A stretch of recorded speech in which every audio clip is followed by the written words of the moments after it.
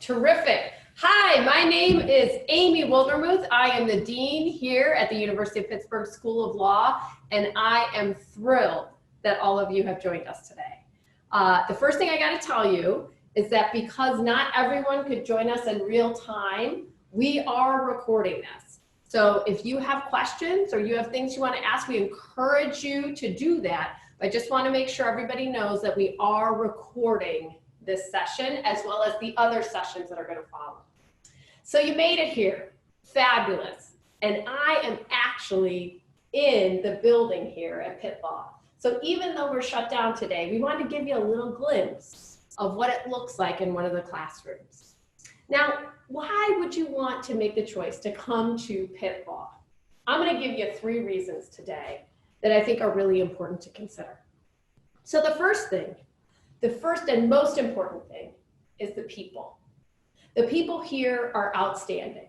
Let me start with our faculty. Our faculty was just recently ranked number 33 in scholarly impact. That is an incredible ranking. We have the top scholars in the world here at the University of Pittsburgh School of Law. So those are the sort of folks that you're going to learn from.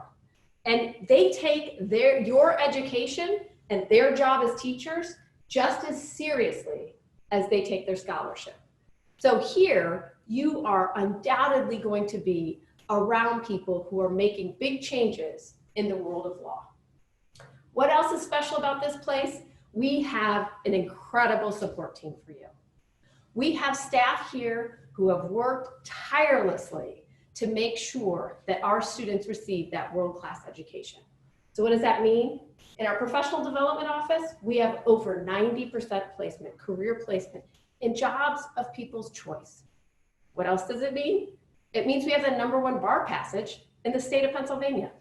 #1, all Pennsylvania law schools. That's incredible, right? And what are we doing that for? We're doing it for our students, folks like you. Last thing, the people, you. All of the folks that we have that come into this law school, we have not only looked to see all the traditional things about you. Did you do well in your undergraduate, right? What are the experiences you've had? We're looking for a very special sort of person here. We know that the quest for justice, equal justice under law for all, is a tough job. It's not nearly what they show us on TV or what you might see in How to Get Away with Murder. Can it be fun? Sure. But is it exactly like that? Not quite. It's a job that requires you to work many, many hours and work very, very hard. It's not for everyone, and that's okay. But what we want to bring in the very best people with the following sorts of values and commitment. We want folks who are resilient. We want folks who know how to bounce back, because one of the things that's tough in law school and in the legal profession is that there's ups and downs. You win some, you lose some. You got to be able to recover and keep moving on, right? It's a tough job. That's what we're looking for. What else are we looking for? We're looking for people who can be on teams. Increasingly, the practice of law requires us to work with interdisciplinary teams, people who have backgrounds from lots and lots of different areas of the world, right? And we need you to be able to work with those folks and solve problems. And that's the third thing, right? We need problem solvers. We need people who are creative and who are committed to the cause of justice. That's what we want in our students, and that's what we look for.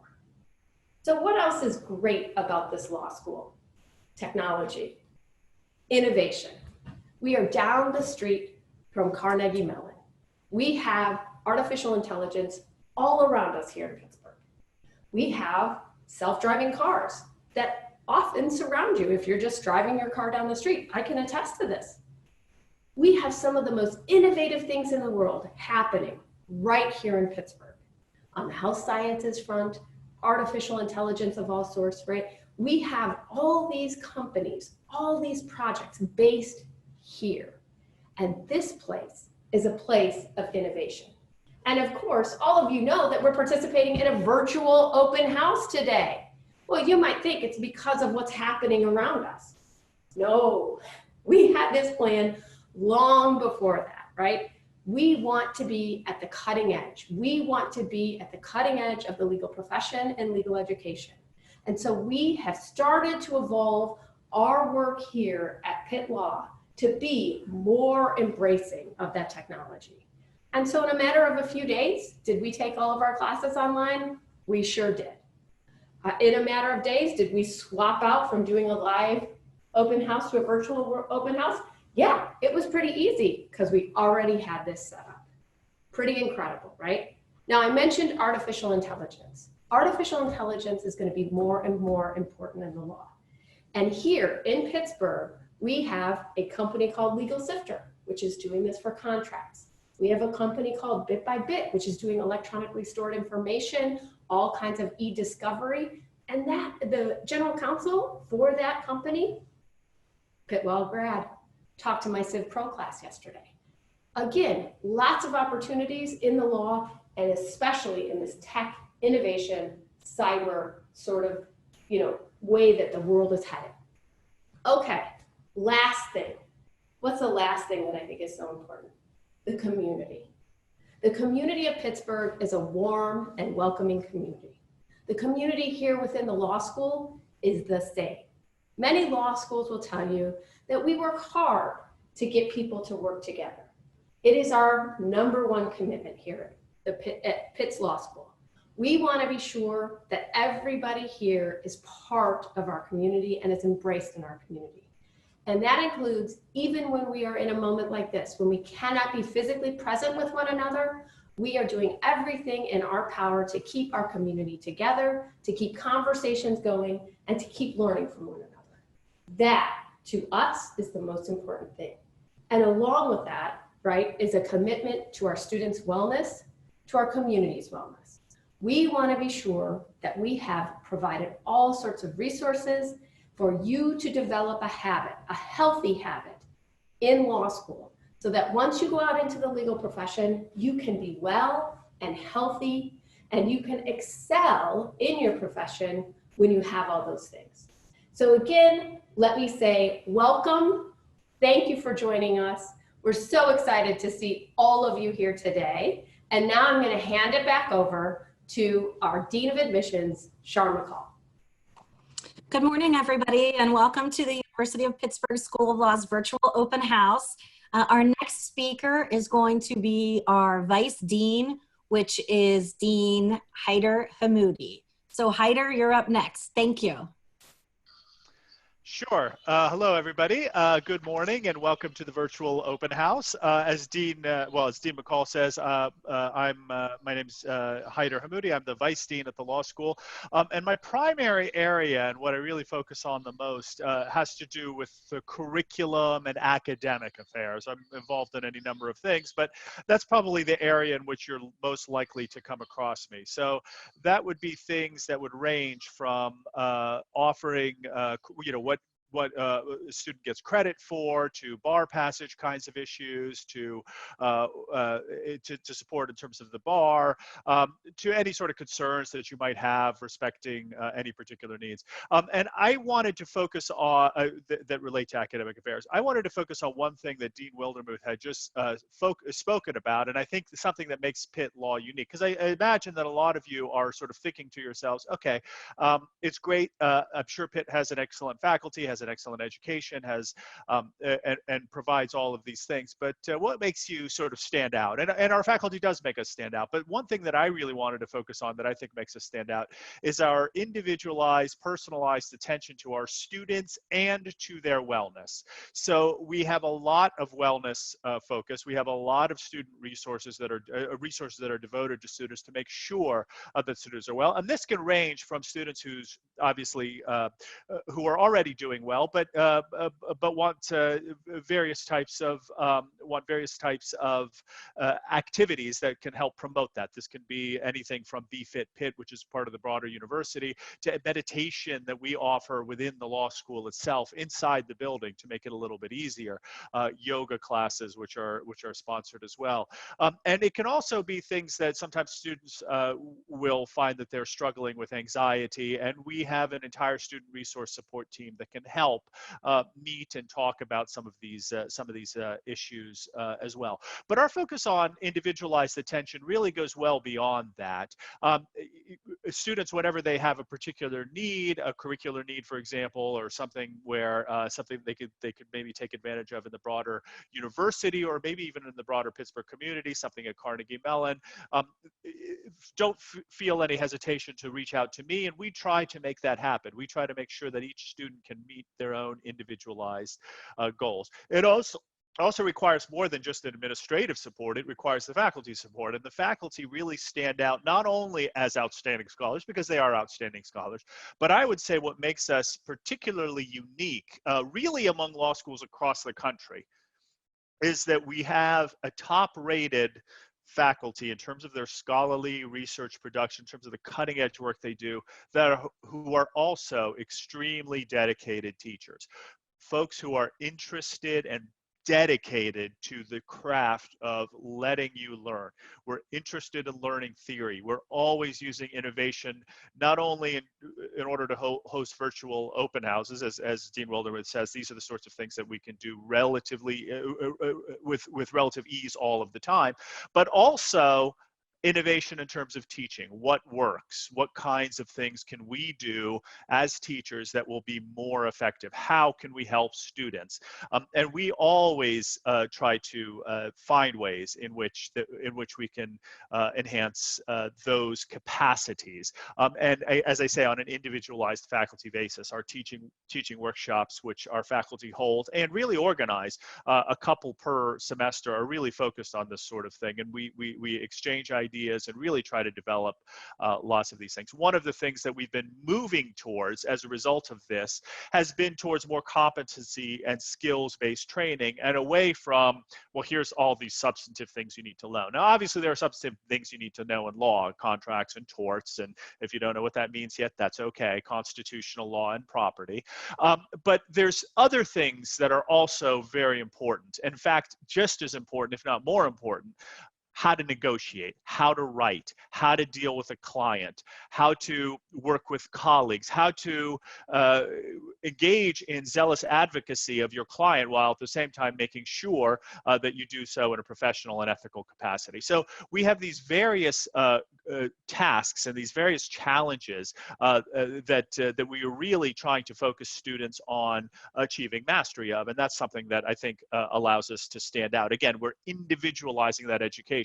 Obviously, you may need all of these skills. Some of them you need more than others, depending on what your own career path is. So rather than think, oh, I want to be a commercial lawyer, well, do you want to do transactional work? Are you really interested in being a better negotiator? Are you interested in being a better litigator? And what kinds of skills can we sort of package you with? You may need the set, but there may be some you really want are strengths that you want to build upon, perhaps greater than others. And the final thing that I did want to emphasize, and it's something that Dean Wildermuth had said, but I think is just as important: our individualized attention explains in many ways our successful bar passage. We find every student and we try to figure out how they're doing as they progress towards the bar after they graduate. Now, this is something that you can think about during law school, although really we're focused on building your skills during law school. But even after law school, this is not, we don't forget about you. We don't just sort of say, okay, well, here's a diploma, good luck, there's a bar, or good luck, there's a job market.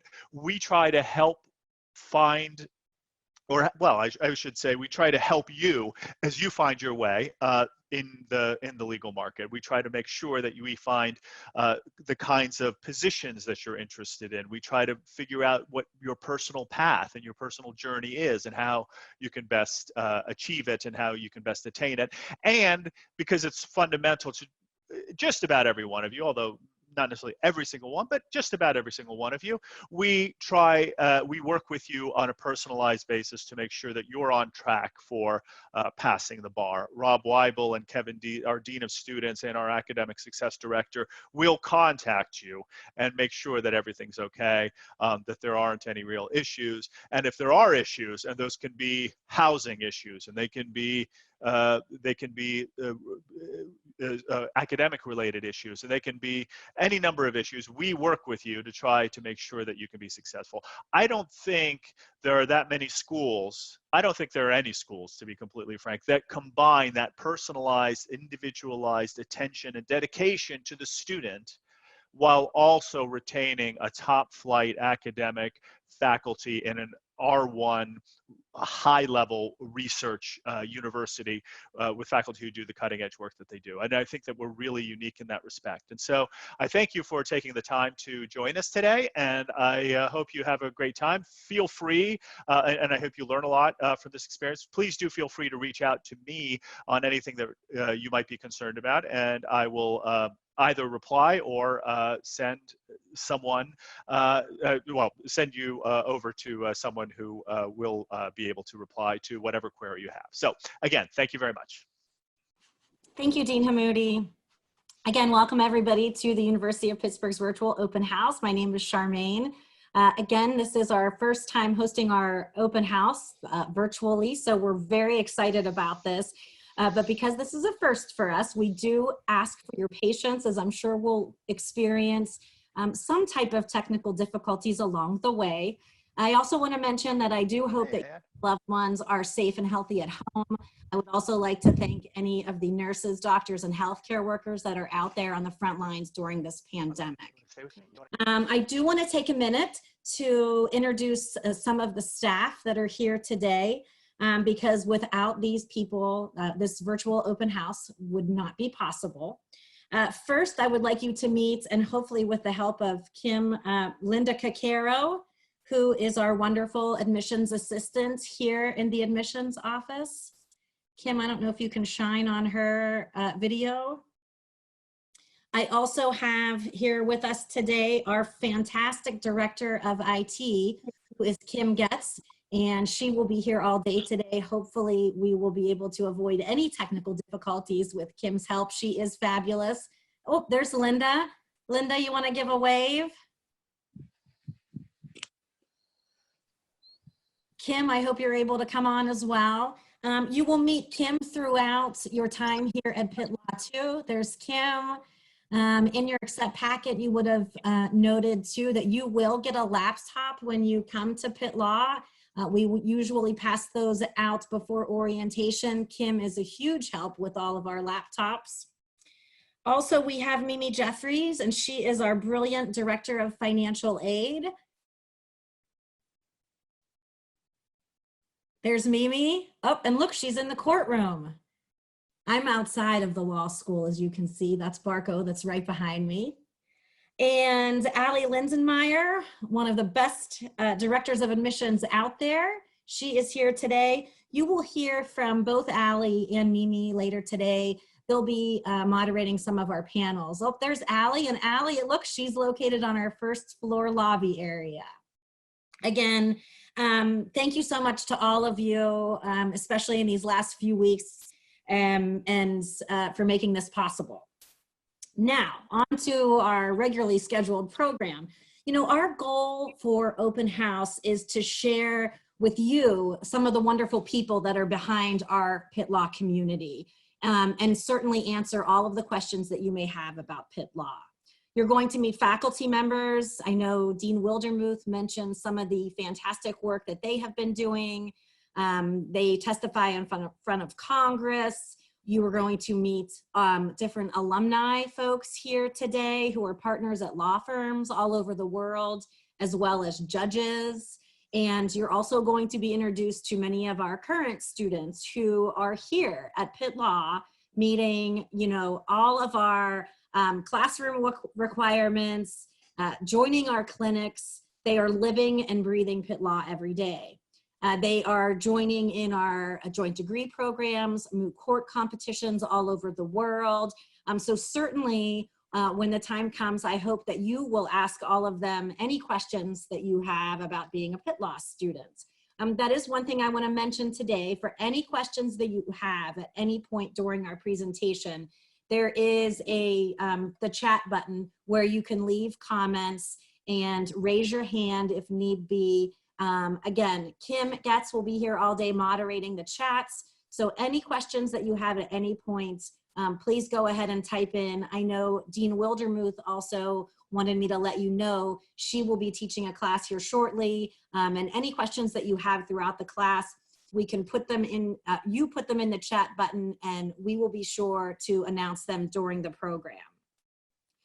We have many different alumni and students that are working in many different areas of the law. And I know Dean Wildermuth mentioned some of those areas, but we have alumni and students working in some of the biggest law firms like K&L Gates, Buchanan, Ingersoll and Rooney, Morgan Lewis.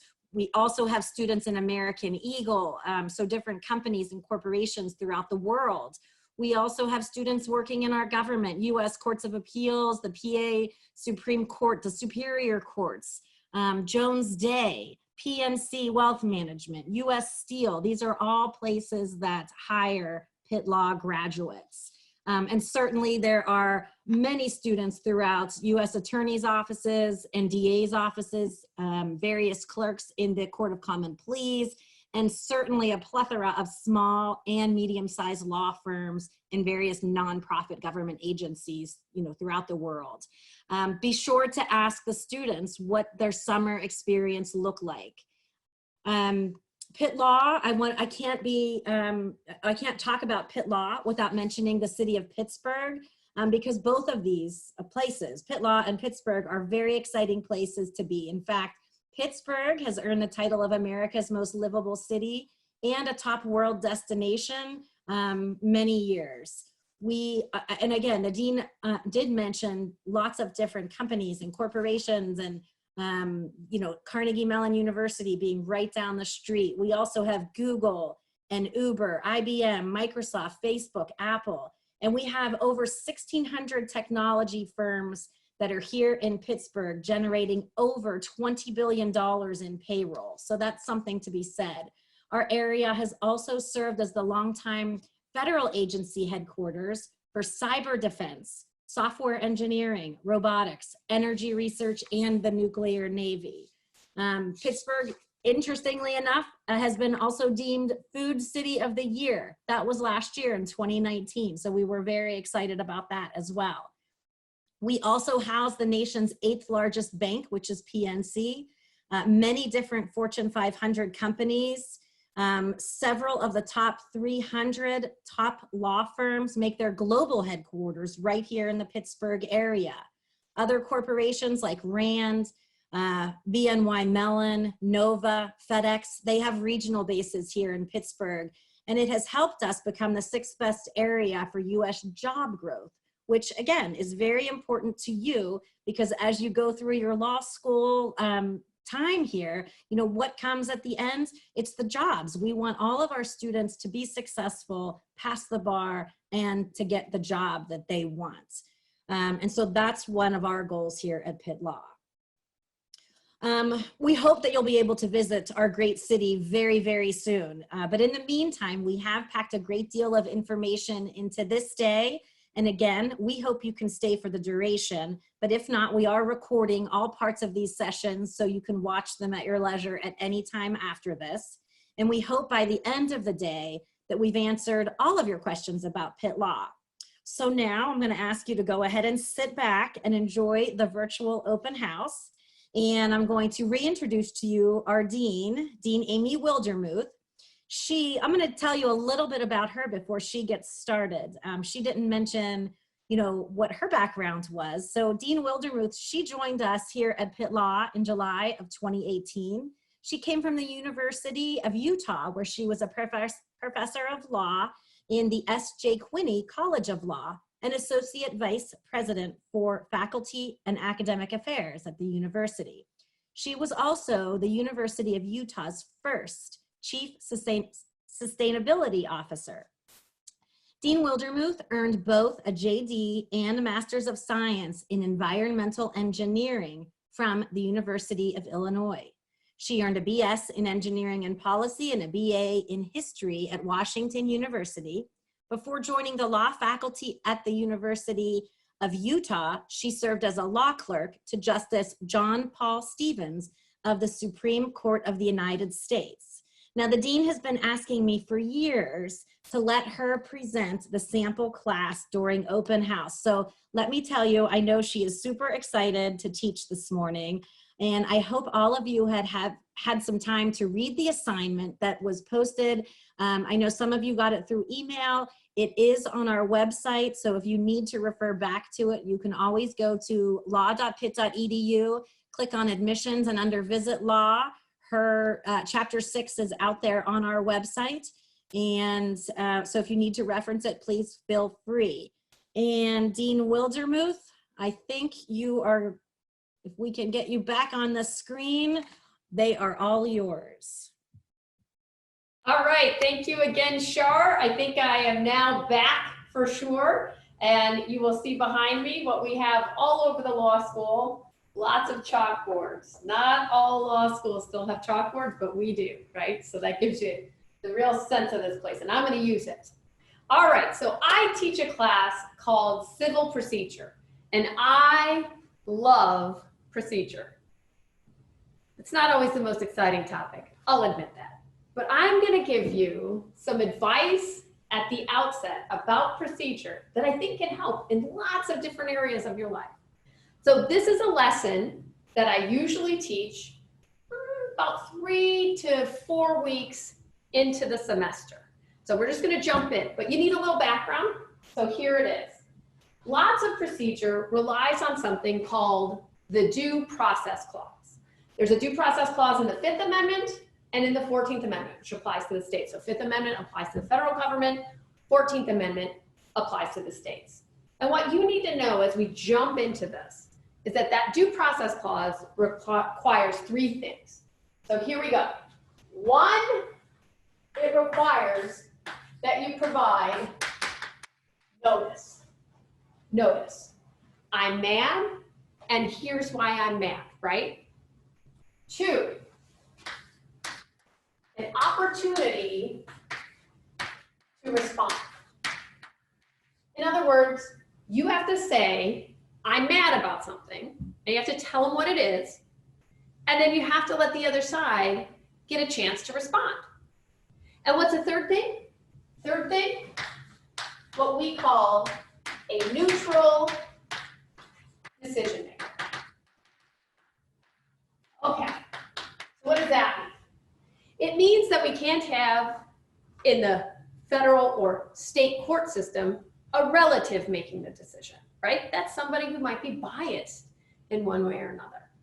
We can't have anybody getting bribed to make decisions in certain ways, right? That's what it means to have a neutral decision maker. Someone who doesn't have a stake in the outcome, someone who isn't related to the parties in such a way that causes us to think they can't make an unbiased decision. Okay, so what does all of this have to do with what we're doing today? Well, we're gonna focus today on the notice part of this. I said I'm gonna teach you a lesson just about life. Here's one of the things that I think is really great to think about. Think about a problem you've had. Think about a family problem, a friendship problem you've had.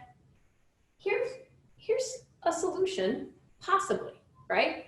One of the things that we don't always do well is to tell people when we're upset and what we're upset about. Our Constitution requires that we do that. So we can't sit in a corner and huff and puff about something that we're upset about. We actually have to tell the other side, hey, I'm mad about this, and here's why. Okay? What's the other thing? We can't make up our mind until after we hear from the other side. So we're always going to have the other side with a chance to respond. That is, they're going to have an opportunity to say, well, here's my side of the story. Or no, this is wrong, right? And we have to listen to that. So that's how our system is set up. And then finally, a neutral decision maker. Now, I can't promise that in your family situations, right? But I can promise it in the court system. That's what we believe. Okay, so I said we're going to start today with notice. Now, in the reading that I had you do for today, we talk about something that we call a complaint. Now, what's interesting is that just like all sorts of professions, the legal profession had a way to sort of protect the profession. And that was, we had very complicated ways to bring lawsuits. In other words, it was hard for an average person to bring a lawsuit, largely because we made it hard. We wanted you to have to go to a lawyer to get help. And so in the reading, there's all kinds of comparisons between sort of the old way that we would write up a complaint and the new way that we write up complaints. Well, I'm going to fast forward us through that, and I'm just going to say the new way of complaints, which has been around since about the 30s, 1930, and that's almost about 100 years at this point, right? It sets a little lower bar in the sense of what we're supposed to have in that complaint. So it doesn't have as many of the formulaic or magic words that we once saw in the old complaints. So today's complaints look pretty different. Now, this all happened as part of a move to come up with new rules, which I teach out of this book, the Federal Rules of Civil Procedure, new rules about how we were to do things. And the rule that applies here is called Rule 8. Now, one of the things you might ask is like, where do these rules come from, right? Well, it turns out Congress writes a lot of the rules around how courts operate. But they've also given the power to the US Supreme Court to draft up some of those rules as well. The idea being the Supreme Court kind of knows what they're doing with the legal profession. And what's happened is that the Supreme Court has created a series of committees that makes recommendations. These committees will make recommendations to the Supreme Court about how to change rules, how to add new rules, etc. So in the 30s, we get this new rule called Rule 8. And I'm going to share right now on my screen Rule 8 with all of you. So if you look in, I'm going to go now right here. It's going to tell me I can share my screen. And here it is. Rule 8. It's a pretty simple, straightforward rule. A claim for relief. A pleading that states a claim for relief must contain 3 things. Now you're probably thinking, hey, sorry, about 3 things. Could you share your screen again? Sorry. Oh, goodness. Okay, I'm going back, everybody. I'm going to get that screen shared. Were you not allowing me to share, Kim? Sorry. All right, so now here we go. I've got Rule 8 up there. Can we see it? Good? Okay, Rule 8. So in Rule 8, we have a pleading that states a claim for relief must contain a short, plain statement of the grounds for the court's jurisdiction, unless the court already has jurisdiction and the claim needs no new jurisdictional support. A short, plain statement of the claim showing that the pleader is entitled to relief, and a demand for the relief sought, which may include relief in the alternative or different types of relief. Okay, so we have 3 requirements. Part of our notice says we got to say why it's okay to bring it in this court, what it is that we're mad about, what's the claim, and what do we want, right?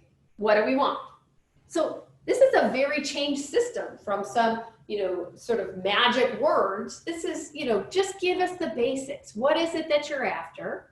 And what is it that you want here as a result? Okay, so we have this transformation in pleading, and it really changes how we see complaints. So in the reading on page 366, I provided a sample complaint for the case that we're going to do. You probably are thinking, well, that's probably just not the real complaint. Nope, that's a real complaint. Do you want to see another real complaint? I'm going to share on my screen another one. This is one you might be a little more familiar with. This is the complaint in the famous Taylor Swift groping case, right? This was the DJ in Denver that was accused of groping Taylor Swift. Taylor Swift was ultimately victorious in this lawsuit. Here is the complaint. And you will see that we have, right, the same sort of setup as you see on page 366. So when you take a look at this complaint, what do you see? Well, in both of them, and I'm gonna stop sharing now, in both of these complaints, you will see we have the title of the court at the very top. So this one happens to be in the federal court in the Southern District of Georgia. It then names the parties. And I know you've seen this before, but the way that we do this in the law is we use a V to separate the parties, right? So on top is the plaintiff, Michael Haddle. He's the plaintiff, right? And then below that V, we see Jeanette Garrison. And then it says et al. There's a whole bunch of other defendants. We'll talk about them right as we go. And then it gives you a number for the case. That's the number that when it comes into the court, they stamp it with and they say, here's the number of the case. And then you've got a description in the title of what kind of case this is. So this is a way of saying, I'm giving you notice of what I'm upset about, right? Now, what looks a little strange here is that we seem to number all of these things. These numbered paragraphs are required by the rules. We need to go through and number each of our statements because remember, there's going to be a response. And the response, we want it to be real organized. We want it to respond to each of those points, okay? So in the complaint that you have, each numbered paragraph is telling us something about the case. Now the beginning stuff, the introductory stuff, just tells us sort of where everybody's from and why this is sitting in federal court. Then we have the general factual allegations, and this is where it gets really interesting. So what exactly happened? Well, this is a case from the 90s, right, in which we had a defendant, Health Master, who's employed Michael Haddle, our plaintiff. So we know there's probably something that went wrong in the employment arrangement. Okay, so then they say, right, he was employed by this particular group. We're just gonna call them Health Master, but there's a lot of little other entities involved as well. And they say, what happened, and it gets interesting right on page 367 in paragraph 12, on March 8th, 1995, a grand jury convened in the United States District Court for the Southern District of Georgia, Augusta Division, filed an indictment against defendants Garrison, Kelly, Health Master, and others, right? And there's 133 counts of fraud against all these folks. Okay, so let's shortcut this. Health Master was up to some not great things, right? It was criminal. And Health Master was being brought into federal court, as well as a bunch of these defendants, right, on charges of fraud. Okay, what does plaintiff have to do with this? We jump down to paragraph 14. Plaintiff cooperated with the investigation, which preceded the indictment, and testified pursuant to subpoena before said grand jury and appeared pursuant to subpoena to testify before said grand jury, although his testimony was not actually taken due to precedent. This is actually a really confusing paragraph. It was just a screw up in the complaint. They note this on the bottom. They never really fixed the complaint, which is interesting, right? Lawyers make mistakes. We'll talk about that in just a second. But what they're really getting at is that this guy was going to be a witness. Maybe he testified, maybe he didn't, but he was the one who was giving information. We'll call him a whistleblower, right? He's a whistleblower in this particular situation. And what is he alleging is the problem? Well, he alleges that because he was willing to be a witness and testify against his employer, they got rid of him, right? They got rid of him. On June 21st, 1995, after defendants had become aware that plaintiff would appear as a witness at the criminal indictment, right? Defendant Malloy, who was then president of Defendant Health Master, having been retained in said position, right? Eventually, right, terminated plaintiff from his employment at Health Master. he lost his job. And so he says, you can't do that. And he trots out in the next little section of the complaint what this violates. He said, this violates 42 USC section 1985-2.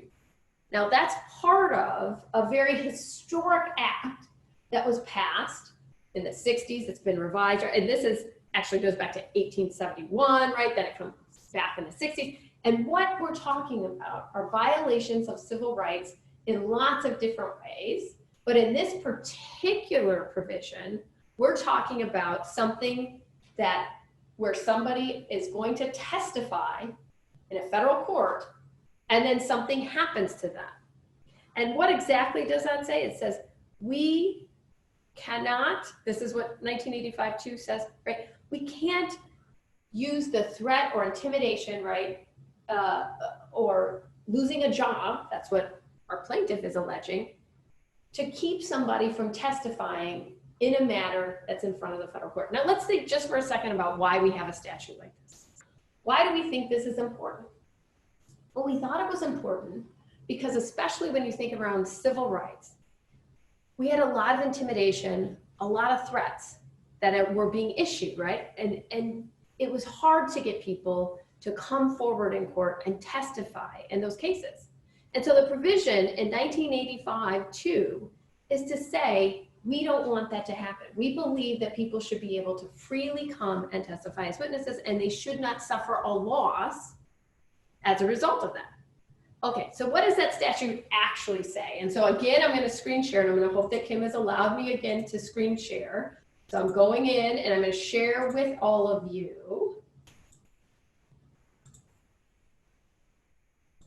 that statute. So here we go. All right. So here's the actual statute, the language, and I've tried to highlight the really important language here.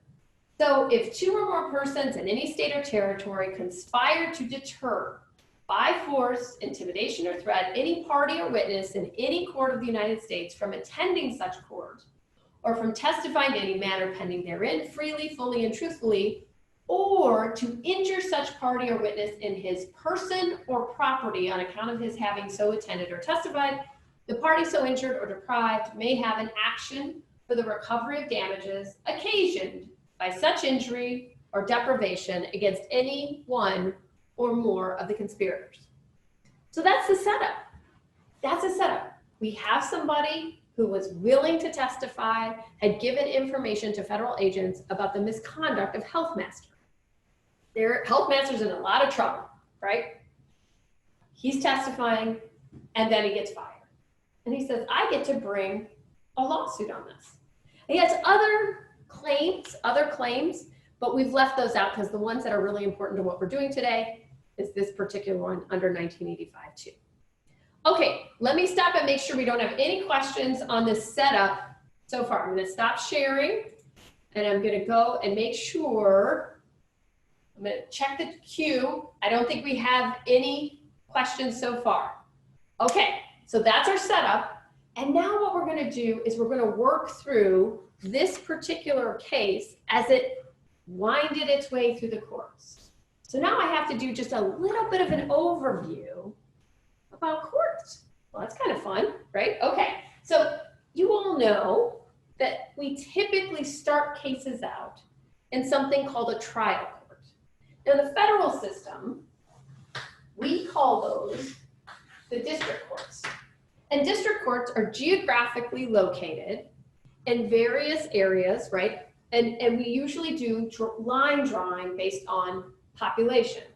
So in some states, like here in Pennsylvania, we have 3 different districts. We've drawn lines. There's the Eastern District of Pennsylvania. There's the Middle District of Pennsylvania. And then there's where we are, the Western District of Pennsylvania. As we mentioned, this one started in the Southern District of Georgia. Now, some states have 3 districts. Some states have 5 districts. Some states only have 1 district. But again, it's a geographic location, right, where we have these district courts. What happens after the district court? The next thing is what we call the Court of Appeals. These are also organized geographically. So all of the cases here in Pennsylvania that are in the district court in Pennsylvania are going to go to the Third Circuit. The Third Circuit, just like other circuits, has multiple states within it, right? So each of these geographic regions are going to have a court of appeals, and they're going to take cases from all the district courts and go through right up to the Court of Appeals. Okay, well then what's at the very top? All of you know the very top, right? The very top is the U.S. Supreme Court. Okay, so the cases over on this side, the federal system, right, could end up at the U.S. Supreme Court. Now there's another whole parallel over here that I gotta add, and that is we have state trial courts, we have state courts of appeals, and we often have, usually have, state Supreme Courts. Okay, now here's the trick. If you're over on this side, you gotta stay over on this side. If you're over on this side, right, you stay over on this side for the most part. That's how it works. And it's true that where state Supreme Courts hear federal issues, sometimes that case can make it all the way up to the U.S. Supreme Court. U.S. Supreme Court is the one at the very top, right? And so it's pretty rare that you have a case on either side of this structure that ends up at the U.S. Supreme Court. How many cases are taken at the U.S. Supreme Court every year? About 60. I'm telling you, those guys, whew, they're working hard, right? 60 cases. Woo. So used to be more, used to be about 150 in the 1970s. It's really whittled down to a much smaller number. Interesting fun fact, the number of pages and opinions has not reduced. So even though we used to hear more cases at the Supreme Court, the opinions used to be shorter. Now the opinions are a lot longer, fewer cases. How's that work? I don't know, right? Okay, so we get cases up to the U.S. Supreme Court. It's pretty rare that out of these buckets of cases that start, that they end up. But this, the Hattel case, is a case that ends up at the Supreme Court. Okay, so why does it end up at the Supreme Court? Exactly how does this work? So when we're thinking about how cases start out, we have to have various moments to test whether a case should keep going forward. So in other words, if you file a case and you just want to have a beef with someone, does it always just keep going forward, or do we have to test it right at certain points to make sure that we're not wasting anyone's time? We're not wasting anyone's time with responding to it or somebody hearing it, right? So that's essentially what happened in Hattel. So in that first instance, in the Southern District of Georgia, that district court, we have a discussion, this is on page 371, of what is called a motion to dismiss. So this is under Rule 12B6, but the origins for this kind of motion come from this sort of practice, a long-held practice in the English system. And this was a testing motion. This is a motion to say, even if everything you've said is true, plaintiff, you don't have a right to recover. There's nothing we can do about it. So what does that mean, right? We know that there are times when people make us mad or upset, but there isn't a legal claim there. That's what the test is here. So I often say, and I made sure I wore a stripy shirt today, not everybody likes stripy shirts. So maybe someday you really just don't like my stripy shirt. And you say, you know, I just can't take it anymore. I gotta tell you, don't wear that stripy shirt. Now you can always tell me, don't wear a stripy shirt. Is there a cause of action? Do we think as a matter of law, right, we should sort of outlaw that and I should be liable for wearing my stripy shirt? Probably not, right? There's all kinds of questions, constitutional questions around that. So probably not gonna cause us to bring a lawsuit, or at least if you brought a lawsuit, we'd be able to get rid of it pretty quickly. Meaning if there's no law to support what you said, even if we pretend everything is true, then we gotta say, no more case, right? We're gonna kick you out, we're gonna dismiss you. All right, So here we are in this Hattle case. Now we know Health Master did bad stuff. And they fired this guy from his job because he just wanted to go be a witness. Now, how is it possible that there wouldn't be a cause of action? Well, this is what we find out in the Southern District of Georgia. And in the circuit that they sit in, the 11th Circuit, this is the law, right? They say there's a problem. And the problem is, under 1985-2, there's that special language. So let's go back. I'm going to share again my screen, and I'm going to show you that language. That language says we have to injure such party or witness in his person or property. Person or property. And here they say, wait a second. You haven't been injured, Mr. Hattle, in your person, right? They didn't hurt him, or in your property. And why not? Because your employment was at will. What does that mean? Well, here's what it means, right? Unless you have tenure protections, like I have as a faculty member, or you have other protections because you work at a government job or a union job, your job is often at will. That means you could be fired at any moment. Now, you cannot be fired for reasons that are going to violate federal law. So let's just go through those right now. You all know, right, we cannot fire people on the basis of sex, gender, ethnicity, religion, right? There's a whole list of things that we cannot use as the basis for firing. That's true even in at-will employment. That's another part of the Civil Rights Act, right? That's the federal law that applies here. But in general, beyond that, and I mean this seriously, if somebody, I'm at an employee, you know, I'm employed at will, and somebody said, that's the last time I can see that stripy shirting, probably okay, right? Because I don't have what is usually viewed as a property interest in that job, unless I've got these other protections. So the court says, look, when you're an at-will employee, you don't have any protections of property. We can't call it property, and therefore it's not property under section 1985-2. And they cite this 11th Circuit case called Morass versus Lance, and they say this is easy, right? Given the clear language of what the circuit has said, the Court of Appeals above us, we got no choice. We got to dismiss this case. And so they say, we're dismissing this case. There's no law to support you. You're out. Now remember, in this decision, we didn't have any testing of the facts. We're not to that point yet, right? We assume everything that Hattle says is true. Okay? And they say, that's not good enough. Not good enough. All right. So then what happens?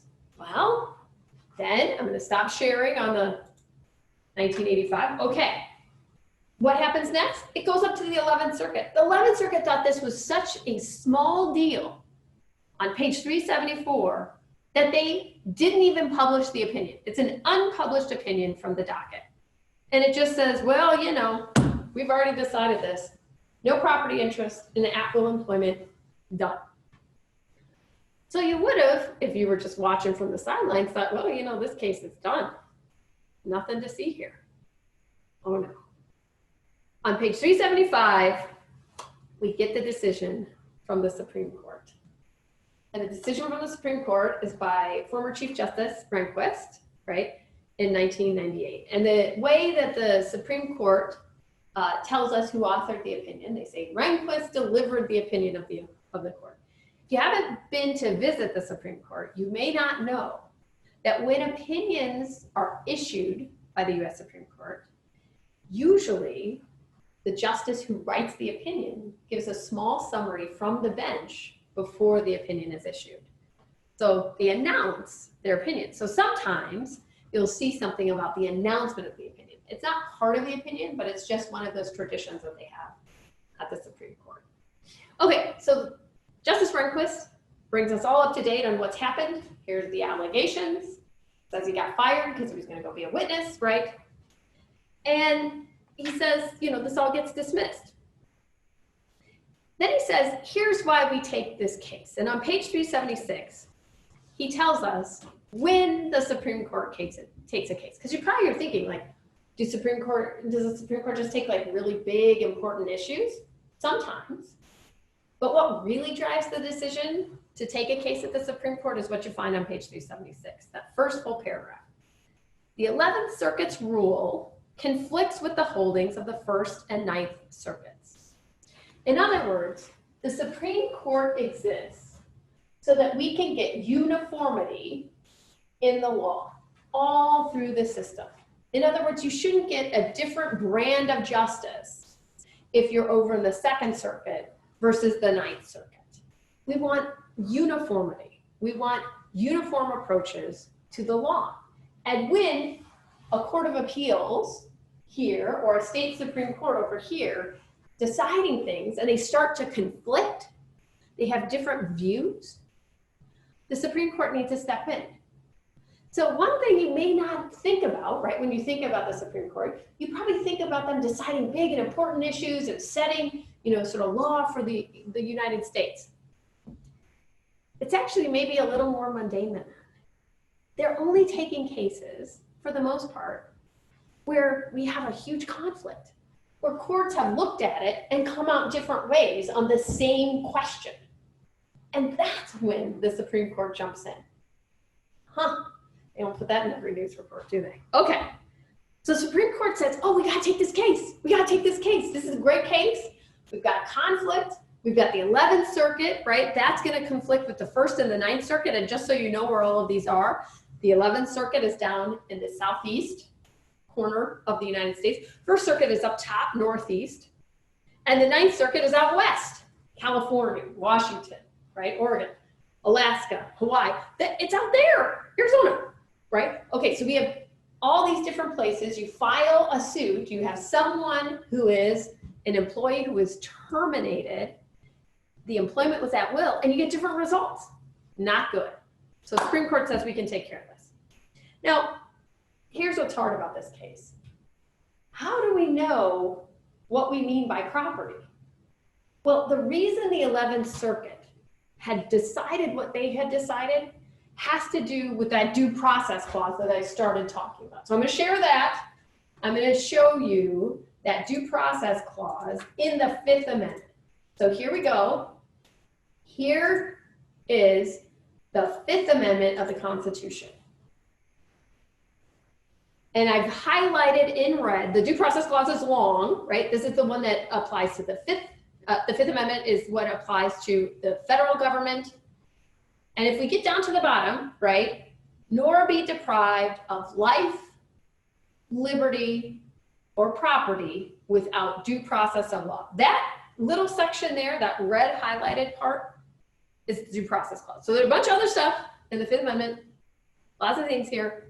That's the due process clause. So deprived of life, liberty, or property without due process of law. And then if we go to the 14th Amendment, you can see I've highlighted it again in red, right? Nor shall any state, so the federal government, that's bound by the Fifth Amendment. Now in the 14th Amendment, nor shall any state deprive any person of, same language, life, liberty, or property without due process of law.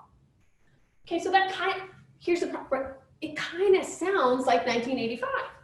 And so what had happened at the 11th Circuit was the 11th Circuit said, well, that language in 1985 sounds a whole lot like the due process clause.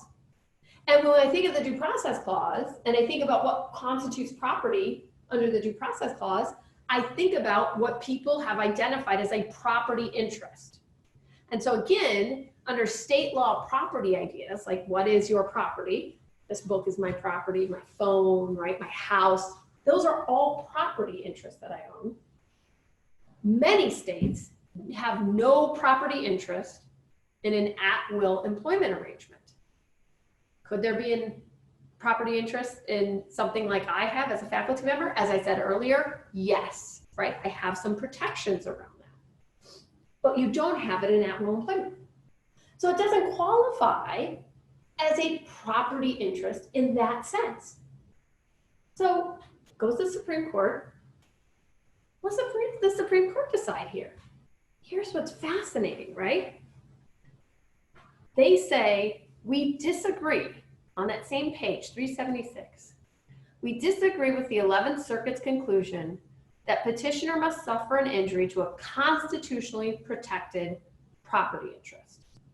So, in other words, property in the due process clause, that same word, is going to mean something else when we get to 1985. And this, my friends, is why lawyers drive everyone crazy. I know. We call property one thing in one context and property another thing in another context. I mean, this is just insanity, right? No, this is the law. This is the beauty of the law, right? We're going to think very carefully about how we define different terms in different contexts. That is what makes our job fun. So here, 11th Circuit said, well, property should mean the same thing as it says in the due process clause. Renko says, not so fast. That's not going to work because we don't think that that's what 1985 meant. When we look back, when we look at what we think Congress was trying to do in that statute, what we really think was going on, right, was something different. And it says in that next paragraph, we hold that the sort of harm alleged by petitioner here, essentially third-party interference with at-will employment relationships, states a claim for relief. And the reason is because there's an analogy to tort law. Remember Dean Hamoudi said something about tort law? What are torts? I thought those were like chocolate torts, like something like a tart. Like, what is a tort? This is crazy. Again, another reason why people are driven crazy by lawyers. We got all these weird names for things. All right, so torts, what are they? It's personal injuries, right? You would think of these kinds of, or this range of the law, these kinds of claims as things that you associate with negligence or other kinds of incidents where people are personally injured, their property is damaged, etc. And so that's the law of tort. And in that law, right, back in 1906, they quote here from 1906, they said under tort law, there was a compensable injury when a third party would mess with your employment relationship, even when it's at will. And we think that's the understanding that was brought to the word property when it was used in 1985. So again, right, at the end of the day, the Supreme Court is saying, look, we understand that you see the same word property over here and property there, but we have to take into account the unique circumstances of 1985 and ask the question, what were they really thinking about? What was Congress thinking about? Now, Congress could make this easy. Congress could say property equals something, right? They can write a definition. We don't get that.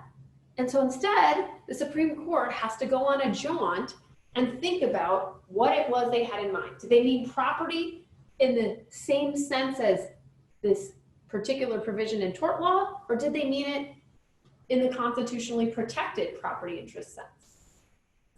Fun case, right? So in the end, Hattel, in fact, gets to go forward with his complaint. So that's what, by the way, all of this was a test, 12b-6, can you bring this lawsuit? That was it. And it worked its way all the way to the Supreme Court. And at the end of the day, the Supreme Court says, you can bring that suit. Pretty great, right? So then it goes back. It goes to discovery, which is the next set of steps, right? They all have to show evidence and share evidence. And then it finally goes to trial.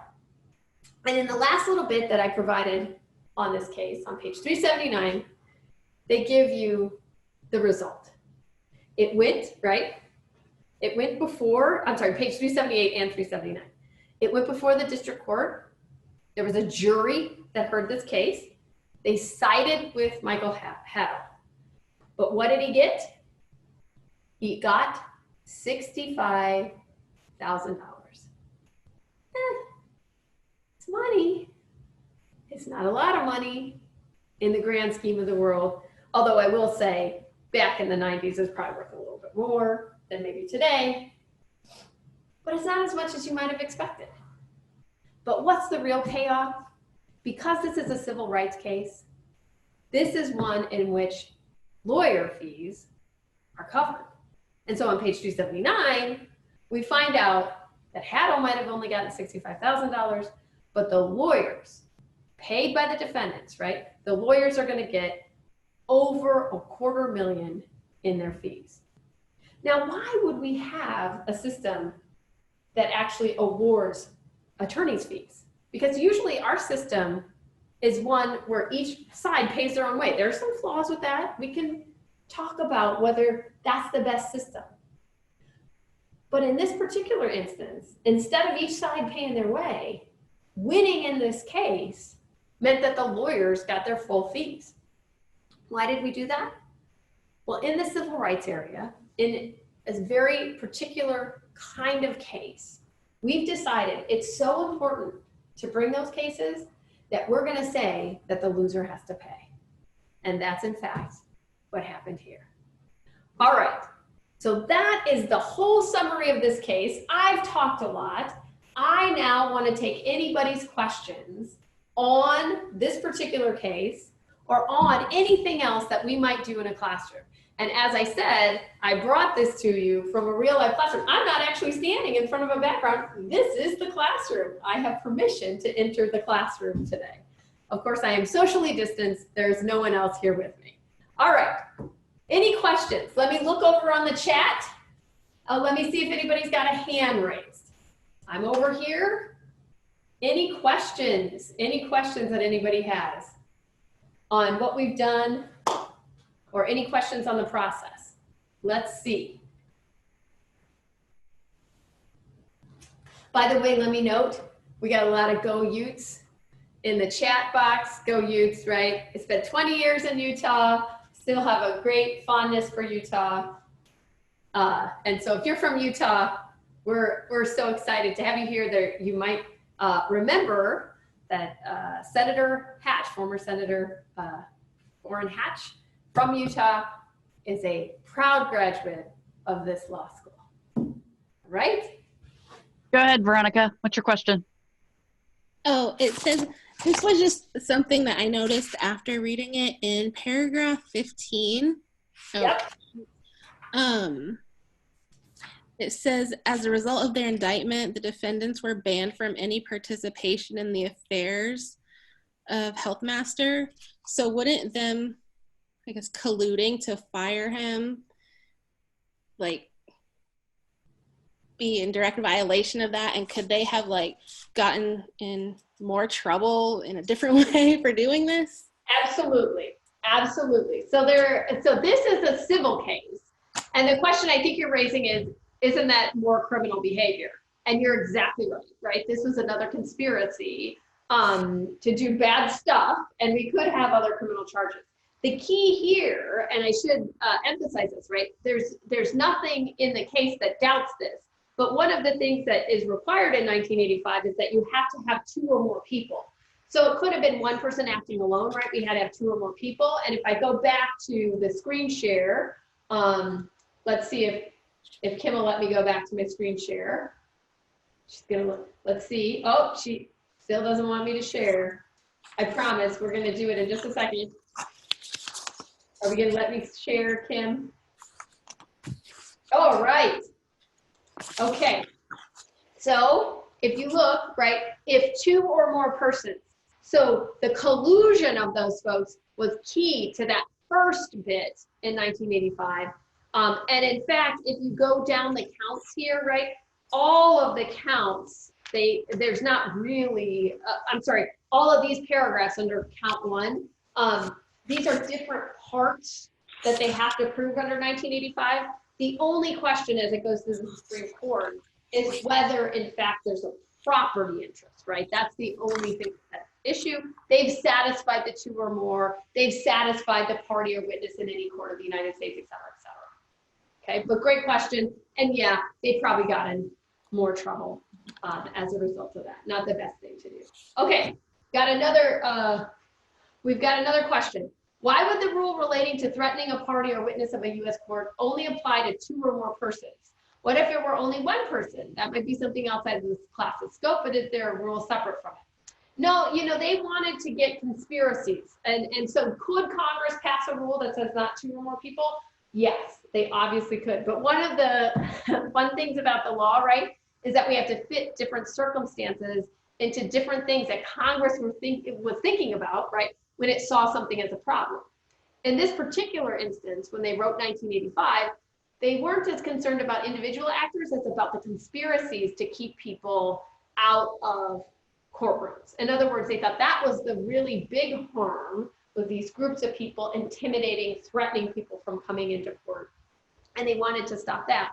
So that's the particular provision that this is under. But great question. Great question. All right. Other questions? Other questions that you have? Questions you might have about Civ Pro or other things about First Amendment. Okay. How much dialogue between you and the students is typical in civil procedure? Does it vary on the time of the semester, or does it vary on the specific class, day, or topic? Well, if it gives you any sense, I typically do not go through all of what we just did in 40 some minutes. I usually, if we have people here, I would usually spend at least 20 minutes, if not 25, peppering all of you with different questions, rather than telling you sort of the end result, right? So we would usually spend probably a third of our time talking through the case. And in fact, in most circumstances, I call on people to tell us the facts of the case and what exactly happened. So I wouldn't fill that in. Of course, today is a pretty unique day. It's a little harder to call on all of you, and so we're doing it a little differently. But that's usually how it works. Different professors have different styles. I tend to want to have people in a conversation. There are professors who call on folks and have you just answer questions. And you're a little bit more on the spot in those classes than in my class. Okay.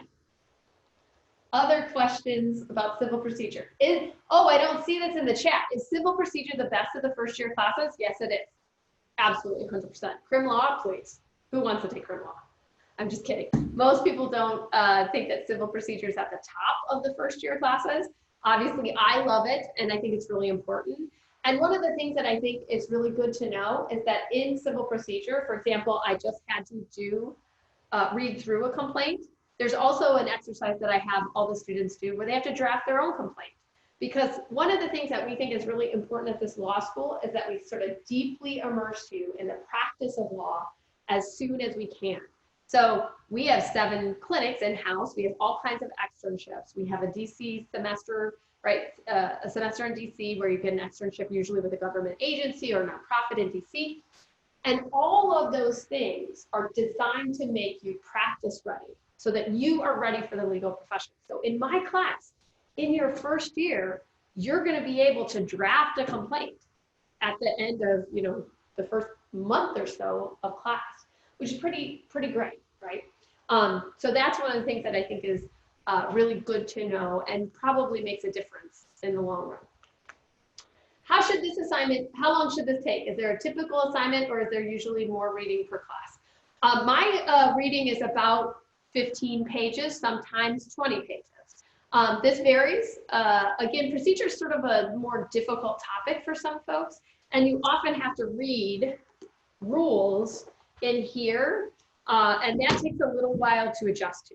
So usually I'm assigning 15, 20 pages. That usually takes students out of class. So if I have an hour and 15-minute class, they usually have to prepare for at least an hour and 15 minutes before they show up in class. And then at the end of the week, they're going to have at least some period that I call the review time on Fridays, where they're going to want to spend at least an hour with that week's material just to catch up and make sure they know exactly what's going on in class. Okay. Oh, and Shar helpfully added that our faculty panel will have Professor Bayless, who is in DC, and she is our big link to the DC semester and DC program. And then we have Shayla, who is the head of our clinics, and Professor Mike Madison, who will talk about IP and innovation here at the law school, both innovation around Pittsburgh and innovation in the law school. All right, oh, we got another one. Oh, hi, Gloria, how are you? I'm so glad you joined us. Okay, where does the Federal Appeals Court come into play? And when looking at the, when I'm looking at the structure of the court system. Okay, and she's good. All right, so the Court of Appeals, and here's how we usually divide the world up. The focus of the district court is really to develop the facts around the case. So it's really to deeply dive in. And by the way, Justice Sotomayor has a great thing that she has talked a lot about. She was a district court judge, a Court of Appeals judge, and then a U.S. Supreme Court. So she can tell you what it's like at each of these courts. But at the district court level, we have one judge hearing the case.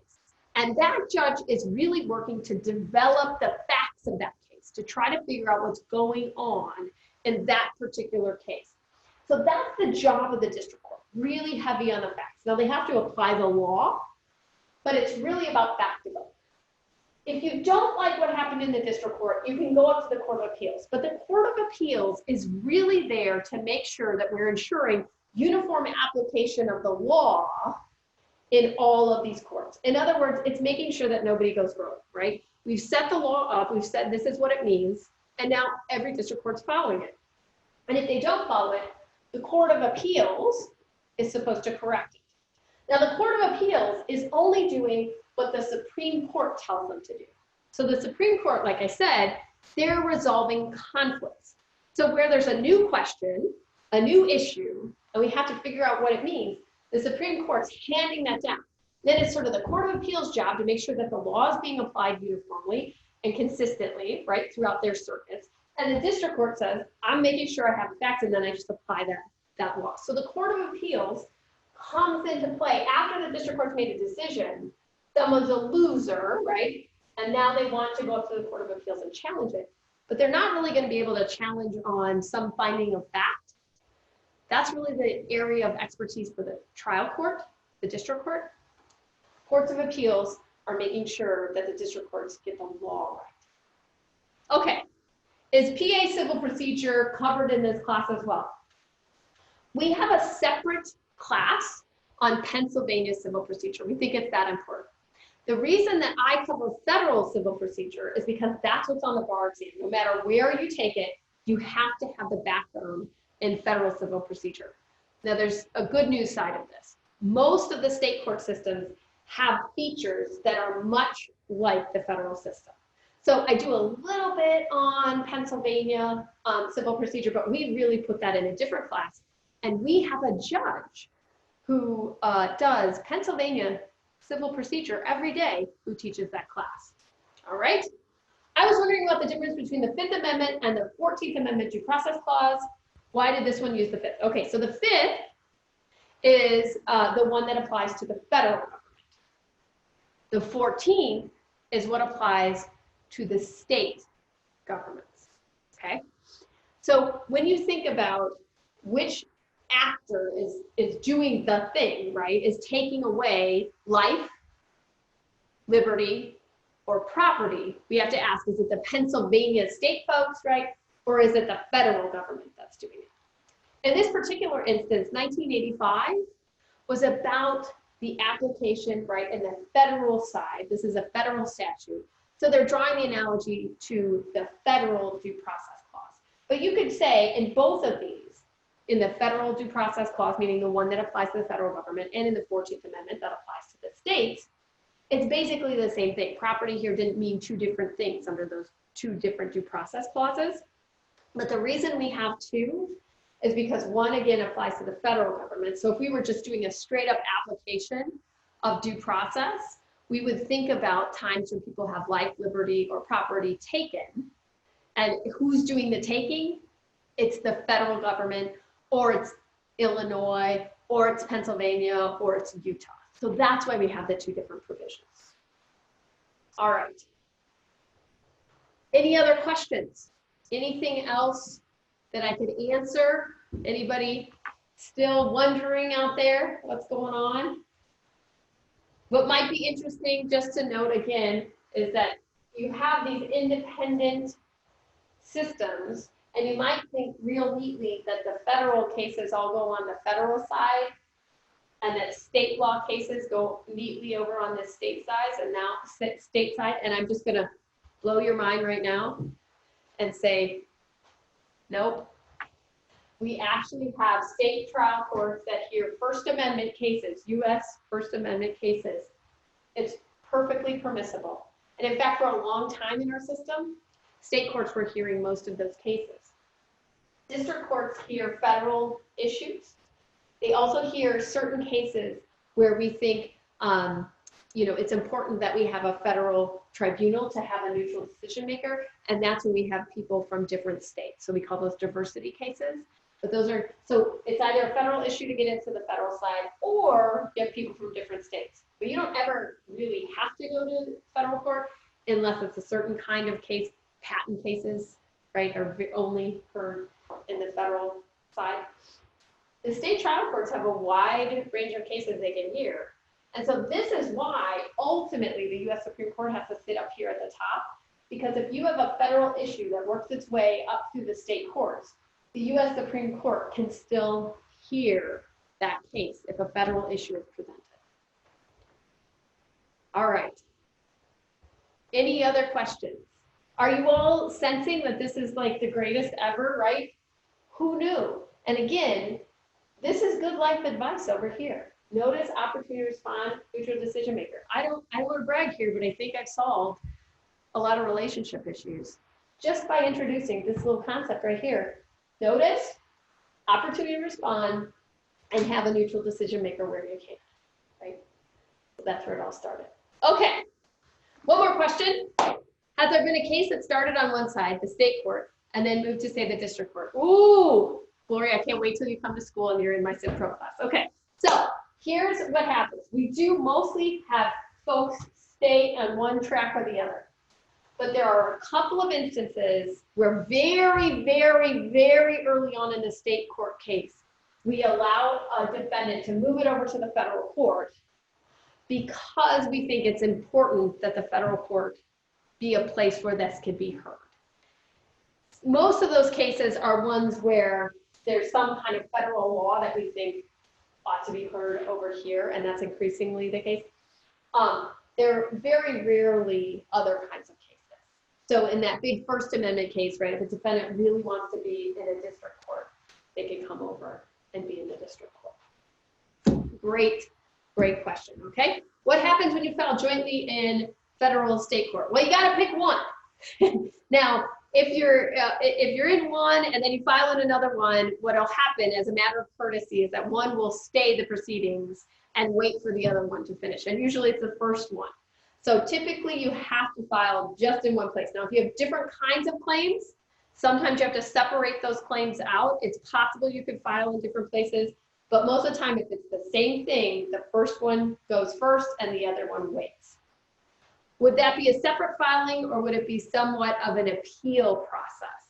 Oh, and I'm assuming that comes back to the question of like when you move between the two.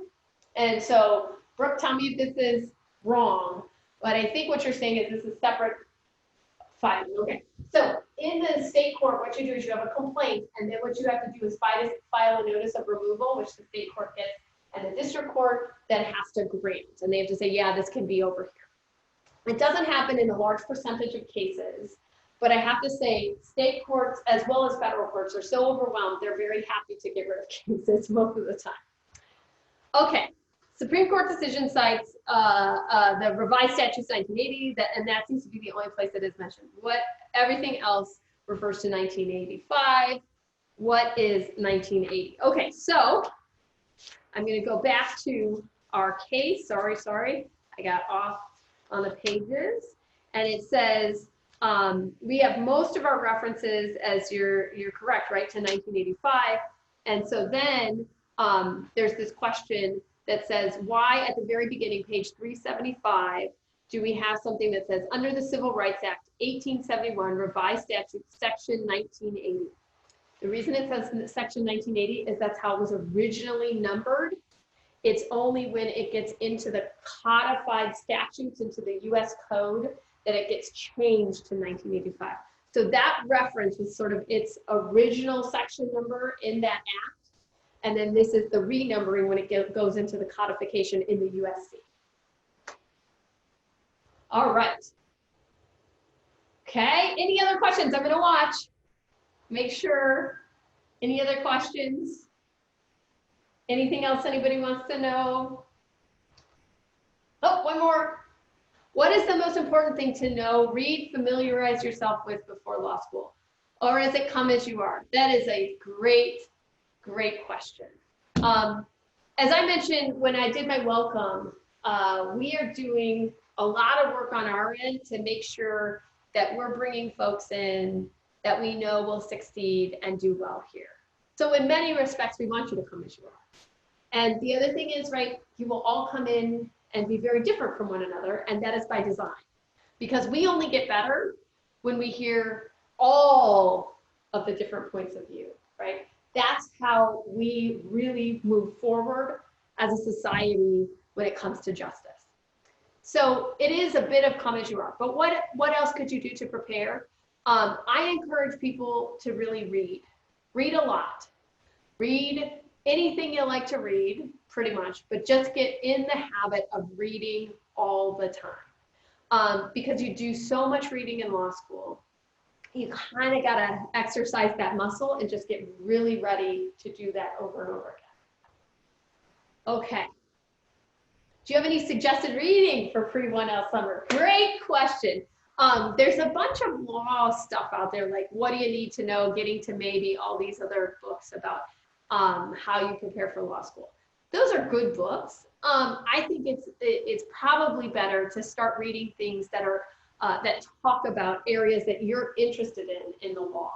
So one of the things that I like to recommend is a variety of books that are about environmental law, because that's something that I do. And they're not all just environmental law, right? It sort of brings you up to date on where environmental thought is, right? Where we're thinking on the policy side. So those kinds of books can be really helpful. So if I was making recommendations and you had sort of a wide expanse in front of you, again, read, so you can exercise that muscle and get ready for the endurance that you're gonna have. And then think about what books are out there in the areas that you're most interested in and start picking those up. Get yourself really familiar with the background, with the policy arguments, with sort of the state of the science for me in environmental stuff, right? Do that kind of nonfiction reading, and I think that can be really helpful. There are some really great books that are, 1L and all these things that can describe maybe the experience of the first year. The one thing I don't like about those is that they tend to emphasize the challenges or the difficulties you might face. I kind of think of coming to law school as one of the most fun things that you could do. It is a challenge. I should admit right here that I played basketball for a long time, played a lot of sports.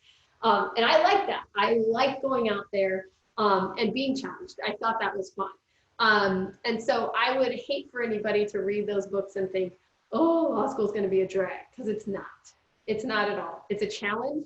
It'll push you. There'll be times when you'll be frustrated and that you'll want to say, ah, right? But there's also great moments of joy and fun in learning and in figuring out solutions to problems. Because as I said at the beginning, this is about problem solving.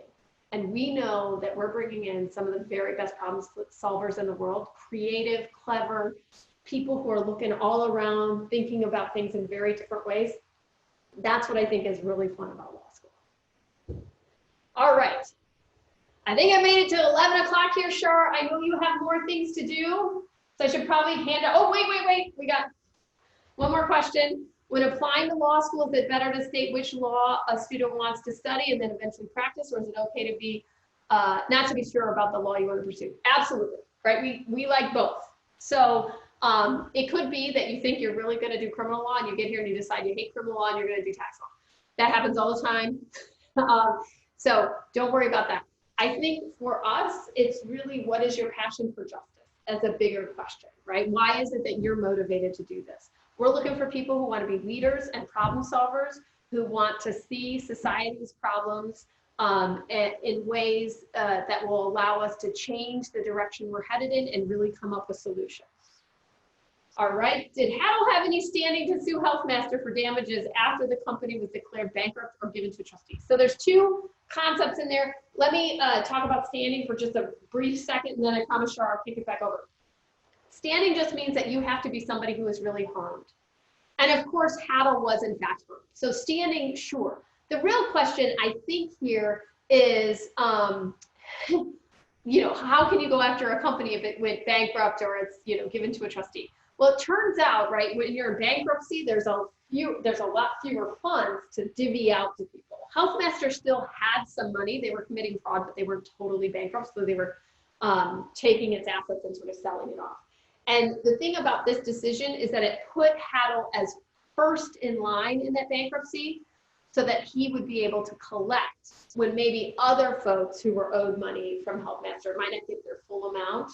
They might get a couple of pennies on the dollar, right? That happens in bankruptcy. But this kind of decision puts him in a priority that would be different. So I think that's where the question was coming from. All right. Hey, thank you again for spending a little time with me. I hope you enjoyed Civ Pro, and I hope that we will see you again here at the law school very soon. Shar, I'm going to hand it back over to you. Thanks again. Thank you. Thanks so much, Dean Wildermuth. I hope you all enjoyed the sample class. I know I did. I learned a lot today. It is 11 o'clock, so we're going to move right into our faculty panel, which I know Dean Wildermuth mentioned who will be joining us today. And I know I did see Professor Bayless that you are online here. And we also have Professor Mike Madison, who is also on, and I am also seeing Professor Velez. So it looks like our faculty panel is here. Kim, I'm going to ask for your help if you can get our faculty panel, looks like unmuted. And what we'll do is I asked each faculty member to give just a little background on themselves, to tell you all about themselves, what they specialize in here at Pitt Law.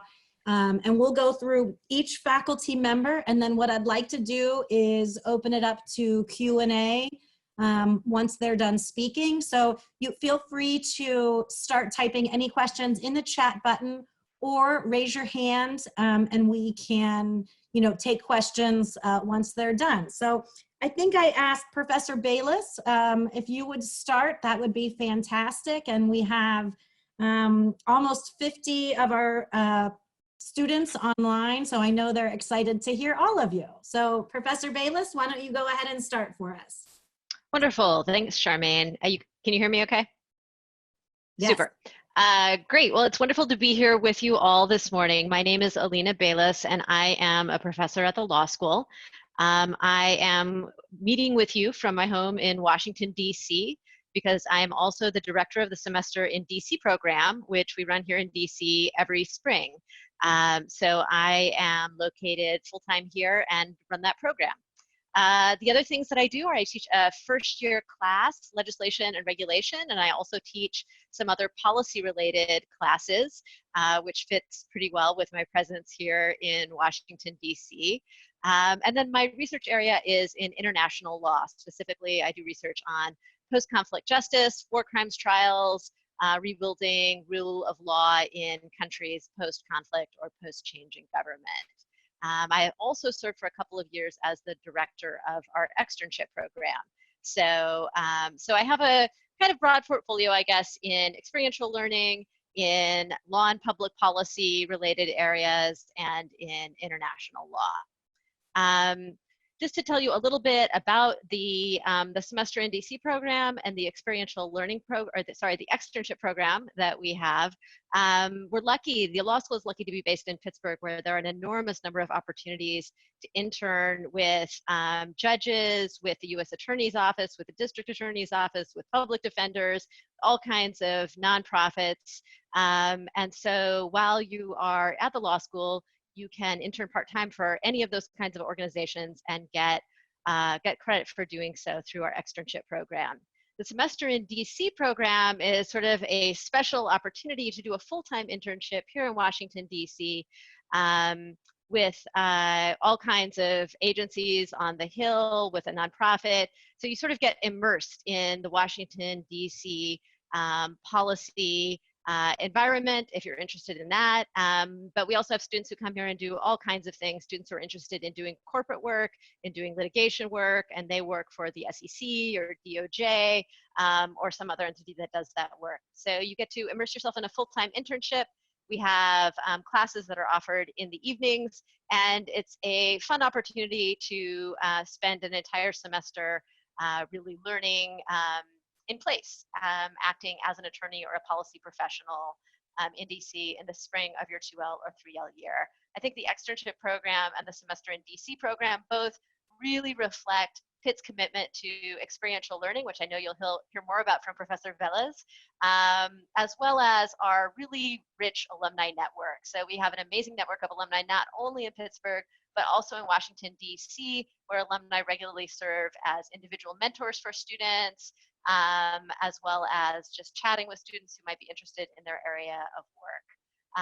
So we really are able to draw on that, and that's a real benefit that I think our students get.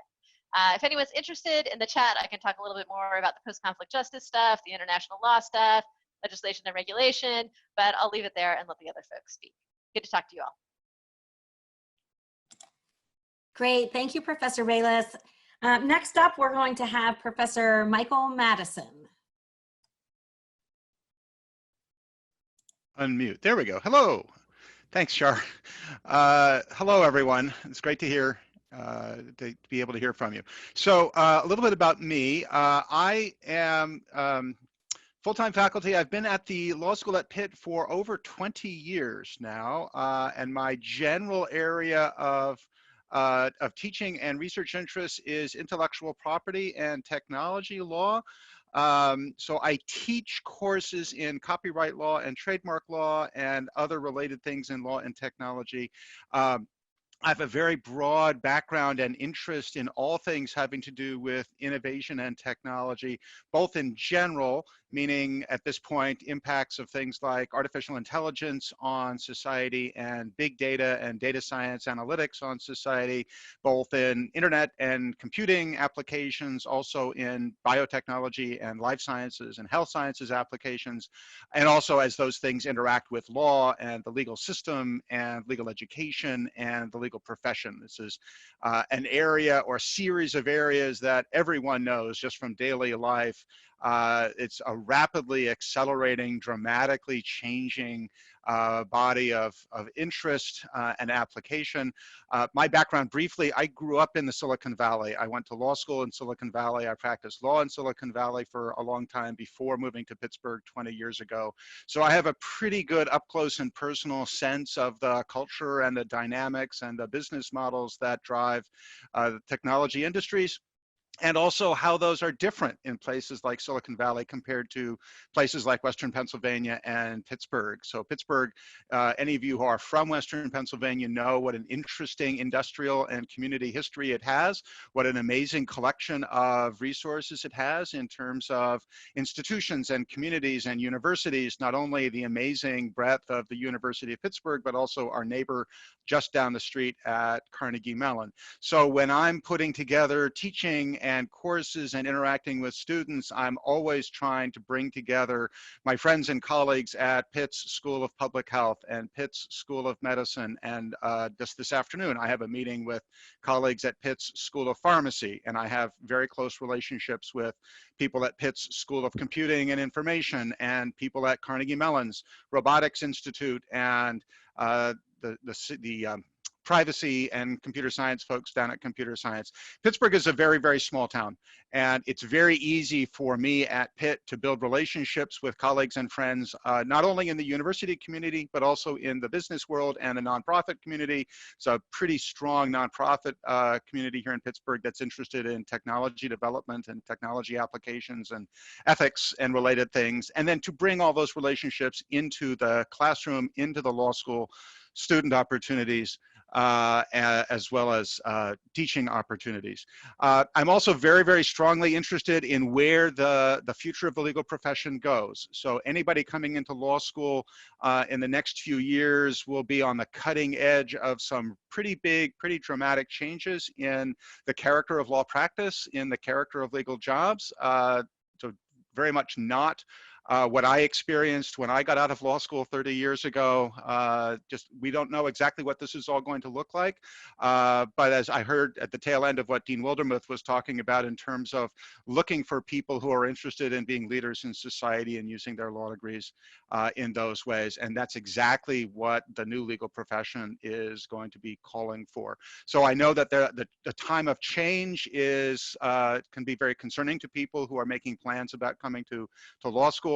But I think that this is a time of an enormous opportunity to take a legal education with a forward-looking aspect to it, and then think broadly and ambitiously about how that can be applied and be useful in both small communities and larger scale applications down the road. And with that, I will turn it back and look forward to your questions. Great. Thanks, Professor Madison. Next, we have Professor Velez. Hi, good morning. Buenos dias. Professor Sheila Velez Martinez. I'm the director of the clinical programs at Pitt Law.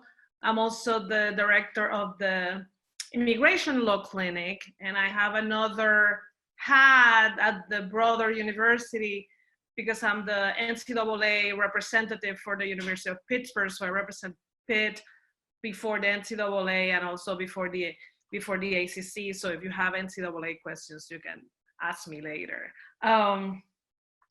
So a little bit about me. I've been teaching at the law school for 10 years now. I mean, not quite as much as Mike, but it's been a wonderful experience for me. I'm originally from Puerto Rico. I came here with my family to explore Pitt and stay because it's been a wonderful opportunity to grow both professionally and also personally. So I hope that you have the same experience that I've had at Pitt during the past 10 years. I write on the areas of immigration law. Currently, I'm working on issues regarding displacement. I also write, and actually mostly write, about Latino critical theory, the Lat-Crit theory, and how that is a tool to interpret society and critically look at law. So any of you that is interested in critical legal studies, feel free to contact me to talk about those things, if those are things of your interest. On my free time, I do a little bit of Muay Thai and lift and work out. There's actually there's a law school student that is an amateur Muay Thai fighter. So if you are into those type of things, also email me. But about the clinics, the clinic is the signature experiential program, the law school. We have 7 in-house clinics that would allow you to have interdisciplinary experiences in transactional practice, litigation practice, but also policy practice. So we have the low-income taxpayer clinic that represents taxpayers before tax court. We have the securities and arbitration clinic, which is mostly a transactional clinic that works representing people from all over the United States in claims regarding their investments. They work closely with experts regarding financial matters. They are also the national champions. In the last 4 years, they've been national champions twice of the National Securities and Arbitration Moot Court. This is a really highly regarded program, and I always say that they're kind of the crown jewels of the clinic. There's only 16 such clinics across the United States, and we have one of the most successful and highly regarded program. There's an elder law clinic, but the elder law clinic works issues regarding guardianship, and it might be deceitful when we say elder law because it's not only elder clients or older Pennsylvanian clients, but also general issues regarding guardianship and trust and estate. So that is a growing area of practice. And it's a clinic that would allow you to work closely with medical experts, for example, and present expert testimony in court throughout your semester in that clinic. The family law clinic, it's a intense litigation clinic. Students in that clinic usually present more than 500 motions a year in motions court. So for people that are really interested in thinking on their feet and quickly preparing motions and argument before family court, this is a wonderful clinical opportunity. The environmental law clinic, it's a clinic funded by Heinz Endowment, and it has mostly a policy focus right now. They have been drafting legislation and drafting regulations regarding, for example, how to protect Pennsylvania trails for the long term. So we've learned, and I've learned recently, I didn't know that many of the trails that we use to hike, even the Allegheny Trail, are not clear who owns them or are passed down through families, and they're not preserved for public use necessarily. So the environmental law clinic has been helping a not-for-profit organization secure public access in perpetuity to those trails. The health law clinic, it's a medical legal partnership at the Children's Hospital of UPMC. This is one of the few medical legal partnerships in the United States that is housed at a children's hospital, and they serve identifying the social determinants of health and how issues regarding education, access to disability rights affect people's long-term health outcomes, especially children's long-term outcomes. And my clinic, the immigration law clinic, it's probably our largest clinic. We have the supervising professor, which is me, and 2 fellows, and we represent immigrants and refugees in removal cases, affirmative asylum cases. We also work on national issues and been doing amicus briefs and a little bit of cases in the First Circuit and the Third Circuit. So we do a wide range, we cover a wide range of issues regarding immigrants. For example, we have continued to interview and represent clients remotely with our partner organizations. But regardless which clinic you choose, all the clinics are going to give you the experience that you need to be more practice ready. So any clinic that you take will put you in a different position from those people that have not taken clinics, because you will have skills that employers are looking for, and you have been able to develop them in the best possible scenario, which is with the close supervision of an expert faculty supervisor. So those are the clinics.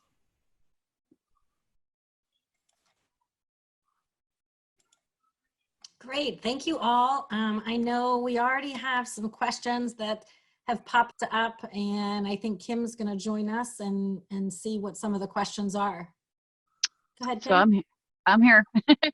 So let's see. The first one is Sadie is really interested in the DC semester and externship program, but the online materials primarily focused on law related to public policy. What kind of opportunities are there for people interested in corporate law, especially M&A? Thank you.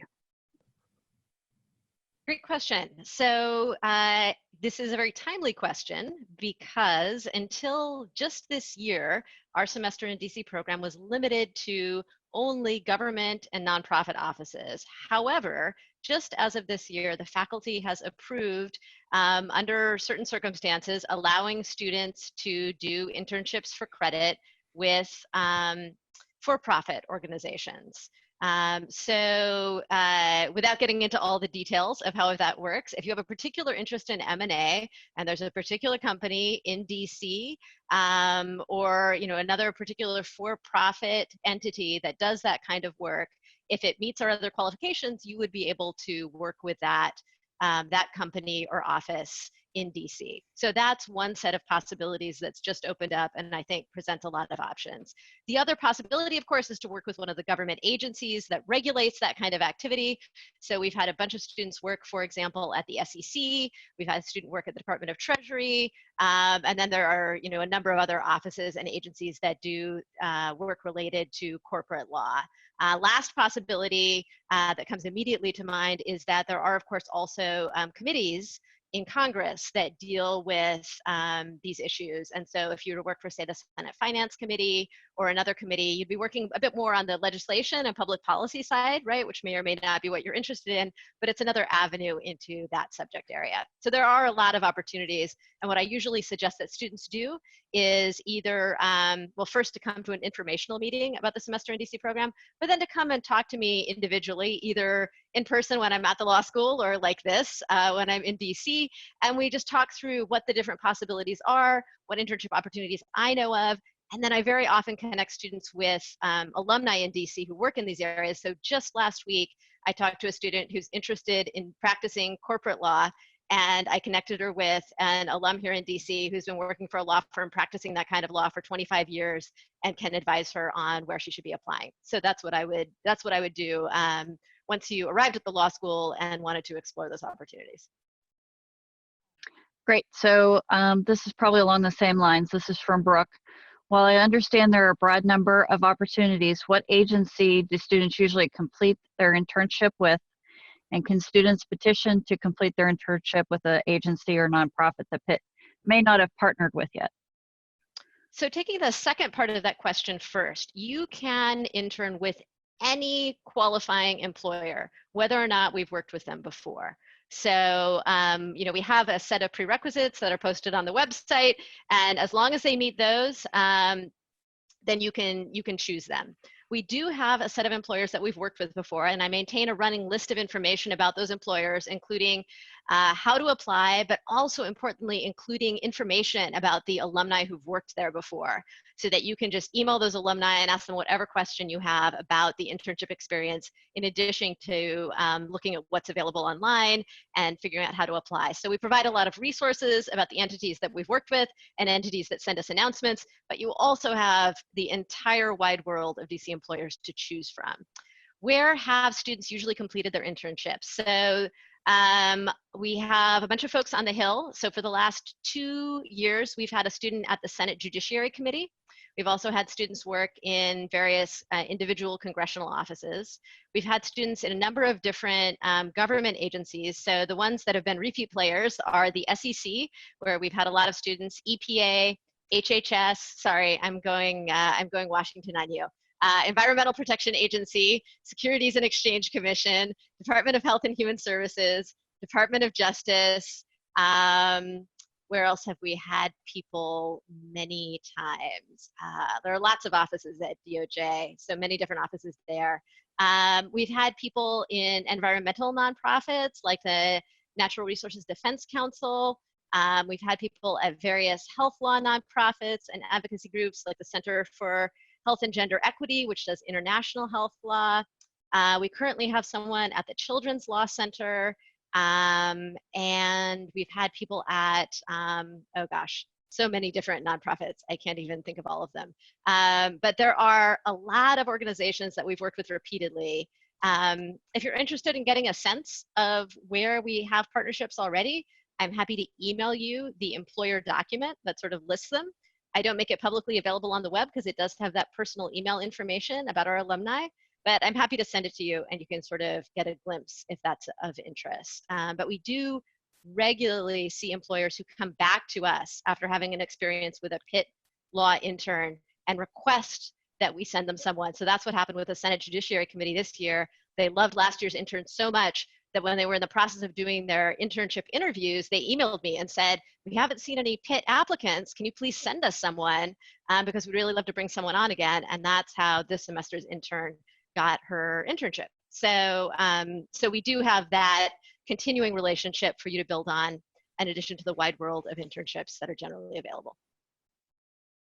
Thanks, Professor Bayless. I'm going to put Professor Velez now in the hot seat. We have somebody that's interested in the Immigration and Health Law Clinic. Is there a lot of opportunity in Pittsburgh to put my bilingual Spanish-English skills to use in either of these clinics? I also noticed there's a class listed in the course catalog, Spanish for Lawyers. Do you think the material in that class is enough to be a court-certified interpreter? So absolutely that your skills as a bilingual student would be put to good use, both in the health law clinic and in the immigration law clinic, but also across all clinics. The Latino population is a growing population in the city, and we have also a growing number of not-for-profit organizations that we partner with that serve these communities. And one of the things that we're always in need is people that are bilingual, not only Spanish, but French, Russian, are also languages that we use plenty in the clinic. Right now we have an immigration law clinic student that is bilingual, that it's also partnering with health law clinic students to assist a Latino family. So that is another way that partnerships are made between the clinics. Regarding Spanish for Lawyers, the answer is no. That it's a very, very, very basic course for people that are not really Spanish speakers to have a basic knowledge of legal Spanish, but not enough to by any means certification. Thank you. Professor Madison, it's your turn. Could you explain the necessary steps when applying to one of the JD MBA programs? Okay, so a couple of caveats to start with. One is that I'm not the advisor to the JD MBA programs, so I can give you a very, very basic overview, but Professor Peter O, who's not with us today, is our faculty specialist in corporate law, and he is the faculty advisor to both the Pitt CMU and the Pitt CAT School JD MBA joint degree programs. So people who have more specific questions about the JD MBA area or about corporate law in general, the best thing to do is to reach out to Professor O. His last name is O-H, so Peter O. I'm sure he would be happy to help you. The general overview is that anyone who is interested in any joint degree program, including the JD MBA programs, needs to apply to the partner schools program separately. That is, in the case of the Pitt JD Carnegie Mellon MBA program, you would apply to Carnegie Mellon's MBA program at the Tepper School, satisfy whatever admissions requirements that they have, including standardized testing and its other admission materials. And then, having been admitted both to the JD program at Pitt and also to the Carnegie Mellon MBA program, then you would organize your curriculum and tuition, time in school and so forth to take advantage of what is really a time-saving strategy so that you could complete the 2 degrees, JD and MBA, in 4 years rather than in 5 years, which would be the ordinary expectation for a 3-year JD and a 2-year MBA. I know Shar, obviously her office handles the specific details of the Pitt JD side of these things. I don't know if Shar, if you wanted to contribute anything, because that exhausts my knowledge about the MBA side of things. Just a couple other things for the JD MBA. Depending on which school that you're looking at, CAT's Graduate School of Business here at Pitt will accept law students after their 1L or their 2L year. And Carnegie Mellon Tepper School of Business will not. They only accept law students after the 1st year. So keep that in mind as you're going through the application process. And the application process, totally separate. So not only are you applying to Pitt Law, but you'd also go through the MBA's admissions program, which includes taking the GMAT. So you'll want to think about that if the JD MBA, and really if any joint degree is of interest to you, you'll want to find out if they require another standardized exam, because you'll want to get that taken care of prior to entering your law school, you know, especially your 1L year. The last thing you want to be doing during your 1L year is prepping for the GMATs or the GREs. So keep that in mind. But again, both admissions processes are separate, and you'll want to follow the other schools' deadlines and take a look at their websites as well. I think that's all I wanted to offer. But again, if you have more specific questions, more than happy to answer them offline too. Feel free to email me or anyone in my staff too. Okay, Professor Madison, while you were practicing in Silicon Valley, did you also practice patent law or just IP trademark? And if so, do you have any tips or suggestions for someone that is currently studying for the patent bar?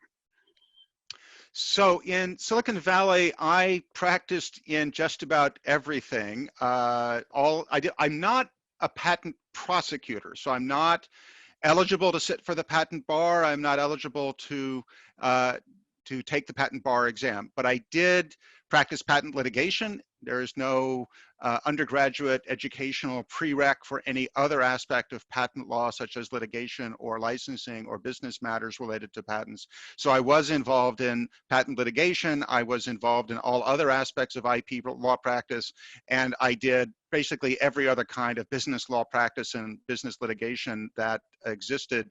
I did environmental cases, I did construction cases, I did small business cases, I did venture capital cases, I did securities and corporate cases of all sorts. So I had a pretty broad ranging experience coming out of the Valley, coming into becoming a law professor. As far as the patent bar exam is concerned, if you're studying for that right now, my only advice is that's great if you are able to dedicate the time to it and pass it and get the patent registration number even before you come to law school. Getting that out of the way and in your CV or in your resume before you come into law school will definitely help you as you go through on the IP law job market. The patent bar itself, if you're studying for it, you probably know already, it doesn't teach you too much about the content of patent law. The patent bar exam is all about the procedural aspects of appearing before the patent office. But having that credential on your resume will definitely give you a leg up in job searches while you're in law school. So my one bit of advice is do everything that you can to allocate the right amount of time to be prepared to pass that exam your first time out. Because it's a big investment to do it right, but it will really pay off in terms of your career development. Thanks, Professor Madison. Professor Bayless, this one's for you. Is it anything policy related only available through the DC program, or are there local opportunities as well? There are definitely local opportunities. I am not the best person to tell you what they are since I'm focused in DC, but I can tell you offhand about a couple of things that I know about. I know that students have worked on education policy and specifically on the school prison pipeline in a practicum that focused on that subject. I know that we have an adjunct professor who works for the university's Office of Policy. And so there are also some connections there. Because policy is mostly done in Harrisburg in Pennsylvania, I know that some students have worked with nonprofits in Pittsburgh that advocate on behalf of policy changes in Harrisburg. So there's some opportunities to work with a nonprofit located in Pittsburgh, but I think they actually go to Harrisburg to do their lobbying or submit their work remotely. Because of that distance situation. So there are opportunities, definitely. And if you're interested in pursuing that, you can always shoot me an email and I'll connect you to the right people who would be able to tell you more specifically what's in Pittsburgh. Thank you. Go ahead, Char. Just real quick on that too. I will say that we have later this afternoon on one of our breakout sessions, I know we'll have Stephanie Dangle joining us. She will be able to talk and answer some of those with the externships and some of the externship programs And we also have Lori McMaster joining us, and she used to be the director of our professional development office. She's recently moved, but I know she'll be able to answer that question as well. So if you want to ask it again at our afternoon session, or I could bring it up too. We'll have more information on that later this afternoon. Thanks. Professor Bayless, where do students live in DC? So people live all over the place. We do not have dedicated Pitt housing in DC.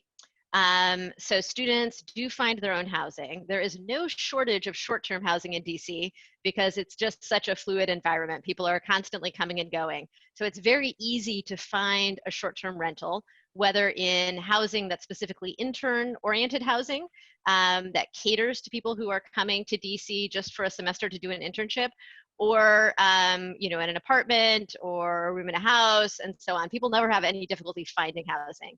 It does take some more work to find housing that's closely linked to your workplace by transportation in a neighborhood you want to be in. Is it too expensive?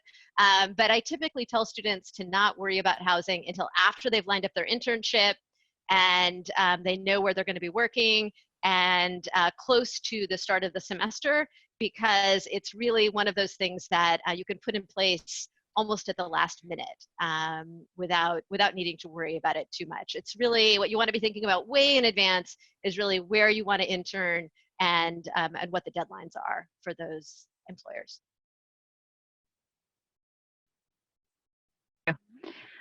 Professor Velez, we have a student that's very interested in the Innocence Project. It's a 2-semester course, but is it competitive as far as acceptance to the course? And should one apply early? And what is the process? So the Innocence Project is a course, pretty much like a practicum. It's chaired with Duquesne University School of Law. And I don't think it's too competitive. I haven't heard of anyone that wanted to do it that was not able to do it. And I've had students do it, and I think it's pretty much enrolling, and it has always had enough space for students that want to do it. So I wouldn't be worried about not getting in. Thank you.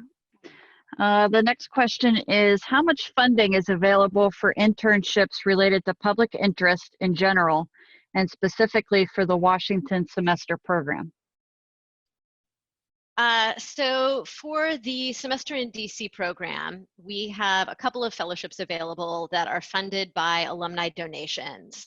And we've been fortunate that those funds have allowed us to give fellowships to basically every student who applied in the last couple of years. So the fellowships are not vast in size, right? So you're not going to kind of coming out of it feeling that you've made money on the deal, but it does provide some support for students to fund doing the semester in DC. In addition to that, you can also accept a stipend from your employer if they're able to offer one. Typically employers can't, but if you can find one that will, you're able to accept it.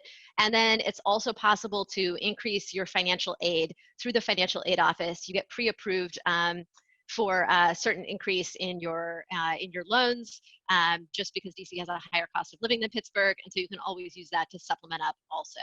On other public interest opportunities, I know that we have the PLISIF funds that are available, and that students also get fellowships from other entities in Pittsburgh, but I don't know the details on those, so someone else will have to provide you with the detailed information on other locations. Thank you. And we could probably ask that same question again when we have Mimi Jeffries on the meeting here. Professor Velez, how open is the environmental clinic, and what is the process to apply? And could you also speak to what sets Pitt's clinical experiences apart from others? So the environmental law clinic, like all the other clinics at Pitt, actually do not require you to interview to be able to be accepted in the clinic.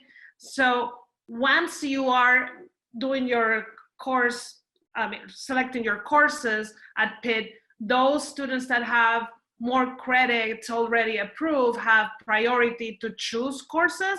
So in your registration priority, you would if you're in your second semester of second year, you shouldn't have any issues registering for any of the clinic because there would be enough space. One of the things that we are very proud at Pitt Law is that we have enough space in our clinics to accommodate any student, or I must say every student that wants to do a clinic, because that's the capacity that we have. So I wouldn't be concerned of not being able to get into the clinic of your choice, but even if you can get in the clinic of your choice that semester, the way that clinics are structured, it will allow you to have several opportunities to do that clinic, so you wouldn't miss out on that opportunity. So what sets Pitt clinics apart, I would say, is that we have a wide range of clinical opportunities that go from litigation to policy to transactional, and that all our clinics are highly interdisciplinary. So any clinic that you choose, you will be working together with professionals in other areas, being financial consultants or CPAs.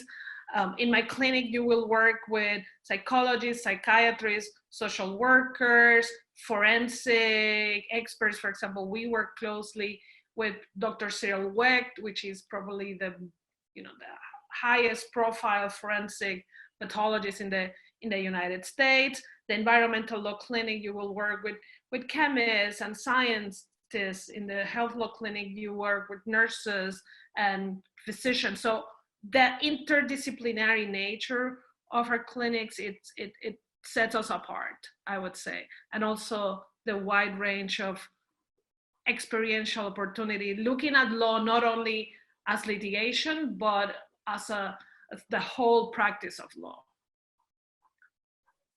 Thank you. We have 2 questions from Caitlin, and I'm going to stick with Professor Velez while we have her on the screen.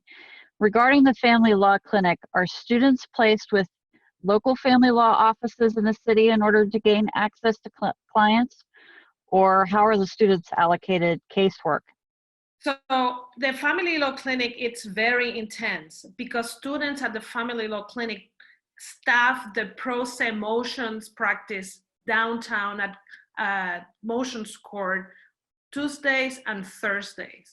So the way it works is that you will meet your client that morning and you will argue those motions that afternoon. So you have to meet with your client, which is not really your client because you're just helping them go pro se. You will meet with the clients in the morning, get a sense of the case, of what the motion should look like, prepare that motion, and then in the afternoon, you would argue that motion. So it's an intense sinking on your feet, drafting on your feet practice twice a week. There's very little casework that you take with you because there's not really a lot of long-term representation. That might change. We're very excited. We have a new faculty member in the family law clinic, and I think that she is going to bring some more long-term representations, particularly gender-based violence type of cases. So that would be something new for that clinic starting in September. Thank you for that.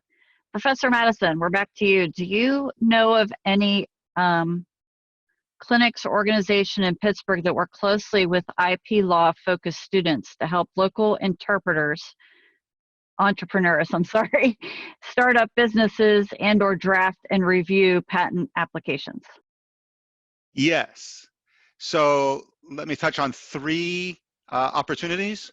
One, Pitt Law has very long-standing and successful relationships with both the Technology Transfer Organization at the University of Pittsburgh and its cousin Technology Transfer Organization at Carnegie Mellon, where we place students as externs and interns in those offices, and the functions of those offices on the respective campuses is to help faculty entrepreneurs take their technology inventions and migrate them into patentable status and possibly into some kind of business relationship. So students in those externships or internships will possibly do patent related things. It might not be patent drafting, it's typically patent searching, but it's all related to the patentable status of the faculty invention.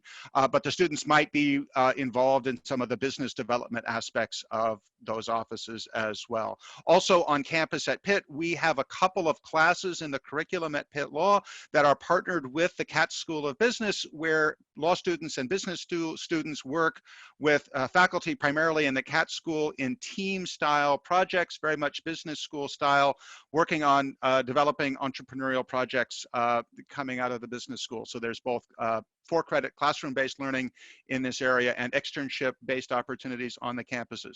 Second, some of our students who are specifically interested in IP law look for part-time work during their second and third years of law school with one of the patent law specialty practices in downtown Pittsburgh. There are a couple of firms in Pittsburgh that have traditionally had the majority of the patent law work in town, and we have a very, very strong track record of placing our students with those practices on a part-time basis and then after graduation as full-time lawyers.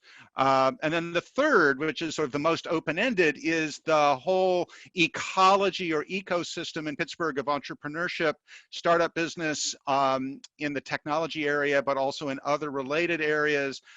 We have a lot of experience, not necessarily setting up externships, although we have some opportunities there, but more just connecting interested students, whether it's IP law, employment law, corporate law, or that cluster of overlapping topics, because those are all related to startup businesses and entrepreneurship. Creating opportunities for our students just to go and be part of those environments, just go to, sit in on open presentations, sort of show and tell opportunities where entrepreneurs come and give presentations to potential investors. This happens at Carnegie Mellon. It happens out in the East Liberty neighborhood. It happens downtown. It happens on the North Shore.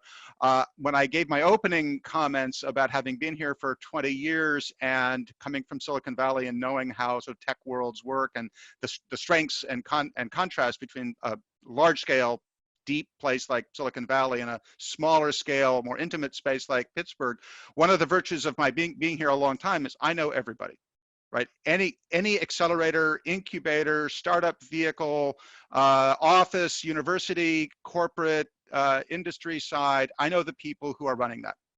And they know me, and they know my role at Pitt. And I know how to tell a student who is interested in getting into that world who to talk to, how to talk to them, what kind of opportunities are going to be available, and how to translate that into both complementary learning in terms of your development as a lawyer, but more importantly, how to translate that learning into what may turn out to be career opportunities. Thanks, Professor Madison. Since you're talking about people that you know, let's talk about the cybersecurity field in law around local Pittsburgh. Okay. And then I see another question coming kind of in the same vein. So maybe we'll just wrap this all into one comment. So one, as sort of implied both by Shayla's summary of the clinics at Pitt and what I just said about different kinds of opportunities to get hands-on experience in IP and tech, we do not have a law clinic at Pitt Law that focuses on IP law or on small business development. So all of these experiential opportunities exist out in the community or in partnership with the Katz Business School at University of Pittsburgh. Cybersecurity specifically, as some people know, there is an organization that's relatively new to Pitt called the University of Pittsburgh Institute for Cyber Law Policy and Security, which we shorten to Pitt Cyber, which is led by the former U.S. Attorney for the Western District of Pennsylvania and a Pitt Law faculty member, David Hickton, who is a superstar in the field of cybersecurity, particularly criminal prosecutions, in federal criminal prosecutions in cybersecurity. Pitt Cyber is a home for a wide-ranging amount of public policy, research, and advocacy in the cybersecurity area. Their policy director, who was a very experienced lawyer named Chris DeLuzio, was a Georgetown law grad and a veteran of the U.S. Navy. He was an officer in the Navy. Chris DeLuzio will be teaching a cybersecurity law course at Pitt Law beginning in the spring of 2021. So beginning next year, Chris will be teaching a course on cybersecurity, and that will focus both on private sector cybersecurity, corporate industry stuff, and also on public sector cybersecurity, meaning protecting elections, protecting processes of democracy, and so forth. All of the really key stuff that's both really critical and headline grabbing in law practice and in the news these days. So we're going to take direct advantage of the presence of Pitt Cyber on campus by bringing that expertise into the law school for the benefit of students. Though let's just quickly to touch on the other question having to do with local tech companies and building on what I said earlier.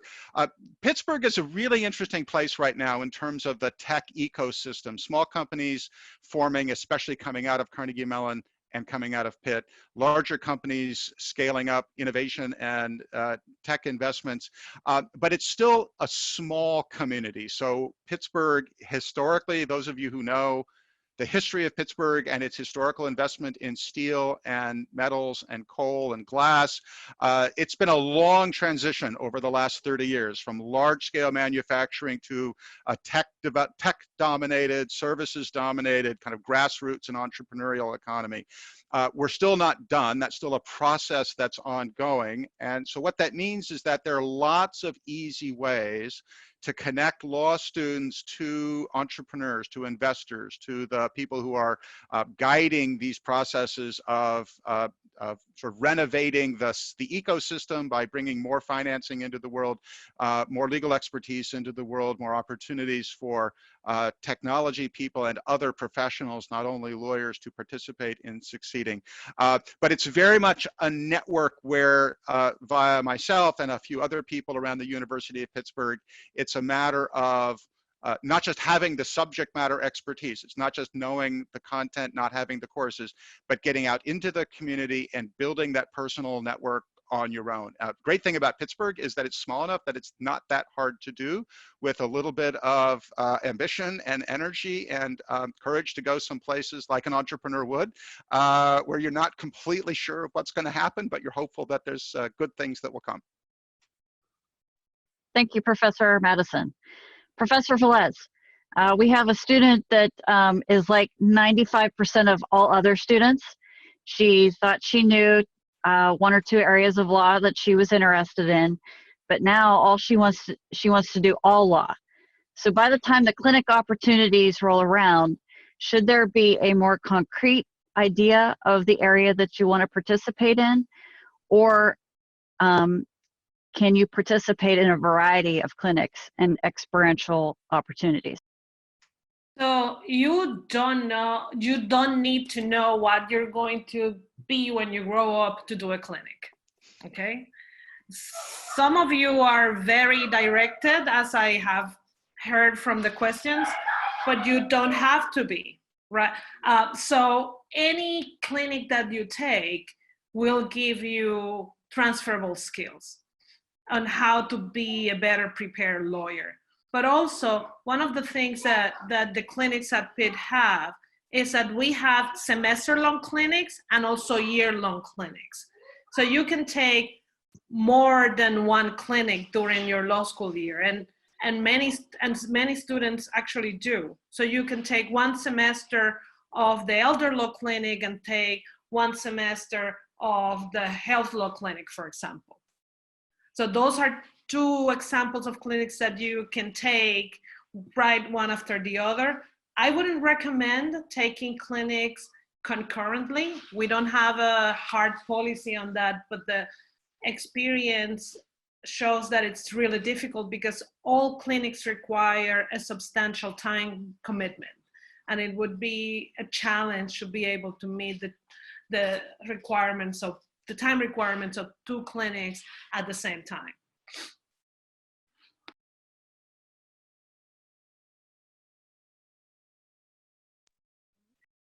Thank you for that. Shar, I don't know that we have any other questions. Thank you. Thank you to our panelists, I think, who offered some great advice and information for all of our students. And again, I know in some of the comments, I put some email addresses out there for you to contact other people. And I'm sure if you have additional questions that all of the professors here would be happy to answer emails for you. So don't be afraid to reach out to them too. What we're going to do, it's 11:55, so we have about 5 minutes before our next panel. And I am waiting for 3 of them to join us. So what we'll do is we're going to take a 5-minute break. And Sure.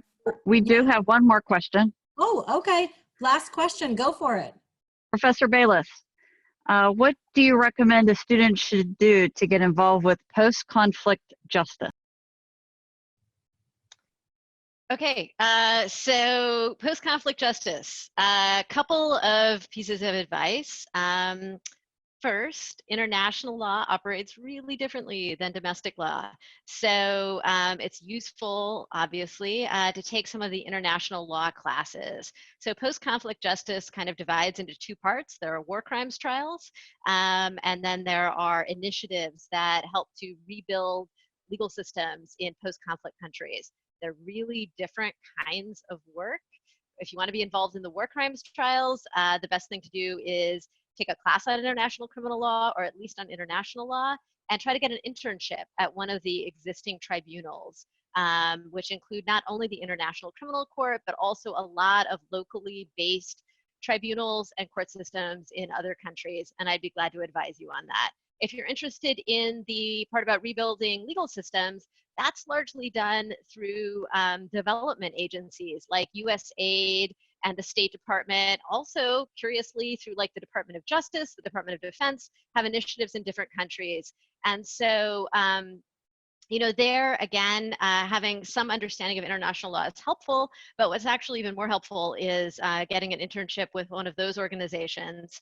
I should add that our Center for International Legal Education has a lot of connections in some of these countries and can help place you in internships directly in those countries, maybe not with a US-based organization or with the United Nations or another international organization, but directly with a local organization that works on rule of law issues. And so that can be another avenue in, and actually it can be a really effective avenue in, because the organizations, the international and US-based organizations that do this work are massive bureaucracies and aren't necessarily going to send you to the place where it's happening. But if you get in the door with a local nonprofit or other locally based organization, you can really start doing the work then.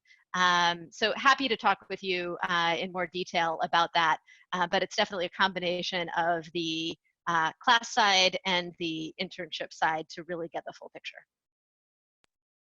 Thanks, Professor Bayless. Okay, Allie, I'm pretty sure there's no more questions. Okay, well, if there are no more questions, we'll take a little break, as Charmaine indicated, and then we have some other wonderful people for you to chat with from the 12 to 1 o'clock hour. So I imagine you've heard lots of wonderful things today, but if anyone needs to stretch their legs or take a break, and a huge thanks to all of our panelists. They were fantastic as always. So we will say thank you to all 3 panelists, and if anyone wants to take a break before our next group of presenters, feel free to take a moment and do so, okay? Okay, so we are ready for our next fantastic panel. And right now, we're going to see, I think I'm just missing one person, but I'll kind of stay on here and walk everybody through. Again, what we're going to do for the next hour, if we need the full hour, that's great. But I have some members of our UPLA board here with us today, which is the University of Pittsburgh Law Alumni Association. And what we're going to do is have them each speak for a little bit, they're going to tell you about themselves, and then we do plan on opening it up to questions. And there's someone's dog is here, and that's great, and no worries.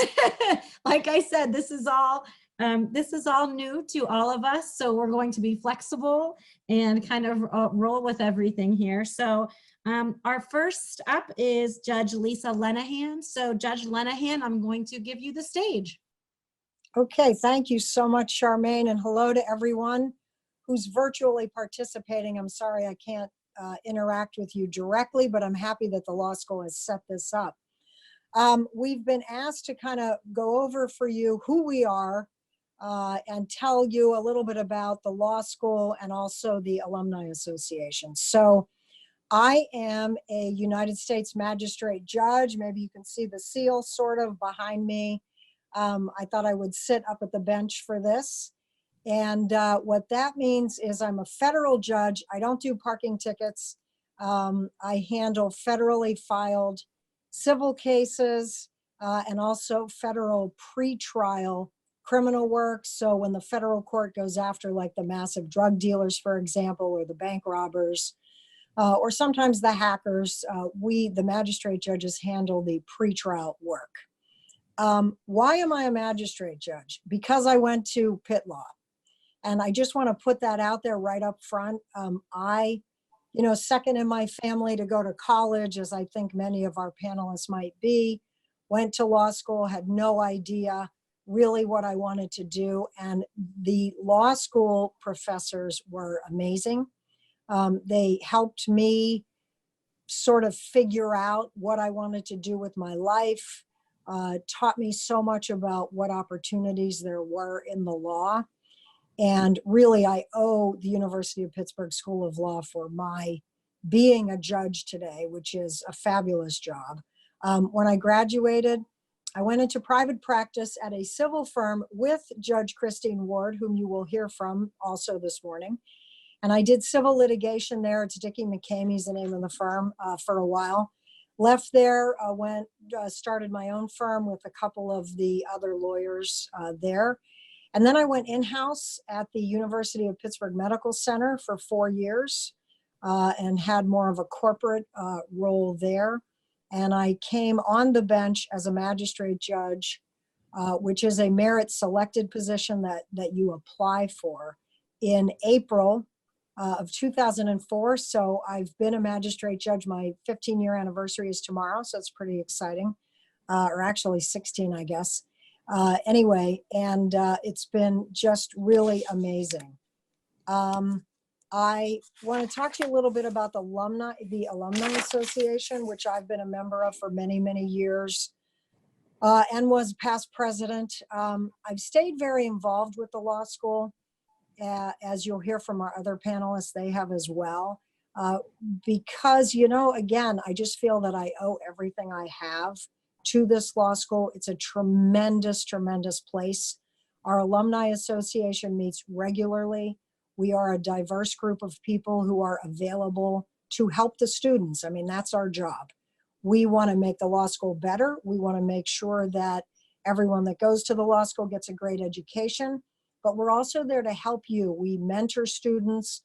We try to help students find jobs. I take lots and lots of students as interns in my chambers, and the UPLA, University of Pittsburgh Law Alumni Association, is really a very strong entity of alums who are here to help you.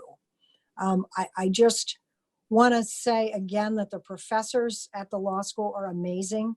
The professors I had are phenomenal. Some of them are still there, which is hard to believe, but the new professors are also incredible. I know you heard from some of them earlier today. They don't just teach you about the law. They will teach you how to think, how to write, counsel you on career ideas. The Office of Professional and Career Development is outstanding. Lori McMaster, who is head of that office, although now she's in a transitional phase, is the president of the Allegheny County Bar Association. So she knows all of the law firms, all of the lawyers. They are really amazing. And they can help you with your career from the day you start at the law school, help you try to plan that out. So for me, my life took a great trajectory following my graduation from Pitt Law. I am very blessed to be a United States magistrate judge, and I owe it all to the law school. Can't really say enough good about it. That's about it. Great, thank you, Judge Lenahan. So next up, we have Judge Christine Ward. Judge Ward, are you? I'm here. There we go. Okay, great. Welcome. Go ahead, Judge Ward.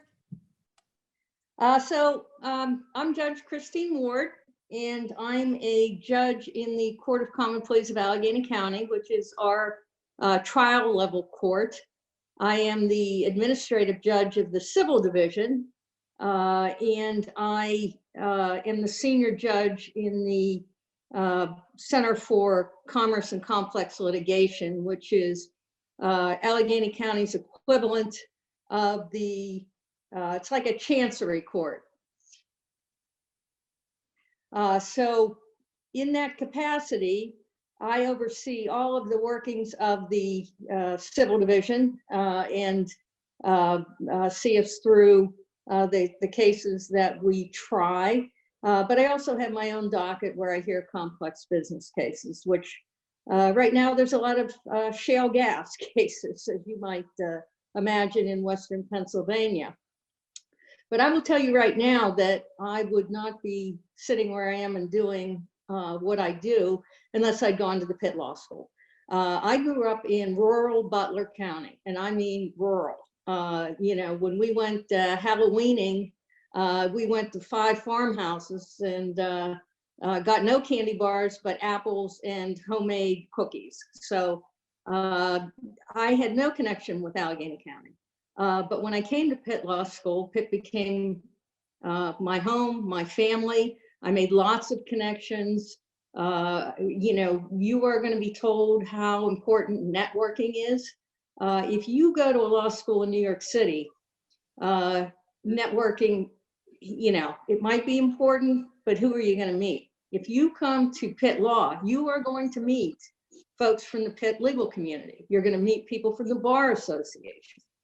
You're going to meet people from the Academy of Trial Lawyers. You're going to meet the judges that went to Pitt Law School. I hire Pitt Law grads to be my law clerks, to be my interns. I teach at the law school. I teach Pennsylvania practice, which meets 3 mornings a week at 8 a.m. But it's an important class, and it's mostly for 3rd years because it's really nuts and bolts of how to practice when you get out of law school. And there are a lot of our grads that are adjuncts. Judge Lenahan was an adjunct for a long period of time. So we have a very loyal alumni, and we all like to give back. We all are here to support the students of the law school. We want to help the students of the law school. We want to develop the students of the law school. You know, in my class, you know, not only did I become a judge, but Madam Justice Todd of the Pennsylvania Supreme Court is a Pitt Law alumni. We have folks, Pitt Law alumni, on benches at every level of the Pennsylvania judiciary. So I can't say enough about the law school, about the dedication of the faculty, the administration at the law school, and what the law school's done for me. And I want to give back because I know I wouldn't be sitting here without Pitt Law. So hail to Pitt, HTP. Thank you. Thank you, Judge Ward. Next, we have Judge Alan Hertzberg. Judge Hertzberg, they're all yours. Thank you. I'm Alan Hertzberg again, and I went to college at Union College in Schenectady, New York. Got a degree in economics and English there. And then I made the excellent choice to go to University of Pittsburgh School of Law. And I studied very hard there. And I enjoyed my time there and got a great law school education. I also was able to work in a law firm part-time. And so I kind of had the academic experience and a little bit of the practical side of it while I was still in law school. And once I graduated, most of my work as an attorney was as a sole practitioner. And I did trial work in areas such as criminal defense work, civil trial work, family law work. And then along the way, got married, started a family, had a couple kids, got very involved in the community where I lived in the city of Pittsburgh, the neighborhood known as Sheridan. I got this idea with a few other people that I would run for Pittsburgh City Council from the district that included my Sheridan neighborhood. And I knocked on as many doors as I could. Some neighborhoods I knocked on every single door, and I ended up succeeding in my effort and became a member of Pittsburgh City Council. Still practiced law though throughout my tenure on City Council, which lasted about 11 years. And during that time, as an elected City Councilman, I chaired most of the committees that City Council has. In the end, I was the chair of probably the most prestigious committee, the Finance and Budget Committee. And then about 15 years ago, I became a judge, and I'm also a judge of the Court of Common Pleas of Allegheny County, same court where Judge Ward serves. And I started out, for my first 5 years, I served in the family division of the Court of Common Pleas. And I did mainly adult cases. I did some juvenile work, but mainly adult, where I presided over trials involving things like child custody disputes and equitable distribution of property disputes. And then about 10 years ago, I was reassigned to the civil division, and where I sit with Judge Ward now. And in the civil division, I've presided over trials of very small matters, dispute where a contractor says they're owed a couple $1,000s, from there to some of the largest disputes that you'll see in state courts. I think in 2018, my courtroom ended up with the largest verdict in the state of Pennsylvania, around $50 million verdict. So I presided over all kinds of trials as a civil judge, and now I've moved to a calendar control judge, where I'm involved in the assignment from our trial list to the various judges on the court, and also recently was named the housing court judge. And that is the judge that presides over residential landlord-tenant disputes. And even in these times where there's, everyone is quarantined, so to speak, or we're stay at home, I am still taking emergency matters involving residential landlord-tenant disputes. Yesterday, we had an expedited eviction of Drug Traffickers Act proceeding, where the landlord-tenant system is expedited because there's an allegation of drug trafficking. And also have handled a couple of lockouts where our landlords have exercised self-help to lock tenants out, which they're not permitted to do. I've served on the board of the University of Pittsburgh Law School Alumni Association for about the last 12 years. And I'm always happy to assist in this stage, although not virtually. That's not what I've done in the past.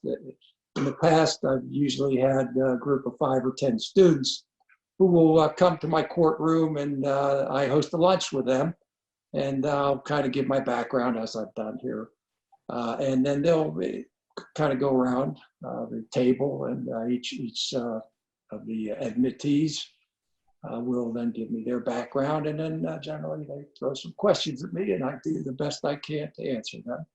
Also, as far as once people are admitted to law school, I do everything I can to assist the students in any way that I can. In the past, that's including coming in with Judge Ward at her Pennsylvania practice class. I annually am asked to serve as a guest lecturer, and I will try to get the law students ready for practicing in civil court in Pennsylvania, and try to kind of summarize some of the rules and practices that are going to be applied to them once they get out of law school.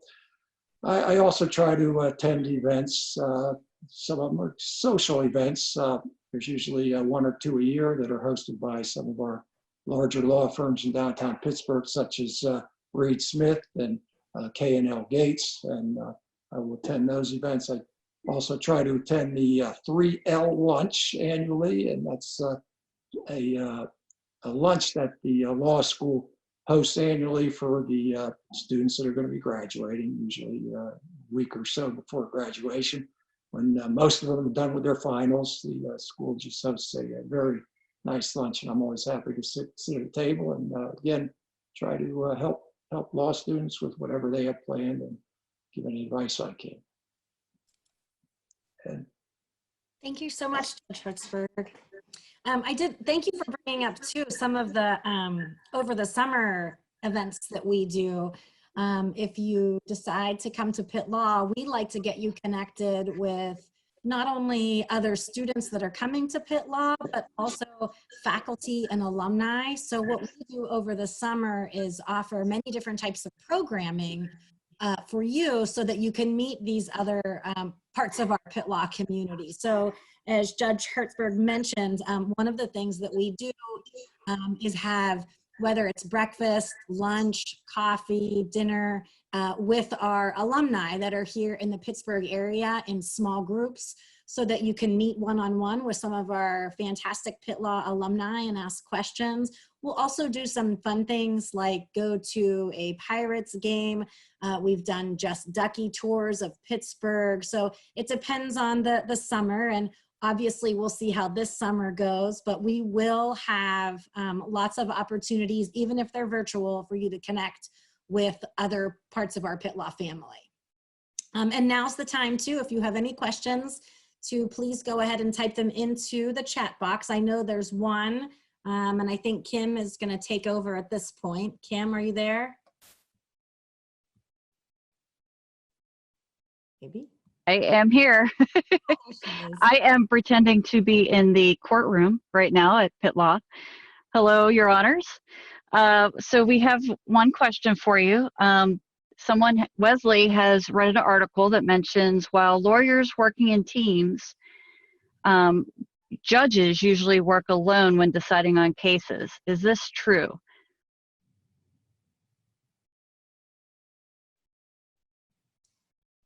This is Judge Ward.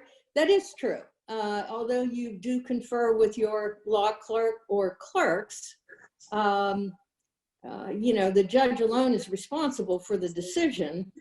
Sometimes they do confer with their brethren or sisters on the bench for some of their thoughts. But again, especially at the trial court level, the judge is ultimately responsible for the decision in that case and the rulings in that case, and to make sure the verdict, the jury verdict, is accurate. And as I often tell my law clerks, you know, the lawyers are in here to do their job and they're all advocating, but we're the only people in the room that have to be right. You know, we have to get this right. They need to make a good argument on behalf of their client. And they have lots of, especially in big firms, in high stakes cases, they have lots of help and lots of collaboration. But at the end of the day, the only person in the room that has to be right is the judge. And sometimes being a judge is a little bit of an isolating job because you don't socialize with lawyers. Even though you go to maybe cocktail parties for the Bar Association or something like that, it's a different kind. You know, you're not buddies with the lawyers in town because you can't be. So in that respect, you know, it can be a job that's a little isolating at times. But as Judge Lenahan said, it's the best job in the world, and I feel the same way about it. It's a great job to have, but it's a huge responsibility.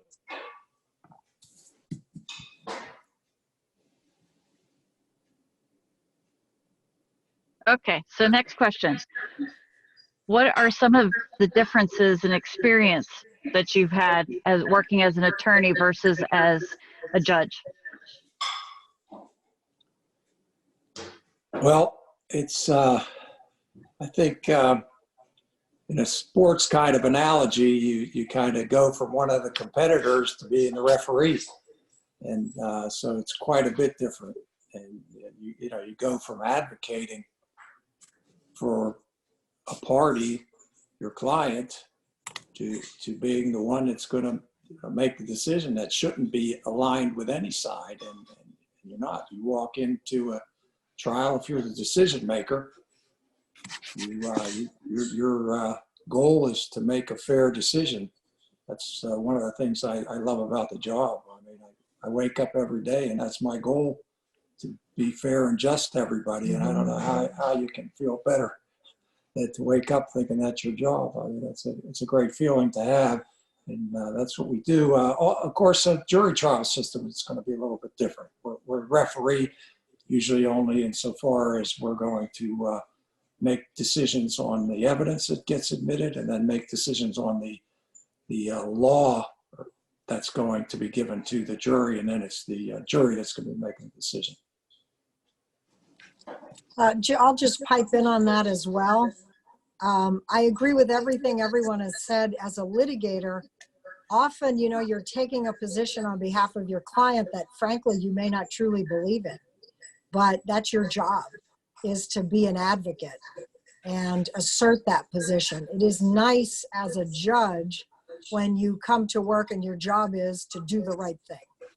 And it's for me a lot less stressful than litigation, but because most of my work is in the civil division, so I'm talking about money.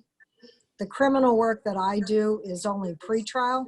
I think that it can be very stressful to be a judge when you have to sentence someone to jail, and jail sentences can be very long.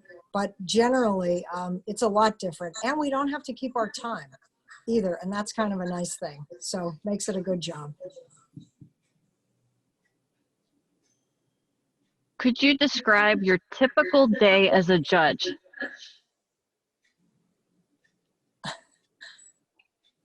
Should we round robin, and Judge Ward, we'll go back to you on that one? All right. So I typically, again, manage a complex docket. So my typical day would involve mostly case management conferences, where I try to move the cases that I'm managing along. Perhaps that means resolving discovery disputes, which are the bane of every judge's existence, but are necessary to have done. And, you know, I also do a lot of injunction cases, or as I call them, hair on fire cases, where the lawyers come in with some emergency that needs to be resolved.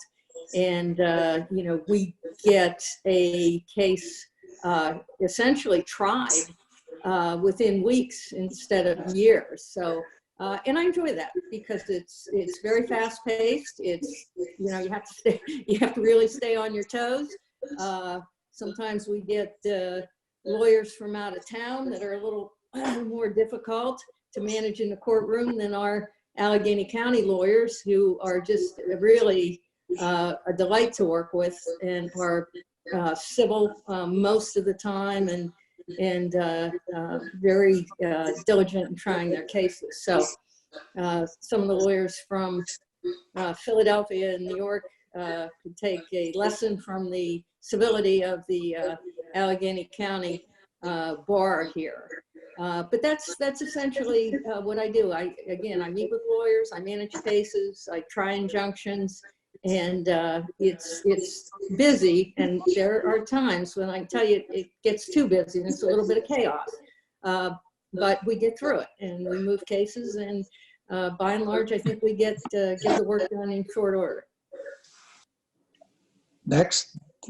Okay. I will give you my day in the life since I've become the housing court judge, and that's just since last June, and it's really changed my typical days from what they were before that. But I serve as a calendar control judge as well, and that's the first thing I usually do. I have what are called calendar control motions at 8:30 in the morning. And those are people generally that want to have a case that's scheduled for trial postponed, or sometimes have it earlier. A lot of adjustments in the timing of trials are requested of me at 8:30, but I also will entertain any motion involving a case that's scheduled on the trial list. And so those could involve everything from discovery types of questions to orders about sanctions that are going to be imposed for parties not complying with other orders. Then I go from there to my housing court trial work, where I will have landlord-tenant trials, and there is a right to a jury trial, which is not exercised that often, but once in a while I will end up with a jury trial on a landlord-tenant case. Most of the landlord and tenants are not represented by attorneys, so I end up trying my best to communicate with people that aren't familiar with the law. We're hopeful down the road we may be able to bring some of the law students in as part of a clinic type of class, and maybe provide some assistance to the unrepresented people there.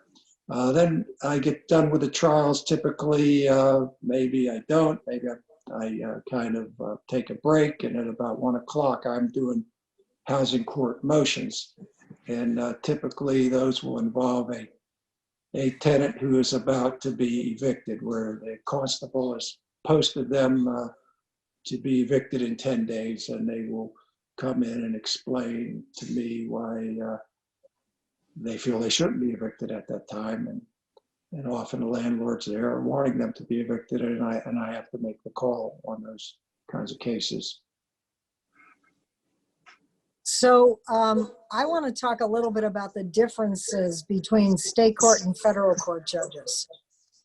First of all, in our state court, because we have a lot of judges, they are in groups. So there's a civil division, which is Judge Warden, Judge Hertzberg, and they handle civil cases. Criminal judges handle criminal cases. There's a family division that handles family cases. There's other divisions, specifically like orphans court, juvenile. In federal court, we're generalists, so we each have a docket and we do everything, but nobody files family court cases, for example, in federal court, because that's a state law issue.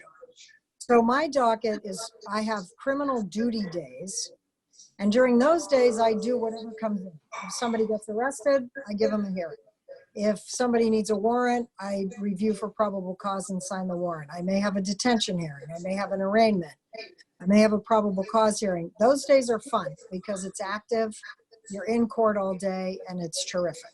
I also carry a civil docket.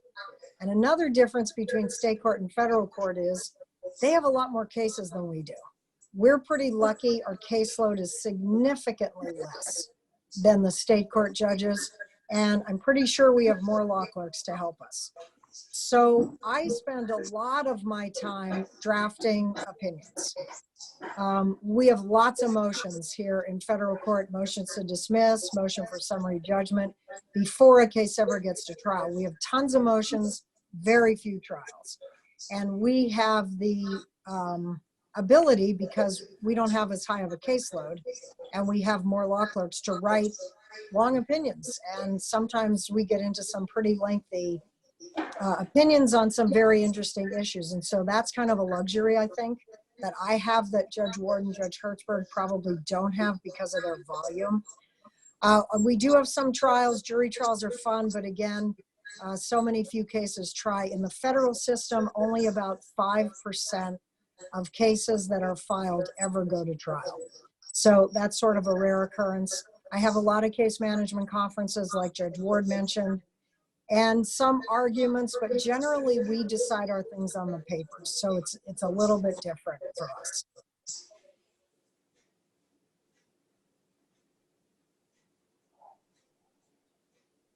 Thank you for that.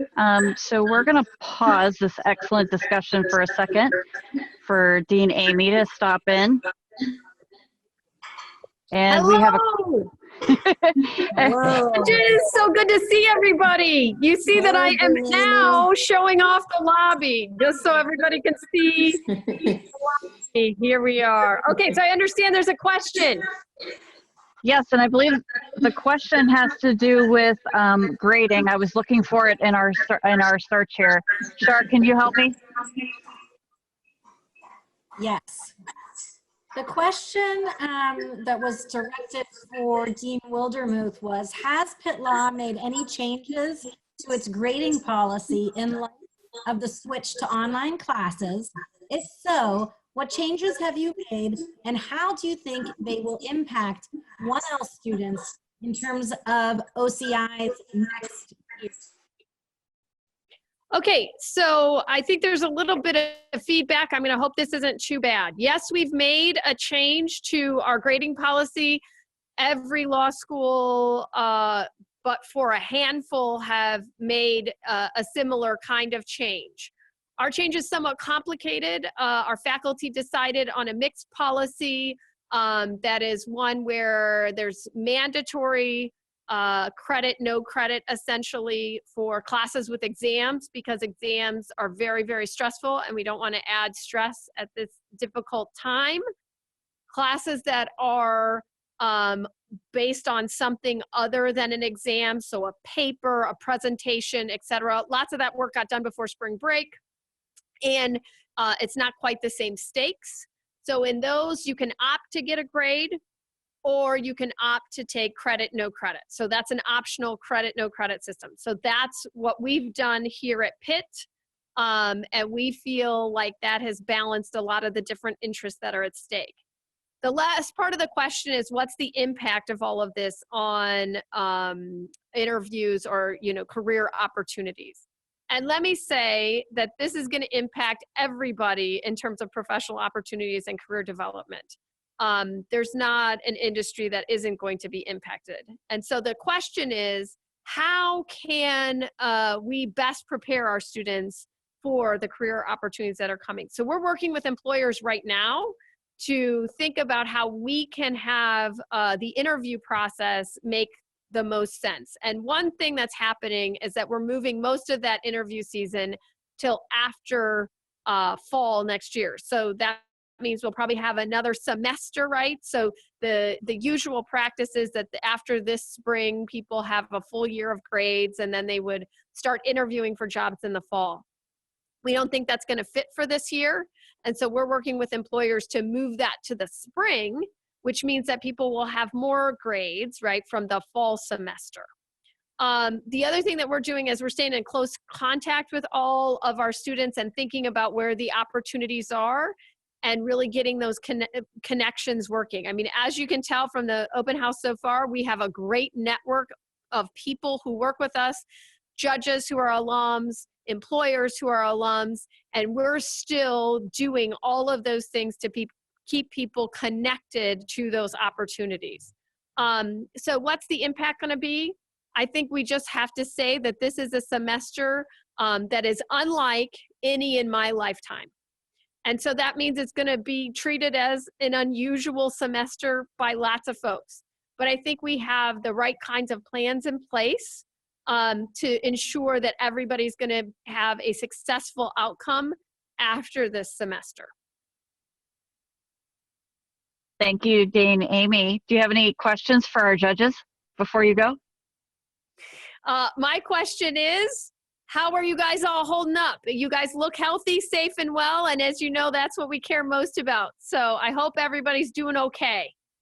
Well, I think we're all doing fine. As you can see, I'm coming to you from my kitchen. In case you're wondering what that is up there, that's an apple butter paddle, antique that's hanging on my wall. I spend, one of the students asked what a typical day was, and we all gave what our typical day was like. My days have not been typical at all.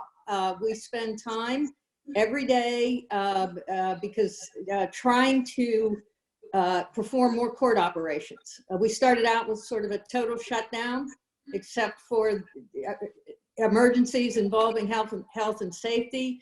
We had no technology whatsoever. I got Zoom so I could join you about 3 or 4 days ago.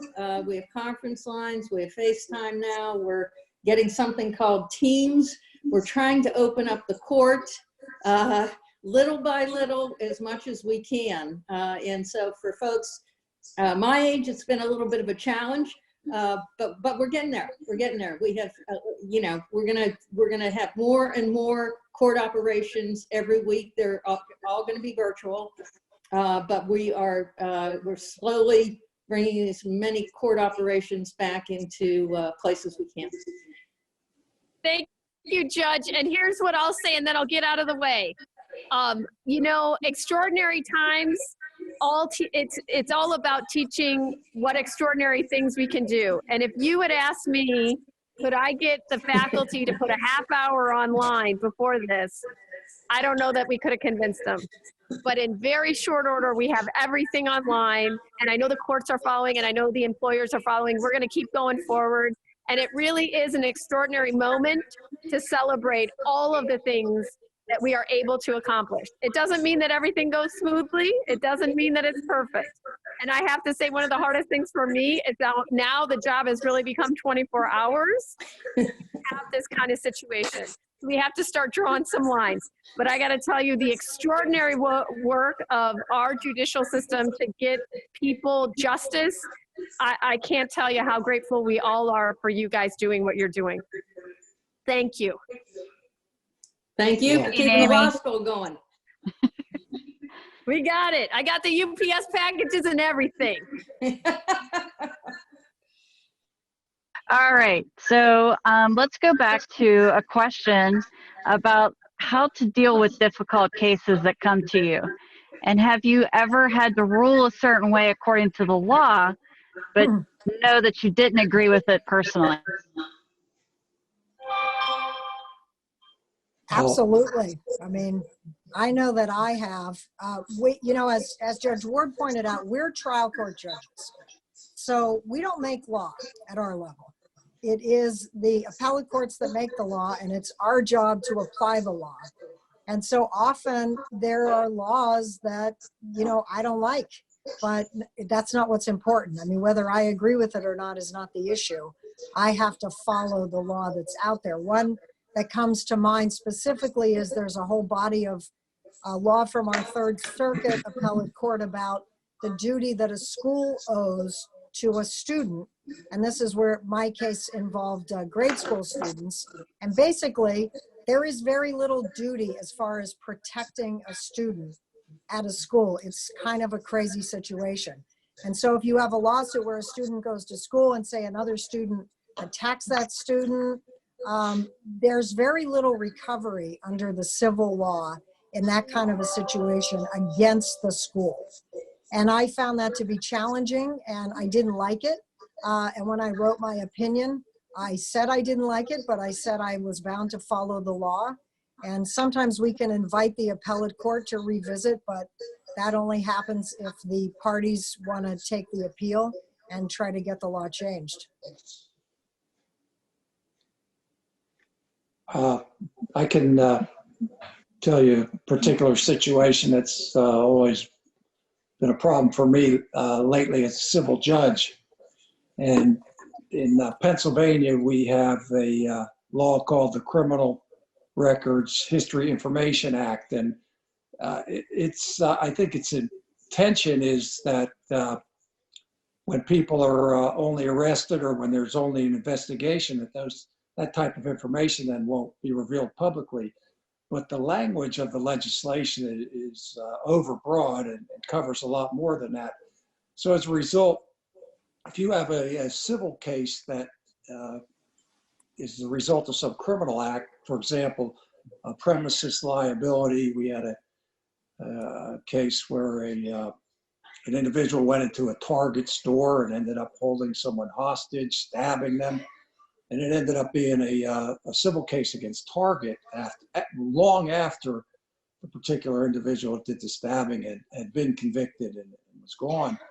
And so all the plaintiff wanted to do was show a photograph of this knife during the civil jury trial. And under the that Criminal Record History Information Act, I had no choice but to quash the subpoena for the photograph that prohibited it. And so I was bound by the law of the higher courts that have interpreted it.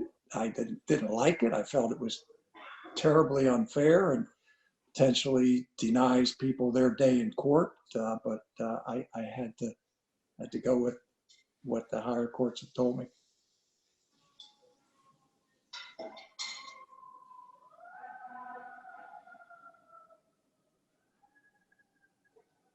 Don't have any other questions at this point. Does anybody want to add anything that comes to your mind?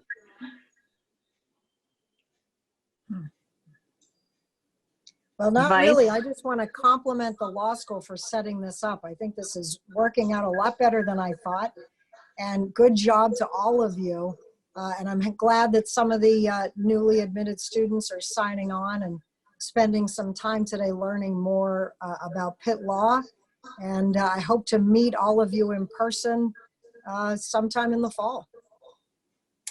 And make sure when you get into your third year, you take Pennsylvania practice class, and I'll get to know you a lot better.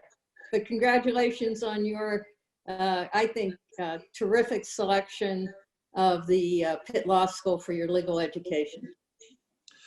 As someone that grew up just outside of Pittsburgh, then moved to the city and served in local government, and I think you should all know there's a place somewhere in Pittsburgh for each one of you. It's a very diverse community, and the law school is very much a reflection of that as well. There's a place for every one of you that's interested, and you'll be able to find, I think, something in the law as well. The law is also a very diverse area, and there'll be something or some things that each of you will be interested in, and I think the University of Pittsburgh School of Law is going to help you along in those interests. How about one piece of advice before we go?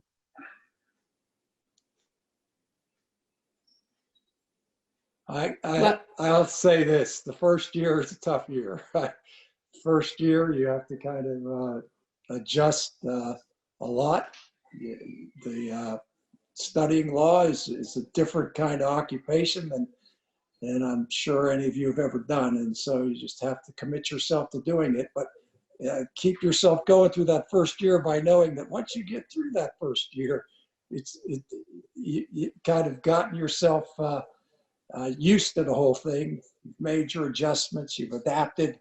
The second and third year will be a lot more relaxing and easier to get through.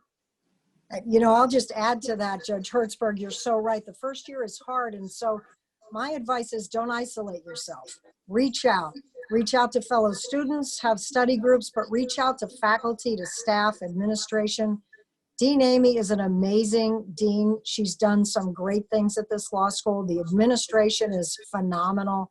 The professors' doors are open. So if you need help, definitely reach out to them. They are there for you. The only thing I would say is, you know, the law school and the deans working 24/7, and so are the rest of the administrators there, and they're doing a tremendous job in a very difficult time. And it wouldn't surprise me if your first semester in law school wasn't a little bit different maybe than a traditional first semester. So just be flexible. Pitt Law's got you. They will educate you to the best of the ability, no matter what the circumstance is. But you know, you guys are going through tough times, and just hang in there. You'll get there. We'll all get there together. So the three of you know I'm an IT person. So if my question that I read right now makes absolutely no sense, you can correct me.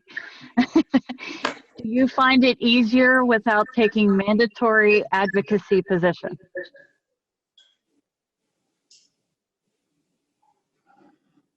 Wait, so Yeah, I'm are not you sure saying, are you saying like what I mentioned, when you have to advocate on behalf of a client, you don't agree with what they did? Is that the question? I think is it easier? Is it easier to be a non-advocate versus an advocate? I mean, is that how I see it? And I would have to say that getting used to it is hard. When you come out when you transition from being an attorney to being a judge, it's a difficult transition. And I think it's actually easier to be the advocate, where you just, you know, you have a client, you've got to represent that client zealously. That's what the Code of Professional Responsibility says. And so you're singularly focused on that. Being a judge, there's a whole bunch of other things you got to focus on, and it's actually harder. Hopefully that's the question. Yeah, I think it was from what popped up on the screen. And I guess I'm going to respectfully differ. I found it very difficult as a lawyer to sometimes advocate for a client that I really thought kind of screwed up. I had a lot of corporate clients that maybe were not the best corporate citizens, but you still had to advocate on their behalf. So I think it's a lot easier being a judge when, you know, you apply the law, act as the referee, and issue your opinions. And a lot less pressure anyway. I mean, as people say to me, you can never lose. So, you know, that's true. You don't have the pressure coming from the client that you lost a case. So Alan and I are privileged to sit in the civil division, and Judge Lenahan sits in the, he does civil half the time, but there are judges that deal with family matters, and there's a phenomenon called decision fatigue that can set in with judges that are making decisions involving children and child abuse and family abuse and things like that, that sometimes it does become a very difficult job. And some judges do get, I don't want to say worn down, but just emotionally fatigued from making those types of really, really important decisions every day. You know, with the complex business cases that I handle, you know, $300 million goes one way or the other, and I sleep at night. You know, it's just not that as important a decision as maybe removing a child from a home who might be the subject of abuse. So, you know, sometimes, you know, depending on the nature of the judge's assignments, it can be pretty challenging. Okay, well, I think that's the end of our questions. So I'll give it back to Shar. Yes. Kim, thank you. And your honors, thank you for your time and your advice and all of your wisdom today. It's very much appreciated. And hopefully we'll be able to have some of these students meet you over the summer in your chambers. So thanks again. Much appreciated. Thank you, Charmaine. Bye. Hopefully we Bye. Bye-bye. And for the rest of our guests, we are going to take a, let's say, looks like a 5 to 6 minute break here. So we'll be right back with a different panel, and I hope you'll stick with us. So we'll see you in about 6 minutes.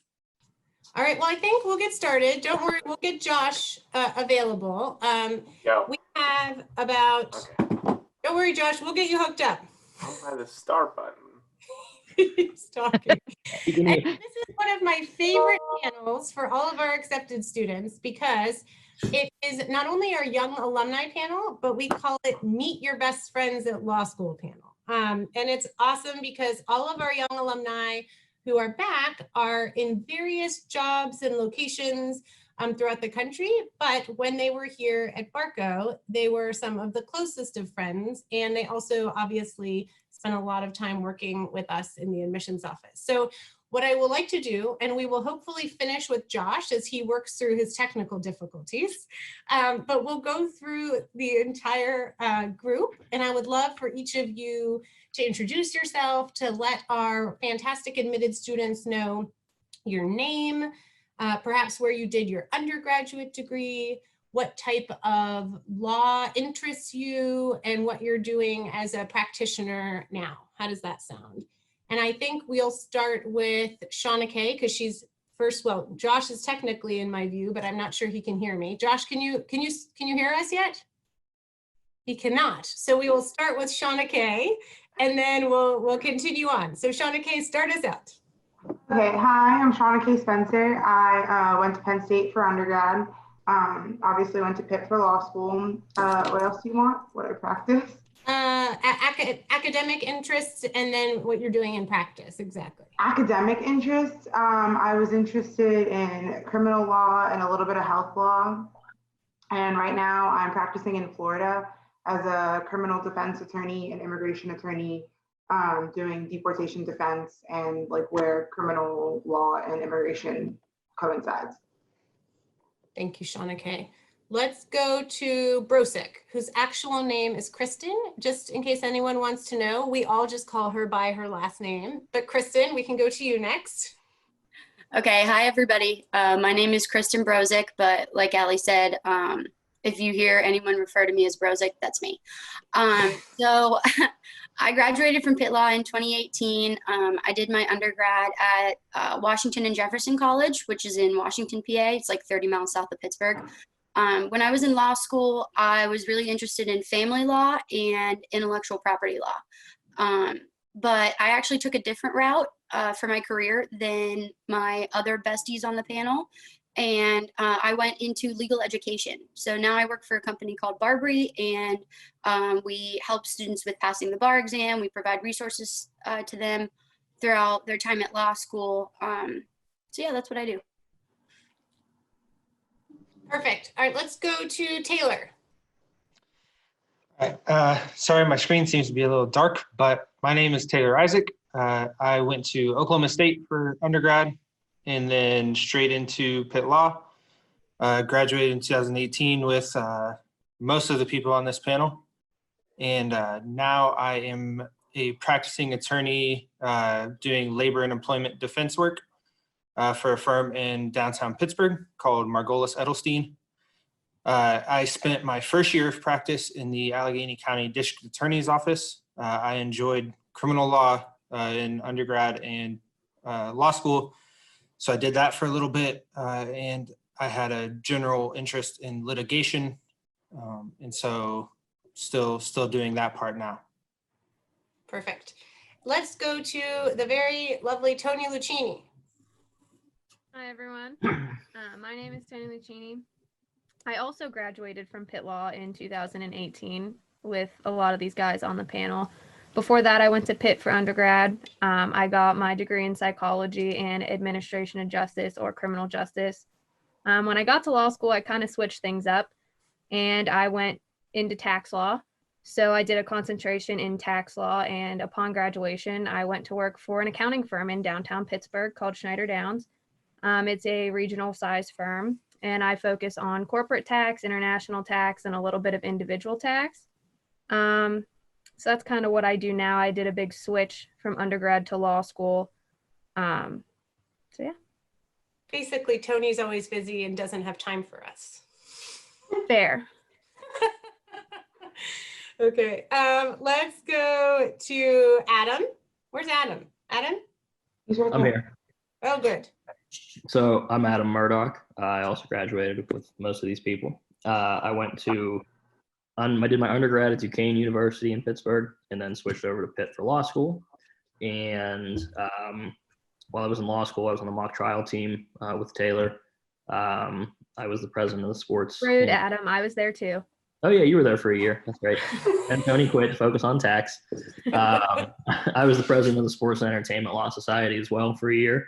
And I ended up litigating as well. I have an interest in litigation, so I work at Robert Pearson Associates, plaintiff's firm, focused mostly on nursing home abuse and neglect, medical malpractice, and mesothelioma litigation. And I think that was it, right? Yep. And if you notice, Taylor and Adam do look similar and are the bestest of friends. So just in case you were wondering, they both have beards, dark hair, and are besties, right? And did mock trial together, and I was also on the board of Sports and Entertainment Law and many other things. Yes. Yeah. They spent a lot of time together. Let's go to the very lovely Kervin Moon. Hello, everyone. My name is Kervin Moon. I graduated from Pitt Law last year. During my time at Pitt Law, I was really interested in litigation. I was also on the mock trial team with Adam and Taylor. I was also very interested in criminal law and family law. I wasn't with you by that time, Tony, sorry. I currently practice with Burns White here in Pittsburgh. Very nice. And I like your glasses, Kervin. Are they new? I just rarely wear them, so. Yes, they look very nice on you. Thank you. And last but not least, Josh Salmon. Can you hear us now? I can hear now. Can you hear me? We can hear you. I figured as much because I got muted, so sorry about that. I graduated with Adam, Taylor, and Tony in 2018 from Pitt Law. Before that, I was a Pitt undergrad student as well. I majored in neuroscience and history. I'm not sure how much Allie asked for you guys, for us to give to you guys because I couldn't hear. Just your normal. You're normal. Yeah, but then I after graduation in 2018, I clerked on the Third Circuit Court of Appeals for a year under Judge D. Michael Fisher, who is a faculty member at the law school.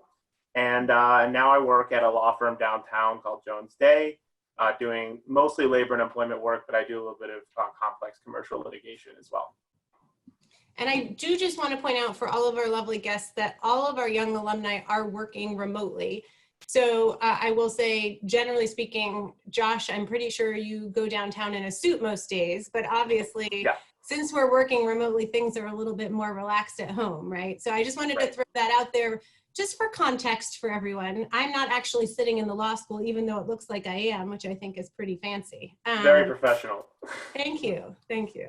So, but anyway, our hope for this panel is for you to have an opportunity to talk to some not only fantastic alums, but people who were in your shoes a few years ago, who have now entered the practice and who have made that transition, what I would argue, in a fairly seamless, in a very positive way, in hopes that you can learn a little bit more about how our students go on to be practicing attorneys. So my main hope is that this will be mostly question answer driven, and I hope all of you admitted students who are joining us have some great questions to put forth to our wonderful panel. If you don't worry, I have plenty of questions I can always ask, but I would love to start and see if there are any questions that anyone has for any of our panelists. Before we see any come up in the feed though, I will throw one out there. I'm curious how you found the transition from law school to practice, and if you felt supported by the law school in finding your employment. And I think that would be a great way to start, because I know a question on everyone's mind is not only do I pick the right law school, but am I going to find a job? Am I going to be successful in doing that? So I wonder if we could start out with that. Maybe we could start with Kervin and maybe Shauna Kay, and then anyone else who wants to jump in on that. So for me, the way I got it was through professional development office. My 2L summer, there's what's called kind of OPCD, which is on-campus interviews and in-firm interviews where firms will come in and get to interview you. And having a good relationship with our professional development office really helps, because they could kind of help filter you and direct you to the right kind of firm that aligns with your interests and what the firms are looking for. So that's how the school supported me, was kind of giving me that guidance and feedback to find the right firm. Then I applied, interned there my second summer, and that turned into a full-time employment for me. In terms of transition from law school to the practice, I felt like my 3L year was really beneficial. That's where I got to do a lot of practical things, such as criminal law practicum, where I was in court a lot of the time and got to actually practice and do non-jury trials. So I thought that was a really great opportunity that Pitt Law provided for students. And I would highly recommend taking advantage of those, especially your 3L year, because I think a lot of the practical things are what really will translate once you do start to practice. And that, along with mock trial, were the two biggest assets for me in terms of transitioning to real life attorney. Great, thanks, Kervin. Shauna Kay, what are your thoughts? What was the question? The question was, in terms of a transition to employment, did you feel supported and that you had the help that you needed in finding that job? So I'm in a weird situation. I didn't decide to move back to Florida until January before we graduated in May, and I decided that January to move to Florida. So while I was looking for a job in Pennsylvania and in the DC area and in New York, I was very supported by the law school. People in, what's it called now, PDO? Yeah, it's the professional, the name keeps changing. We now call it the Professional Development Office, exactly. Everybody that worked in there was really helpful with helping me to find a job when I thought I was staying in the, Northeast region. But once I decided to switch, they were also really helpful with putting me in contact with people down here, especially in terms of health law, which is what I kind of thought I wanted to do towards the end of law school. But I actually found my job through my parents. My dad knew a judge, and this judge's husband needed an associate, and so that's how I got my job. But in terms of like working, so it's just me, my boss, and a paralegal. There's only 3 of us. And in terms of working in a small firm and how that's gonna work, Lori, who I don't think she's in PDO anymore, but she was very helpful with explaining all of that to me in that transition, because everywhere that I interned was a pretty large, I guess, not firm, but because I interned at the DA's office, which is pretty large, and then I interned with a university council, which has like 20 attorneys. So going from a lot of support to just me doing everything was a lot, but she was really helpful in explaining that. Because in work, I have a paralegal, but I'm also my own paralegal, and I do a lot of other stuff on my own. I don't know if that answered your question. I think it did. Are there any questions? Oh, very good. I see some questions coming in. We're going to go to one, and I see oh my gosh, now I'm seeing lots of questions. Whoa, it's getting a little crazy. The first one, and I think we can circle back to this one, was about clinics. I know Shauna Kay did a clinic. Did anybody else do a clinic? I did health law. Oh, good. Okay, great. Tax, I think. What'd you say, Kristen? Was Tony in the tax clinic? Tony, did you do tax? I did.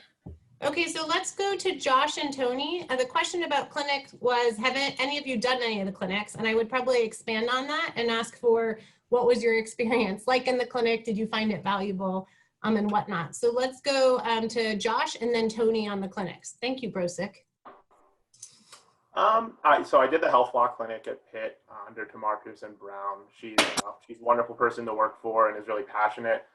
The way that the health law clinic works at Pitt is that we actually represent only minors in a few different capacities, and so I was able to get several different types of kind of almost practice areas even within the health law clinic and get some practical experience for my resume. I was in the courtroom doing a guardianship hearing.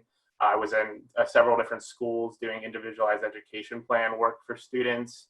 And so for me, I had already had a job lined up for post-grad, thankfully. But if you don't have something lined up, by your 2L, end of your 2L, beginning of your 3L, you're doing a clinic is great work to get something additional on your resume. Because I think by the time I got out of law school, I had maybe 4 different legal jobs listed on my resume in the form of internships, and the health law clinic was super helpful for that.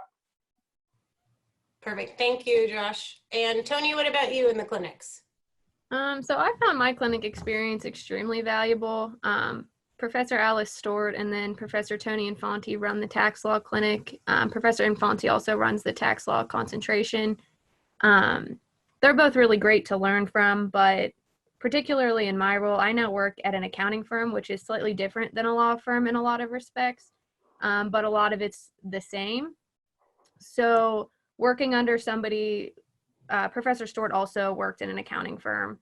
She's a lawyer. I believe she's also a CPA. So working under somebody with her skill set was super valuable to me coming out of law school and not going directly into a law firm. I also spent a lot of time on the phone with the IRS, calling about notices for my clients, things like that, which I do every day at my job. So I think from the work that you're doing in the clinic to potentially outside of the clinic in the real world, if you want to call it that, you're pretty much acting like you are the attorney on the case. And I think that's pretty much the same across the board in all of the clinics, is that these individuals need our help. So we really do get to do all of the facets of what an actual attorney who's barred would be doing in all of these cases. Mm-hmm. Awesome. Thank you, Tony. I know there was another question. Elizabeth, I just want you to know, I see your question about the best piece of advice in law school. It's a fantastic question, but I'm going to hold off on that one for right now and come back to it in the future, because I think it's a wonderful thing that everyone should answer at some point. So I promise you, Elizabeth, we're going to come back to your question. But there's another question, ironically, to Taylor and Adam collectively, which was, could you talk a little bit about your experience with the Sports and Entertainment Law Society and what it entailed? There's someone, the person asking is an undergraduate sports management major and finds themselves very interested in joining that organization. So if Taylor and Adam might shed some light on that, that would be fantastic. Yeah, Adam, how much of that question did you hear? I heard part of it. I was on a call with a client, sorry. Yeah, no, you're good. Adam, shame on you. So I can jump in first. I was the business manager, another what we called our treasurer, basically, for sports and entertainment law. Primarily, what the organization does is bring in speakers to talk about what they do, how they got there, and a lot of the time it was, we had attorneys, we had the athletic director of Pitt, I believe, spoke the year after we were on the board. Mm-hmm. She's very active with the law school now, actually, as well. Yeah. We had a guy in from California, actually. He was a Pitt Law grad. He does some work with the WWE along with specific athletes. A lot of random people, some actual athletes came in for us. Baron Batch, a former Steeler, now artist in Pittsburgh, came and talked about both sides of that. So they come in and just kind of talk about what they do, how they got there. As far as the athletes, they kind of discussed their relationships with attorneys and managers and agents and things like that, so that we could have some insight if we ended up in that position with an athlete. And then occasionally for some of our students, they ended up with, at minimum networking opportunities, but some of them had internships with the athletic department of Pitt and other things like that. So a lot of it is just kind of speakers coming in and giving you ideas, but it does turn into a networking opportunity as well. Adam, Yeah, I mean, everything Taylor just said is, pretty spot on. I would echo all that. It's, I know our big speaker, our year was an agent from New York City, who I think he represented a bunch of NFL players, one of which was on the Steelers at the time, Sean Davis, and he came in at the end of the meeting and talked to everybody. So that was kind of cool. I was the president for a year, and then Taylor and I transitioned to when we rewrote the, whatever you call it, we made ourselves executive advisors just so we still had a title. But it was kind of tough for us because we don't have a lot of funding. So we couldn't pay to get, the big lunches and draw people in, or pay to get the big people to come speak. So it was a lot of grinding, some of which, we did it pretty well for a while, and a little bit of it kind of tapered off as classwork ramped up. Taylor did bring in, I forget his name now, but he does NCAA compliance at a firm in Pittsburgh. He came in and talked to us about it. And that was pretty interesting. So there's a lot of different opportunities to just kind of hear these people speak and their experiences and who they represent and what they do and how they got there. But you also argue, Adam, that all of these opportunities, when these people come, I mean, every opportunity is a networking opportunity to meet someone, to build a relationship. Yeah. May not yield anything at that point, but it's something in the future that could benefit from it. Yeah, absolutely. I mean, I'm not working in sports and entertainment law right now, but I still met these people and I talked to them and they helped me through things. And, I spoke with one about working at my resume on certain things. And, you know, it's just relationships that you build that you never know where in, you know, a couple years down the road, they may be in a position to help you out, or, you know, it's just a good person to have, you know who you are and you know them. So that definitely helps. Okay. We are going to come back. There's another question I think that anyone who did mock trial can answer, but I'm going to skip to one. Brosick, this one's going to come to you, which is a little bit more about transitioning to law school. It said, what was one thing you found to be difficult about the transition to law school? And I would potentially add to it, were there things that you found helpful as you transitioned to law school as well? I think both of those could be great things for you to shed some insight on. Yeah, sure. So it was interesting because when I came to law school, I kind of almost expected it to be when you start college. And I know at my undergrad university, there were a lot of like icebreaker games and a lot of opportunities to meet other students and make connections and make friends. And when I had the realization that, oh, this is a professional school, this is a professional degree, we're not here to like be buddies and whatever. So they kind of focus less on that and more on, okay, this is how to complete your degree requirements. And if you're interested in this area of the law, these are the classes you should take, these are the clinics you should be looking at, you know, whatever. So the hardest transition I think that I had was just making relationships with other students. But and it's a little intimidating at first, but once you actually get to school and once you sit in your classes, if you just kind of have to take that first step and look over to the person next to you and be like, hey, did you understand this? Do you want to share notes? Do you want to have a coffee after class and kind of talk things out? Once you start to open yourself up and make those connections with your other classmates, I mean, look at all of us here. That's how we all became friends. We weren't even in the same section, and we just kind of took that leap and opened ourselves up to the possibility of making new friends. And once you do that, the whole transition becomes 1,000% easier. And I'm sure all of my friends can agree with that. Thank you, Brosick. That was very helpful.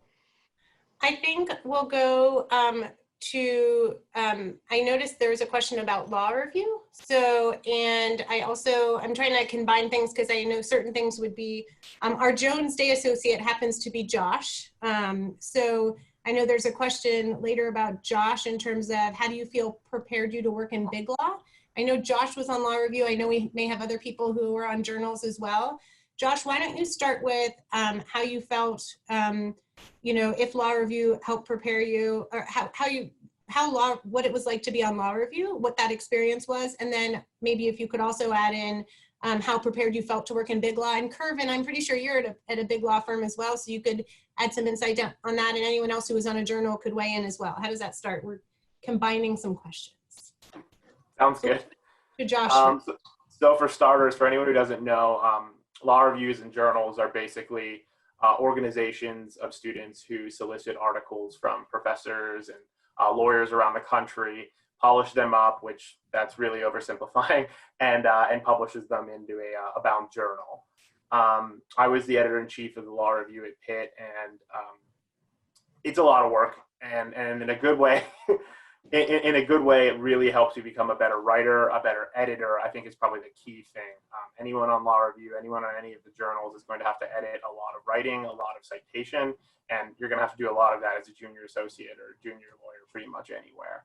And then otherwise, it's really yet another good networking opportunity. I think there was 40 of us on the law review. I'm relatively close with everyone that was on the law review at the time that I was there. Probably 60 if you count the 2 years I was on. So I made a lot of good friendships and a lot of good relationships with professors both at the law school and at other law schools who we solicited articles from. Just to hop to the big law question, first and foremost in Pittsburgh especially, but all around, Pitt Law has an extremely good reputation. Everyone that I've talked to at every firm I interviewed at was really valued the education that we would get at Pitt. And so I don't think that you have to be in the top 5 or top 10% of your class to get a job at big law or at least at a relatively large firm. Grades are very important, but networking is key. And that's one of the other things that I would say is really important. Pitt Law is right in the city of Pittsburgh. So if you're interested in staying in Pittsburgh, especially, you can go down and get coffee with somebody you met at a networking event midweek, and you can intern in locations around town, including the courthouses during law school during your semester rather than just over the summer. So I think Pitt Law was really useful for a lot of reasons. One, because of reputation, but two, because of its prime location, and trying to help me make those networking opportunities happen and kind of parlay that into getting interviews and getting a job at a big law firm. And now that I'm there, my experience in terms of what I learned and my ability as a writer and whatnot and researcher, everything that I learned at Pitt Law has been really helpful. Thanks, Josh. Kervin, do you have any thoughts about the transition to big law? Yeah, I would echo Josh's sentiments. I don't think you need to necessarily be in the top 5 or 10%. I've always kind of figured a good resume will get you an interview, networking will get you a job. So I really do think networking is something that's really important and you should really emphasize on. As well as there's other things that employers are going to look on your resume beyond just your GPA. They're going to look at your extracurricular activities and what you were involved in. I know myself, I wasn't in the top 10, but that didn't disqualify me from, having an opportunity to work in a big law firm. Again, grades are important because they will kind of use that as kind of like a filter, but it's not the only thing. It's not only, if you're not in the top 10%, you're not going to have an opportunity. You'll just have to balance out your application with other areas, whether that's interest, networking, or what else you can bring to the table. So don't feel discouraged if big law is where you want to be, if you're not in the top 10%. Thanks. Was there anyone else who was on a journal who wanted to say anything about journals? Great. The other question I wanted to go to was for mock trial. I know that Adam and Taylor are on mock trial. Tony, you did mock trial too, correct? I did for a year. Irvin, you did too. Brosick, how about you? No. No mock trial for Brosick. Okay. Well, for anyone who was on mock trial, and I think we'd love to hear from all of you, how did the course, and I'm assuming, Gabby, Gabby's first question was, what transferable skills did you receive from mock trial? And then there was a follow-up question, how did the course load help you prepare for the bar exam? I'm not sure if those two are linked, so we could link them, but we could also look at them separately as well. But let's start with the mock trial component in terms of what transferable skills did you receive from mock trial? I know. Okay, good, they're not linked. Thank you. What transferable skills did you receive from mock trial? Then we'll go to the next question. So I know for me, I went into a firm where it's a mid-sized firm, I guess. There's 15 attorneys. I knew that I wanted to do litigation and they needed someone to come in and do litigation. I think my second week there, I was in court arguing motions. So for me, I was able to walk into the courtroom with confidence, know how to address a judge, know how to speak to opposing counsel, know what to do when I'm in the courtroom, which was something that the partners found, there was a good quality to have because they would come to me and say, hey, I have this motion, 2 o'clock, do you want to go do it? So I would get to go down and do these motions, get you goodwill with the partners, and they don't want to go down and argue some of these motions. So, I go down, like I said, you're able to know exactly what to do. And at this point now, I'm arguing motions for mesothelioma cases, which are a little bit different because there's sometimes 30 or 40 defendants, which means there's 30 or 40 defense counsel in the courtroom all at the same time, and 1 or 2 plaintiffs' attorneys. But I've never lacked the ability to just go in there and kind of do it. And that is something that I learned from mock trial, how to properly act and speak in the courtroom. Okay. Other mock trial. I know Kervin and Taylor and Tony. So I'm going to jump in because 3 of 4 of us became litigators. So I feel that their skills transfer very well from mock trial to their current litigation job. So not to steal anyone's thunder, but I went a different route. So I went from thinking I wanted to be a litigator my 2L year to not wanting to be a litigator my 3L year. So I went corporate and I work at an accounting firm now. So some of those skills in mock trial, I'm not going and presenting motions in court, but I'm giving presentations in front of 5, 10, potentially 20 people, depending on the return or the project that I'm working on. So I think that your skills in mock trial, they teach you how to speak in public in front of people in high pressure situations. Talking to 4 or 5 partners about your work can be pretty intimidating, probably as intimidating as being in front of a judge in certain circumstances, depending on the client and what's on the line for them. So I think mock trial gave me a lot of useful skills, even though I don't walk into a courtroom ever. It taught me how to speak. It taught me how to be confident and think on my feet and be able to reason through things very, very quickly. And there's not a lot of other things in law school that give you that real time, have to jump into an answer of a question off the top of your head very quickly. That was really helpful, Tony. Kervin, did you and then Taylor have anything to add about mock trial? I would just say that it also kind of helped me to a degree with trial prep stuff. The obvious stuff I think Tony really highlighted and mentioned really well, but just kind of like how to develop a case, how to ask questions, how to frame case strategy and theories. Those are transferable assets that have helped me in my practice now. Just, anytime you get a case, try to think of what's the end goal. And I think that's really one of the good skills that were derived from mock trials. I really do think it's very beneficial, and it was one of the few things that I did at Pitt Law that was very practical and really useful for me. Very good. How about you, Taylor? Any thoughts? I think they've covered most of it. And like you said, a lot of the mock trial stuff straight into litigation work, like me, Adam, and Kervin are doing, are gonna transfer over. Case strategy, analysis, things like that. Preparing examinations of witnesses, all of that stuff helped. I will add, Adam said it helps him go in and just like be able to do it in court. What that means to me is it helps us go in and wing it when we have to. Because it gives you, I don't think anybody would say that most of the people on this panel lack confidence. But going into a courtroom in front of a judge with opposing counsel is a different beast than normal life.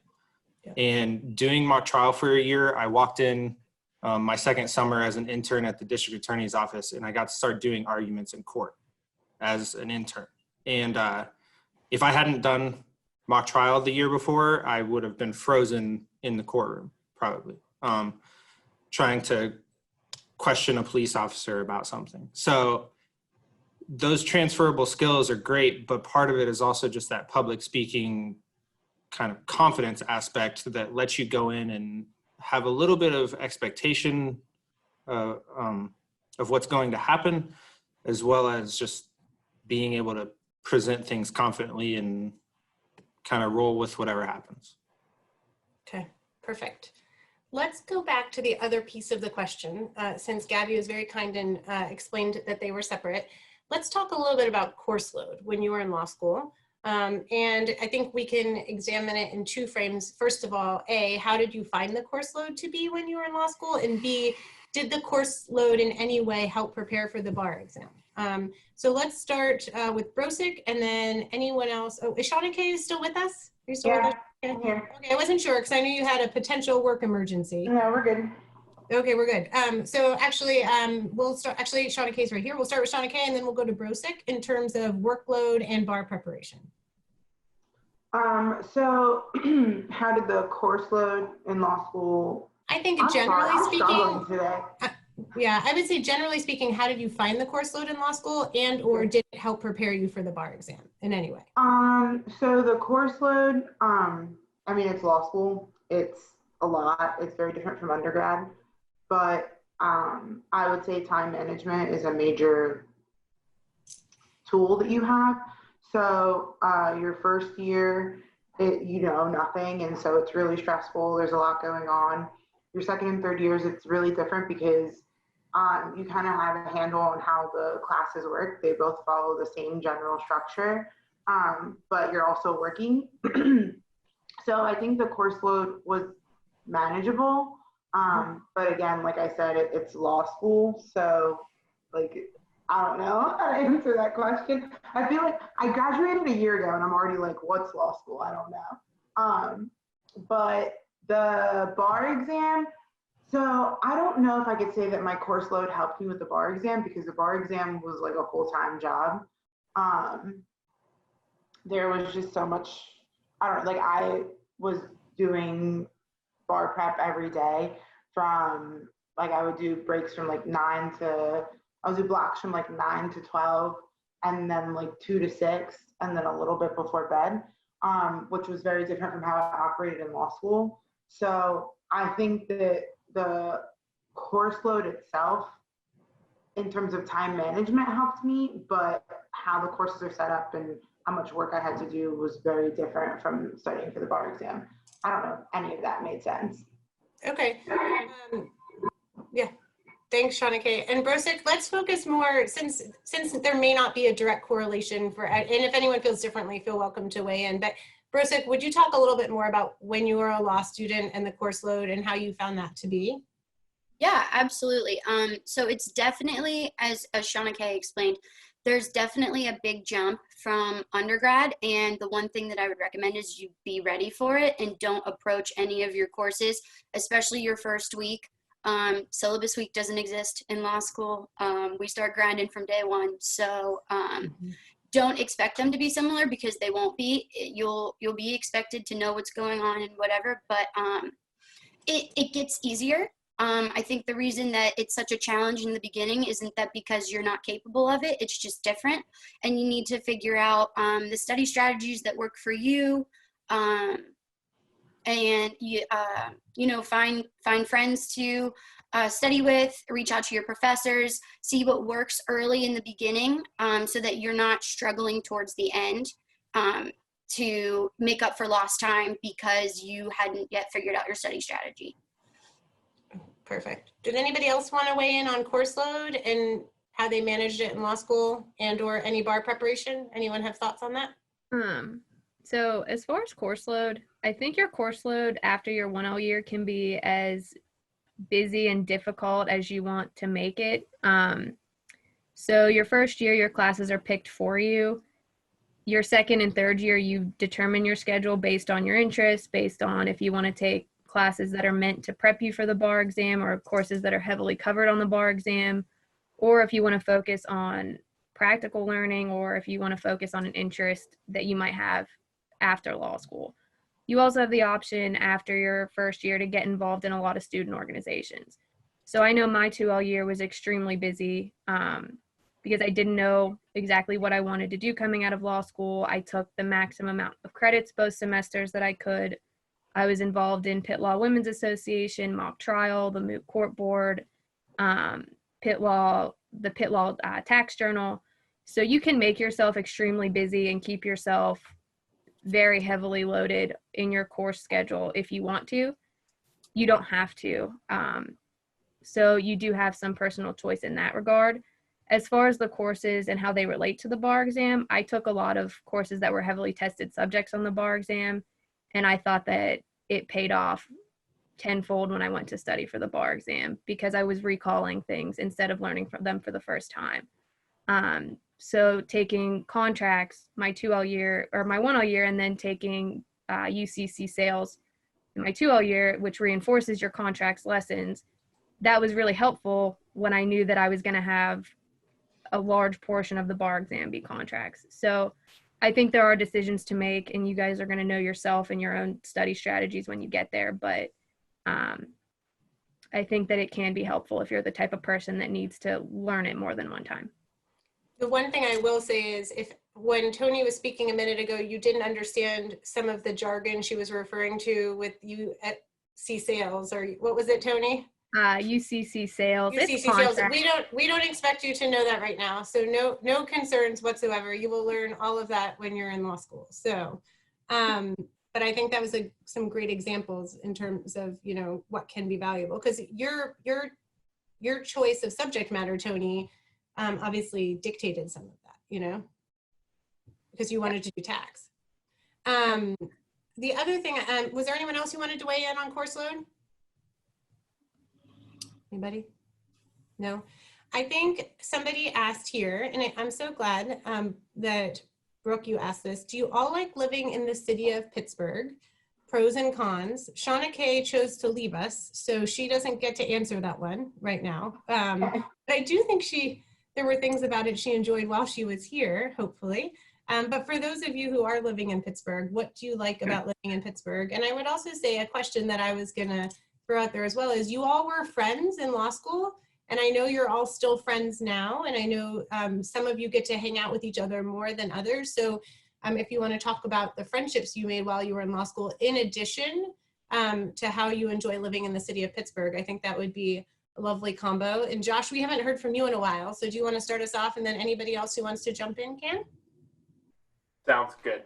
Yeah, clearly I like Pittsburgh a lot because I went here for undergrad, and I actually grew up in Western Pennsylvania, not far from Pittsburgh, and decided to stick around for law school for a lot of reasons, but in big part because I love Pittsburgh. I love the community here. It's not going to be for everyone, but I think that most people who come here see the beauty in it because, you know, you have the city vibe. There's pretty much anything you're looking for, any type of activity or type of food or, you know, the arts, sports. We have a little bit of everything, which is really nice because you get all of that in a situation where, you know, you're not in a New York or a Los Angeles where, you know, there's crazy traffic at all times and there's millions of people and you don't really have a lot of room to breathe. So I really love Pittsburgh for all those reasons. And then the people are a little bit more laid back here, I think, than in some of those cities too, overall. And I think that reflects in the types of people who end up coming to law school. And so everyone on this panel I made fast friends with and I'm still really close with.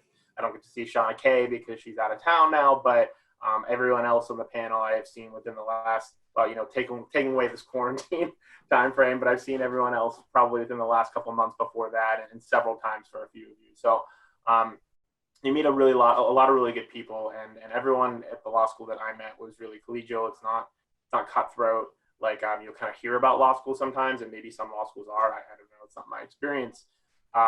But yeah, you're going to make a lot of friends if it's what you want to do, and you just have to basically go after what you're interested in. Like a lot of the people on the panel that I'm close with, I met through soccer because I love playing soccer. We started an intramural soccer team at the law school, and we made fast friends and have continued to hang out outside that capacity.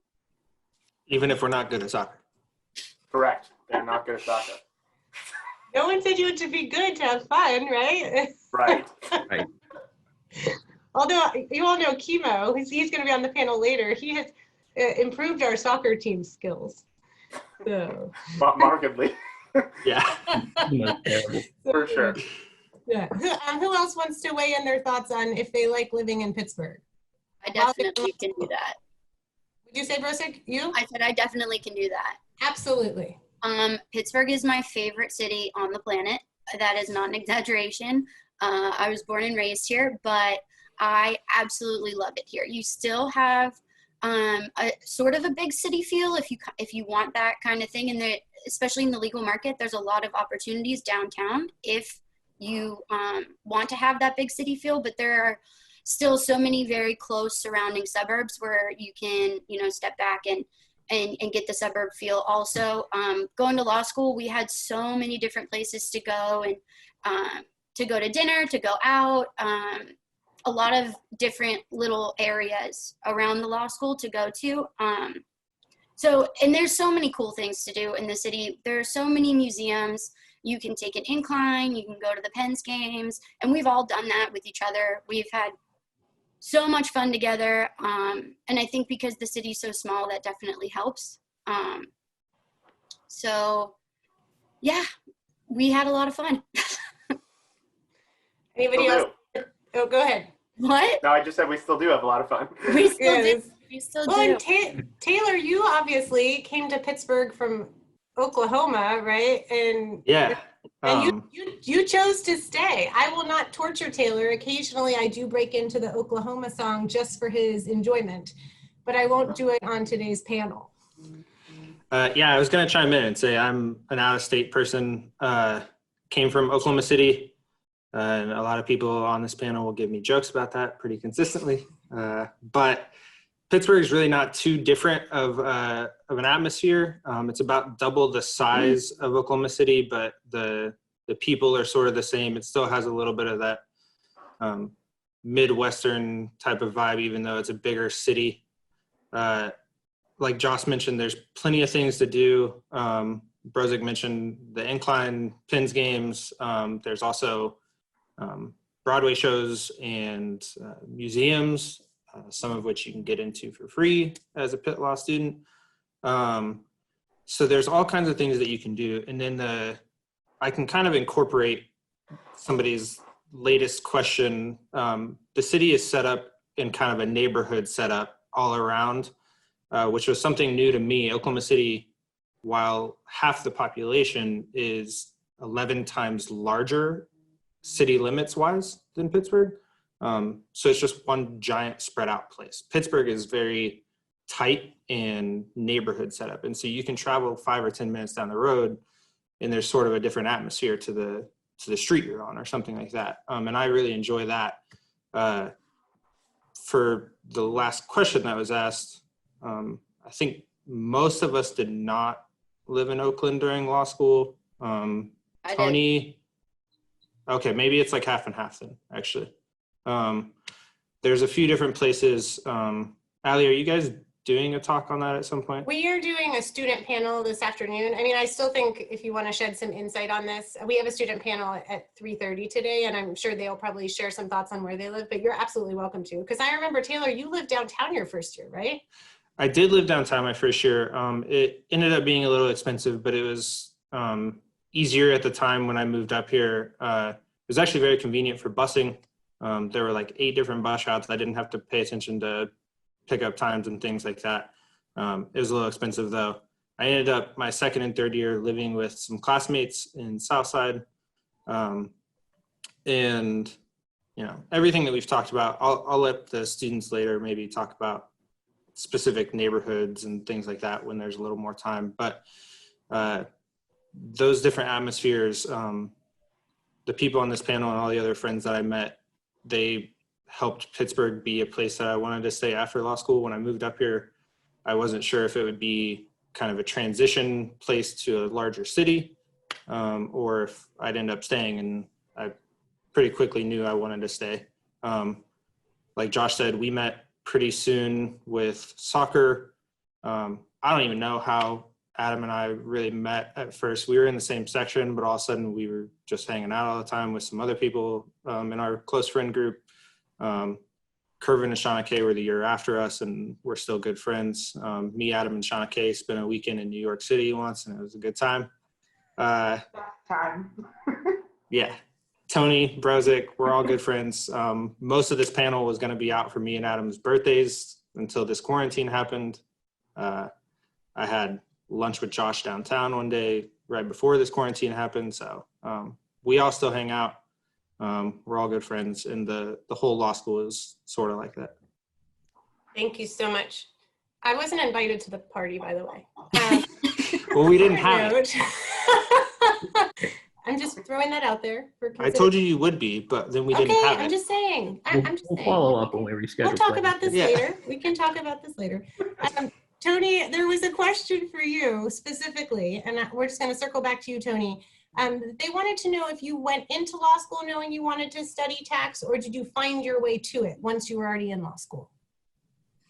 So I had a degree in psychology in undergrad. I didn't even take a business course in undergrad, like nothing. And when I got to law school, I thought I was going to be a litigator, do criminal law, save the world, work with kids. It was going to be great. Mock trial happened, and I was like, well, that plan's out the window, because I just did not like what it felt like being in a courtroom. For one of our cases, I was paired with Taylor. He was my co-counsel, and I forgot my opening statement. So needless to say, that was not going to be my calling.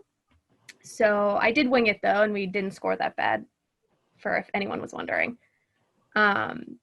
So 2L year, I took basic income tax. It's a course that we offer here at Pitt. And I was like, well, it's tested on the bar. I might as well learn it. I didn't take a business course in undergrad, so it's probably going to be difficult for me. and I loved it. I loved the coursework. It was kind of like a puzzle. The professor was wonderful. I took more tax courses in my 2L and 3L year, and then I just kind of figured, well, I'm decent at it and I'm getting good grades, so maybe this can be something that I do at least for a while after law school, get some experience and see what's out there. And when I got my job at Schneider Downs in Pittsburgh, when I really got into doing the work, I just kind of fell in love with my job. So I'm very happy with where I'm at, but it was not where I planned to be when I was coming out of undergrad and coming into law school.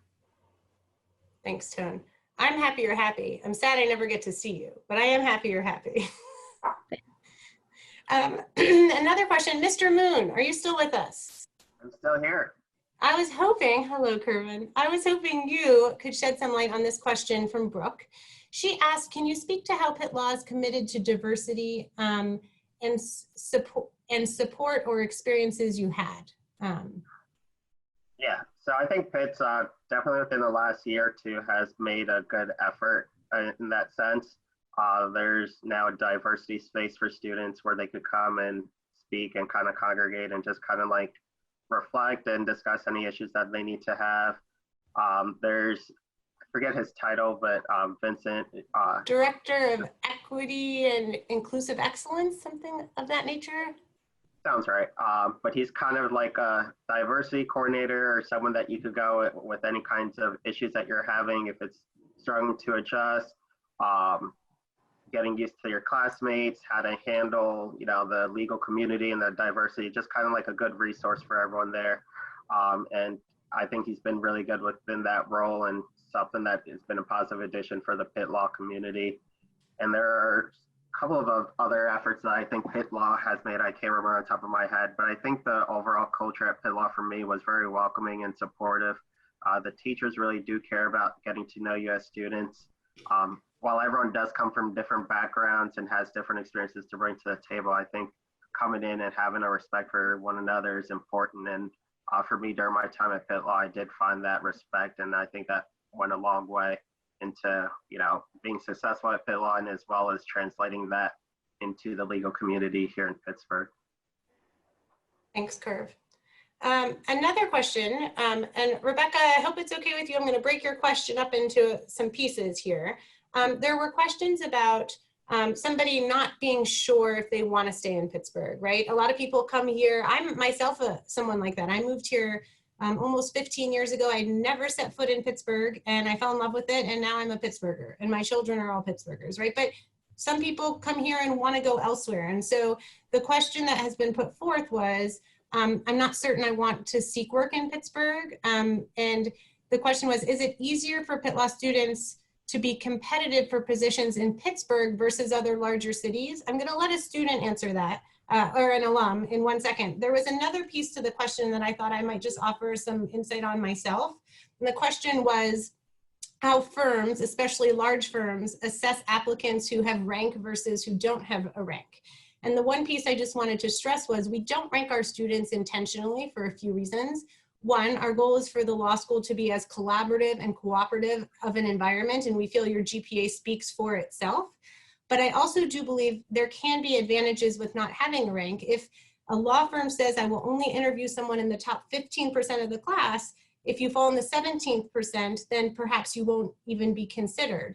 Having a GPA potentially might allow a law firm to look at you because you don't have a rank attached to you. So I think that's something to think about as well, but I'd like to open that up. The question was more specifically, I think, for big law. I'm just going to double check the question. It just says firms, especially large firms. So perhaps Josh and Kervin want to start with that just because of your experience with law firms, but we do have alumni in all 50 states and 44 foreign countries. So I just needed to throw out there that you can go anywhere. We just do have a lot of people who end up enjoying the city and wanting to stay. But Josh and Kervin, if you want to shed some thoughts, and if anyone else wants to jump in, I would value your insight as well.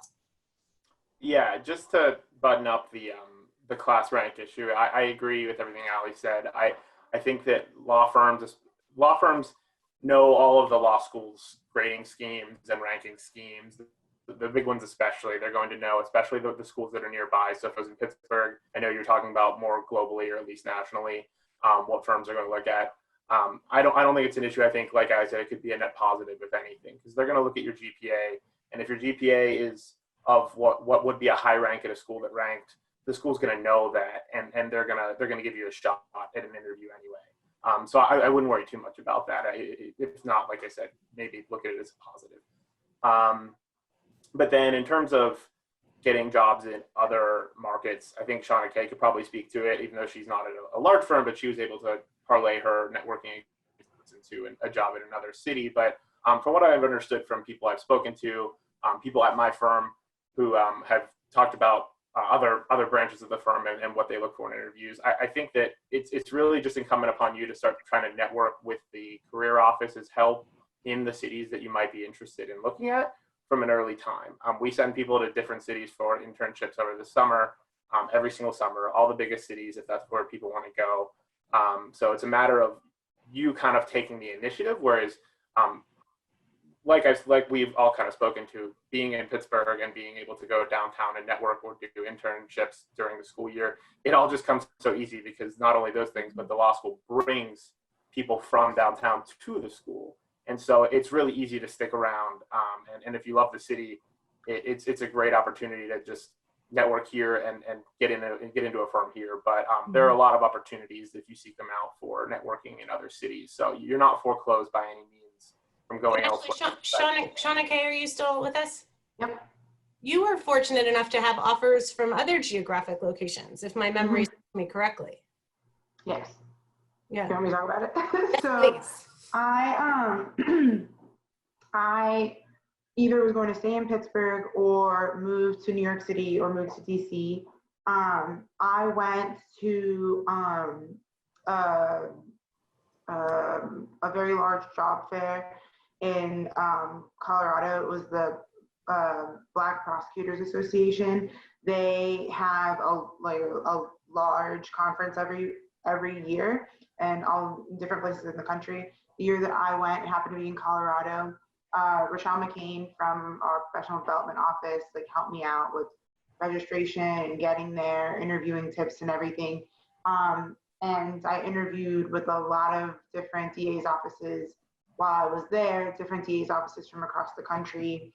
And I got second interviews from places down here in Florida, places in DC, places in New York.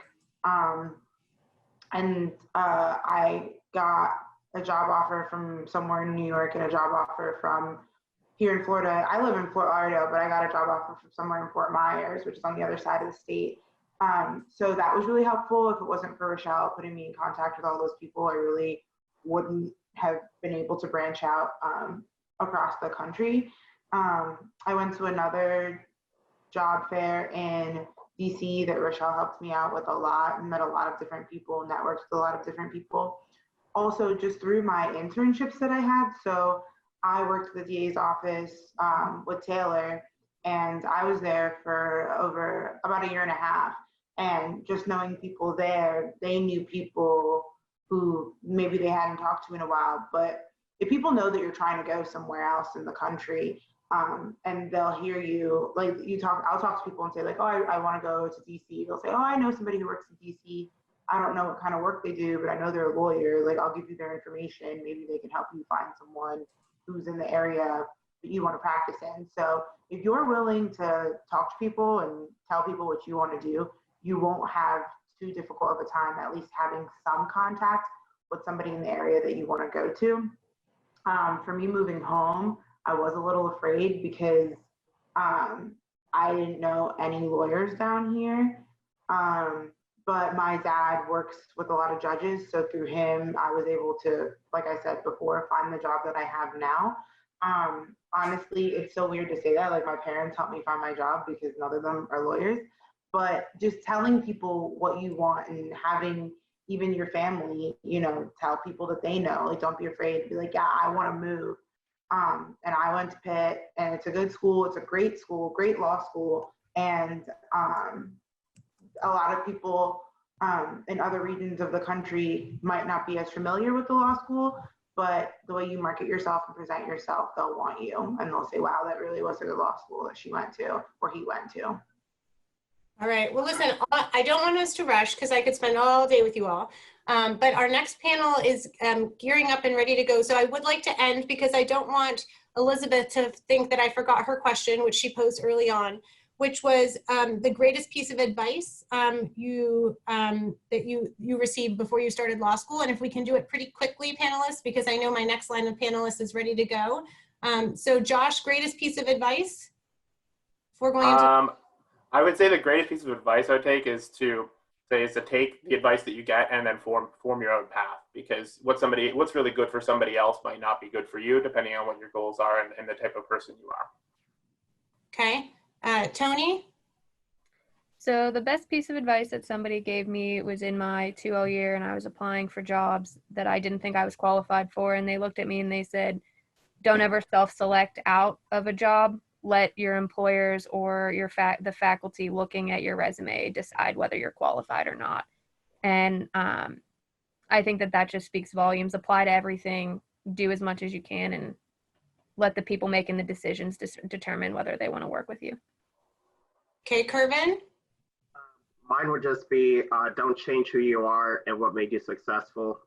That got you to law school, so just keep on doing what you've been doing. Great. Taylor?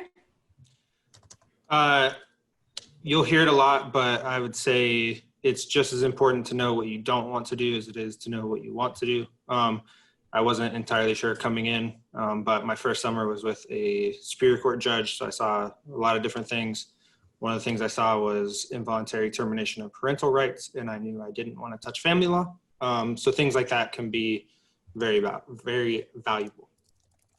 Adam? Is Adam still with us? He's muted. He doesn't realize. Oh, that's okay. I'm muted, sorry. He might, oh, Adam, do you have a piece of advice quickly? We got another panel. Yeah, so I received a lot of the same advice that everybody kind of said, but something that somebody told me once was, you know what they call you if you finish last in your class in law school? So they call you a lawyer.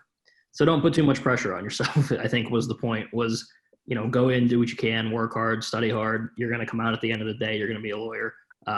So don't put too much pressure on yourself and just do what you can. Thanks, Adam. Shauna Kay?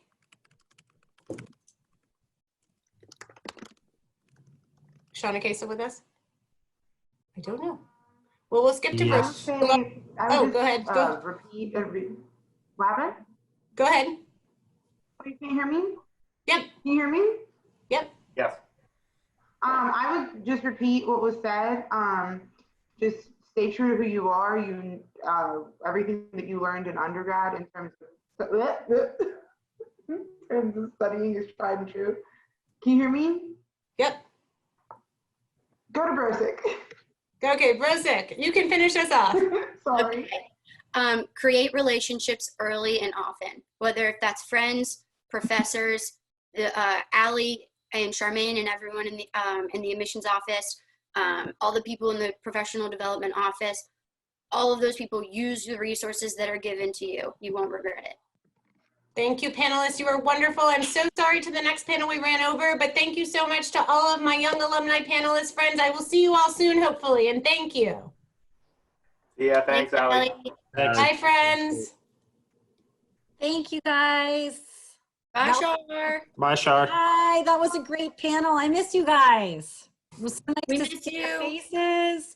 And I know someone on the in the group did ask for their email addresses, and I can make sure we send. I'll list them all in the chat. Okay, some of them, Allie, have already responded. They're on. Oh, okay. But I was just going to say we'll make sure that we get them on there either throughout today's presentation or even later as a follow-up email. So no problem. Yep. And I do believe, yes, Kim is already, she is on the ball getting our next panelists up and ready. So our next panel is, we're calling it an Opportunities at Pitt Law breakout sessions. What we'd like to do is hear from different faculty on different types of research and scholarly activity that they're involved in, what type of classes they teach. So we put together another faculty panel. And I think we're all on board. Let's see, I have Ron, and do we have Jules up yet? So the next, what we're going to do is we are going to start with Professor Ron Brand. I see Ron is up and he is ready. Kim, if you want to unmute him. And Ron, welcome to our virtual open house. And we have a fantastic group of students that are here with us. They've posed some fantastic questions. And I envision that this panel will go the same. So each faculty member will talk for a little bit, and then we're going to open it up to our audience for Q&A. But for now, Ron, go ahead and take it away. Okay, thank you, Charmaine. Is my sound okay? We're coming through all right. Okay, good.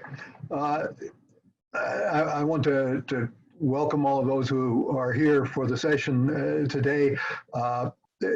I am the director of our Center for International Legal Education. That puts me in a position where I am a biased person. I think that you should all in law school get some experience in the international realm, and we do require at least one course in that. But for those who are particularly interested in international matters, I hope you will contact me. Ellie and Charmaine can give you my contact information, or you can find it on the website. Just email me. I'm happy to talk to you. At the center, we try to arrange as many opportunities for students as possible in the international area. We do that with two mantras. One is all education is personal. That means we don't create boxes and ask you to fit into them. We ask you to come in and talk to us so that we can get to know who you are and see what your box is, and let us put programs in that work for you. Our second mantra is that your transcript gets you your JD, your resume gets you your career. So we want you to think about, and you should, whether you're doing international or otherwise, you should think about the other things that you do during your law school, the opportunities that are there for you. We try to provide opportunities in the international area, the study abroad, internships abroad, programs, visiting professors, other opportunities to join those who also are interested in international matters and get an education that really prepares you well for that. We think you can do that at Pitt Law. I invite you to come join us and come talk and see how we can do it for you. Okay, great. Thank you, Professor Brand. Next, we have Professor Jules Lobel. Jules, welcome. Hold on one second, Jules. I'm gonna unmute myself. There you go. You're ready to go. I'm glad to be here. It's glad to meet with all you folks, even if it's virtually.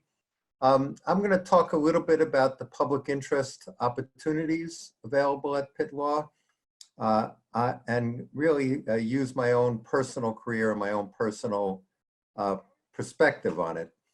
For the last 30 years, I've been involved with an organization, the Center for Constitutional Rights.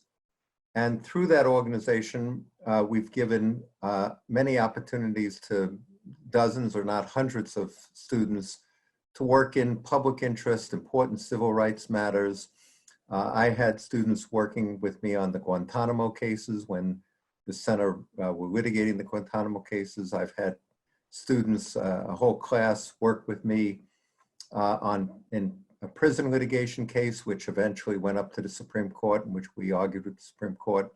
And the whole class came and attended the Supreme Court argument and helped prepare me for the Supreme Court argument and helped draft the brief in the Supreme Court. I've had students involved with cases involving the war on terrorism.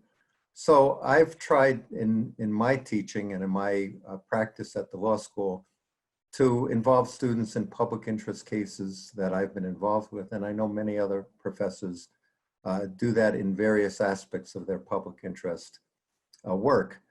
Now I'm involved with a new organization, which actually I helped start with two students who, when they graduated from law school, before they even passed the bar, formed an organization called the Abolitionist Law Center, whose goal was to represent underrepresented prisoners in Pennsylvania, particularly in Pittsburgh, but throughout Pennsylvania, in dealing with the challenges and problems that prisoners have, particularly solitary confinement. And as we know now, prisons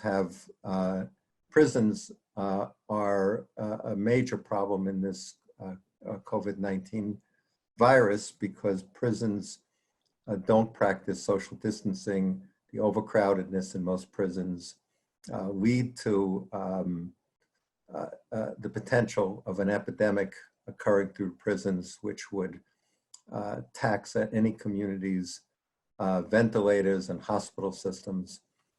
So there's a movement now to decarcerate prisoners and remove nonviolent, less dangerous prisoners from prisons. But over the last 5 or 6 years, these two students, with my help, have created an organization which now has a budget of almost $750,000. They now hire students as interns and research assistants. We've created an organization at Pitt Law, the Prison Legal Support Project, which gets letters from prisoners, writes them back, and tries to give them encouragement and help with, to the extent they can, with the problems they have. And I also teach a course now on prison litigation. In that context, students in this course, which is a quasi-clinic, actually represent prisoners in cases that we have going. And the course now is about to embark on a major case involving a challenge to Allegheny County jail system, which is has numerous constitutional problems. I think that we have at Pitt a group of professors who do public interest work, involve students with their public interest work, both myself, others like Deb Brake, David Harris, numerous other professors. And I think it's a great school to go to if you're interested in public interest work and civil rights work and work challenging the status quo. Great, thank you, Professor Lobel. Next up, we have Professor Joss Galpin. Hi, thanks everybody. So Professor Brand and Professor Lobel and then me, I don't know why this wasn't titled the Promising Junior Faculty panel, and Professor Wasserman to finish us off, but I'm glad to be here. So like Professor Lobel, I also do public interests work, where Professor Lobel is doing largely litigation, or not entirely litigation-based work. Mine is policy advocacy, policy development focused work. So I usually describe my research and advocacy work as sort of public governance, public interest governance focused work. The classes I teach actually reflect the subjects that interest me and the kind of work I did before I got into academia and the kind of work I continue to do in various collaborations. So administrative law, that is the law that sort of governs the day-to-day operations of the government. Administrative law is probably my primary area of expertise and scholarship, but I add the public interest governance component to administrative law by also focusing on environmental law and environmental advocacy, food law and agricultural law. And I write and work with organizations and other scholars, professors, to try to advance public interest goals in these areas, in environmental law, in food law and agriculture law. So it's a little bit of everything. It's a little bit of the substance of food law and environmental law, and it's a lot of administrative law, and there's constitutional law and democratic theory involved in all of this. And it's really incredible stuff. It overlaps a lot with other really brilliant faculty at Pitt Law, and it's just been a pleasure to work with the students I've already worked with, and I look forward to working with many more of you in the future. Great, thank you. And next up, we have Professor Rhonda Wasserman. Good afternoon, welcome. Thanks for joining us today. I teach civil procedure in the first year. It's a required first-year course. And the gist of civil procedure is to learn about how the civil litigation system functions, how civil cases, as opposed to criminal cases, are processed through the system, and how our values of fairness and adequacy of representation and an opportunity to be heard and to participate in the litigation system, how those values are protected and fostered in the system. So this is, as I said, a required first-year course. I also teach a course on conflict of laws, which is a course that addresses interstate problems. So a lot of times when people think about litigation, they think about how a case would proceed if you had a dispute with your next door neighbor, or if your landlord failed to provide heat and you were to sue your landlord to compel her to provide heat in your unit, and you were from PA and the landlord was from PA and the apartment was in PA. But the course that I teach, Conflicts, considers disputes that arise when the parties or the facts involve more than one state. And then there's an allocation of responsibility, sort of authority really, on the part of the states to regulate those interstate transactions through the application of their law.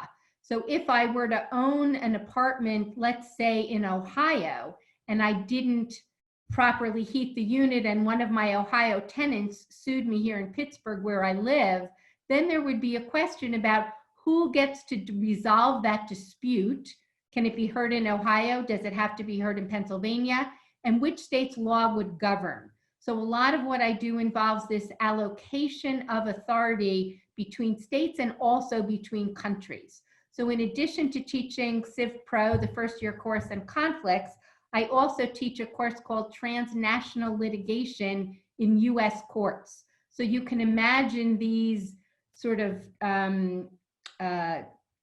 challenges over who's got regulatory authority, who has jurisdiction to proceed, are even more complex when it's not just an interstate problem between US states, but potentially an international problem where you could have parties in another country or events happening in another country. Imagine I go to Switzerland and I ski and I'm involved in an accident in Switzerland, but I want to, and my claim is that the manufacturer of the ski lift designed a defective product and I want to go after them.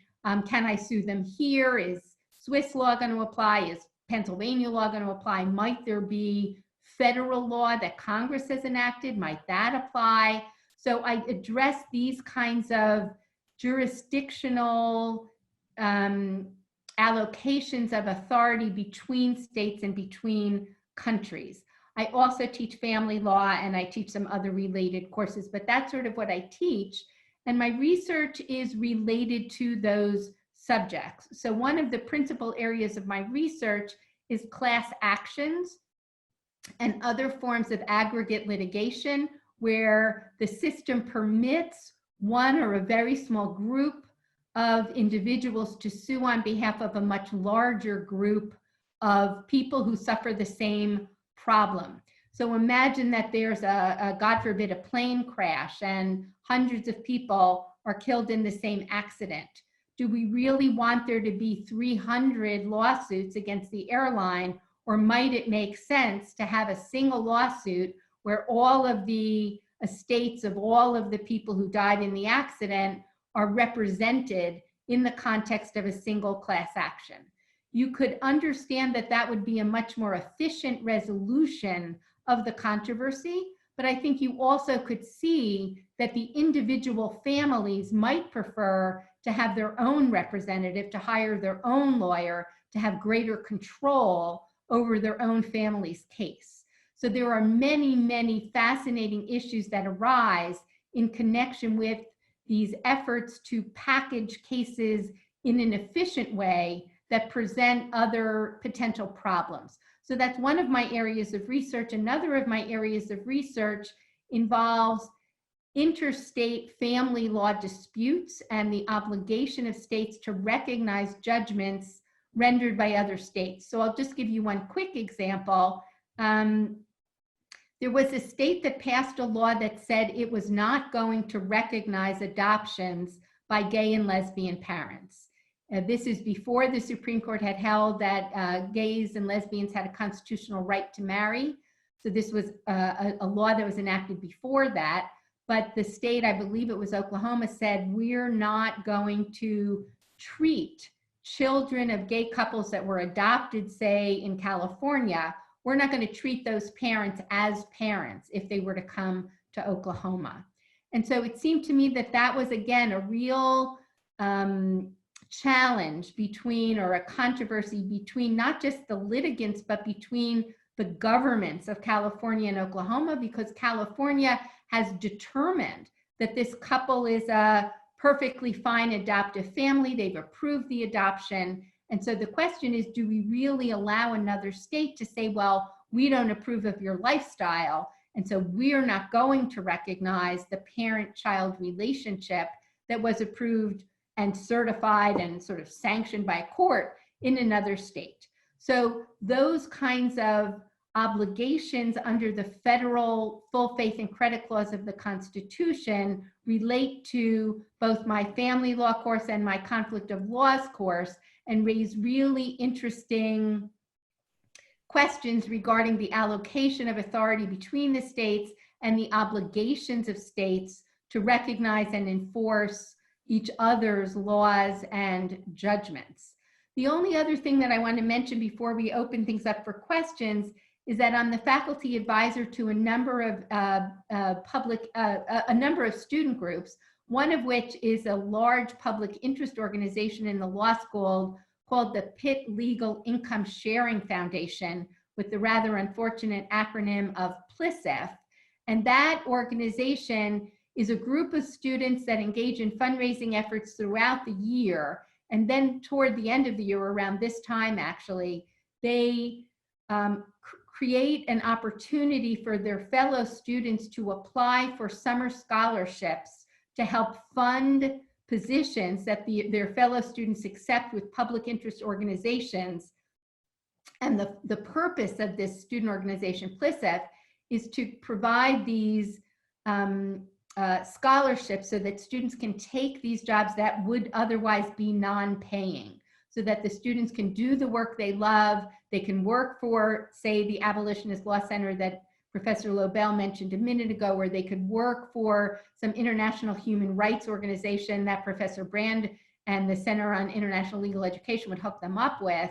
And even if those organizations don't have the resources to pay the students a salary, the student organization, through its fundraising efforts, has funds that it can distribute. So we're involved in, I oversee or participate with the students in that organization. I'm also the faculty advisor to the Pitt Law Women's Association and also the Jewish Law Students Association. So just to close, there are very many opportunities for students to be actively involved outside of the classroom in many organizations that do work in the community or that otherwise are of real value to students and the community. That's all that I'll say for now. Thank you, Professor Wasserman. I'm glad you mentioned those other roles that you have at the law school. The other thing I'm just going to mention quickly before some of our excuse me, questions start rolling in. The other thing with our faculty is you will be assigned a faculty advisor who you will meet with and work with throughout your time here at Pitt Law. So all of the professors that you met with today, this panel as well as the panel that we had before, any one of those could be your faculty advisor as you go through Pitt Law. But we do, some of our questions started coming in. The one question that we had, it looks like it's directed to you, Professor Wasserman, is how much does your first year course focus on Pennsylvania civil procedure and other state variances compared to more complex issues of standing across state lines? So first note that I'm not the only person who teaches civil procedure. With the first year courses, we typically have 2, 3, or possibly even 4 sections of a first year course like Civ Pro or Constitutional Law, which Professor Lobel teaches. So, but all of us that teach civil procedure in the first year focus principally on the federal rules of civil procedure, because those rules apply uniformly across the country in each and every one of the federal judicial districts, so all federal courts throughout the country. Now, I will occasionally mention ways in which the federal rules differ from state rules, sometimes a difference between the federal rules and Pennsylvania rules of civil procedure, or just sometimes some states do it this way, some states do it this other way, and this is how the federal rules do it. But the principal focus is on the federal rules of procedure because they apply uniformly across the country. Great, thank you. Another question that was asked was, do any of you have any advice to our students or anything that they should be doing over the summer before they start law school? So if each of you will take a minute to answer that. Rhonda, do you want to go ahead and start since you're on? Sure. I would say do something really fun. Take a trip, travel, go camping, read some really good books. I know you're home and maybe you're doing a lot of reading and watching a lot of TV and catching up on your Netflix, but my suggestion would be to just have a good time. The first year of law school is busy. Some people find it stressful. I think everybody finds it invigorating and exciting and different and new and certainly, you know, a lot of work. And so take some time to decompress, enjoy yourselves, have a good time. I don't think that we're expecting you to come into law school with any particular substantive knowledge. We have undergrads, we have incoming students that were English majors, that were nurses, that were engineers, we've had doctors. We have students from a very wide range of professional backgrounds. We have many students that come straight from undergrad. So because of the very wide range of experiences, we don't really expect you to have any particular substantive knowledge. So I think that you should just enjoy yourselves, take full advantage of the summer. Hopefully you'll be allowed to travel and you know, get out of your apartments or homes, but I would just say have a good time and come refreshed and ready to work hard. Great, thank you. Josh? Sure. So I want to start by echoing exactly what Rhonda said, which is get outdoors. Even if we are still under quarantine into the summer, it's you can go outside, you can go camping. I would recommend that. I'm an outdoorsy guy, so that's my number one recommendation, especially because if you're being careful about it, doesn't matter what the state of the world is too much. The second thing is also echoing what Rhonda said. Don't worry about preparing yourself for law school in any real sense. I mean, if we're doing our jobs in the first semester or first year, those of us, I'll be teaching torts, which is a first semester, first year course. Those of us who teach those classes, we will be preparing you to be law students in those classes. Your orientation period will help prepare you to be a law student. So don't think you have to come in with any special preparation. You don't. That's one of the things that makes law school such an interesting and special professional education. So we'll prepare you, so don't worry about that. I mean, I'm hesitating whether I should say this or not, but I'll just say it. Those of you who spend a lot of time preparing yourselves and think you know all there is to know coming in, either you will definitely be wrong, and you probably won't be that popular with your classmates. So don't overdo it.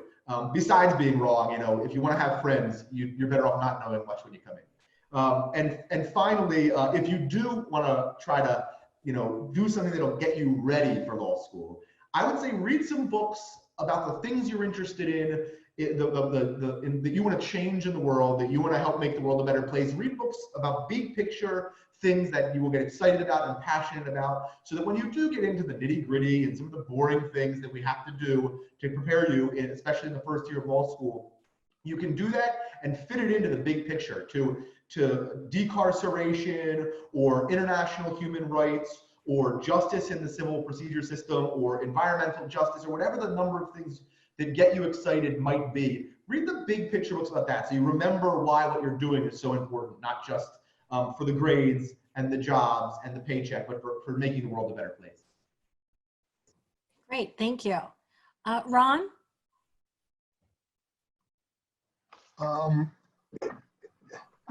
I have 3 children, and when they went off to college, none of them went to law school, but I suggested to them that they do 3 things.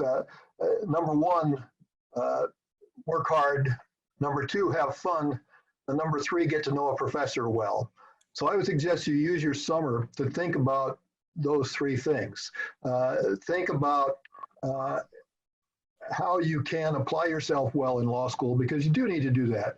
But think about how you can do it in a way that makes the intellectual adventure fun for you, because it's going to be a much better experience if you do that. And I think you can do that better if you connect with at least one professor. And so look at the profiles of the professors at Pitt Law, find somebody that looks like somebody you can connect with, and then get to know them when you arrive, because I think we're a pretty accessible faculty, and I think that professors can create opportunities, but we tend to create opportunities for the students we know. And so get to know us. Great. Jules?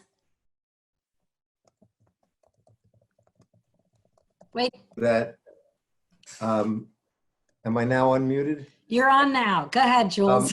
I echo Rhonda's view that the key thing would be to have fun, to relax, to enjoy yourself.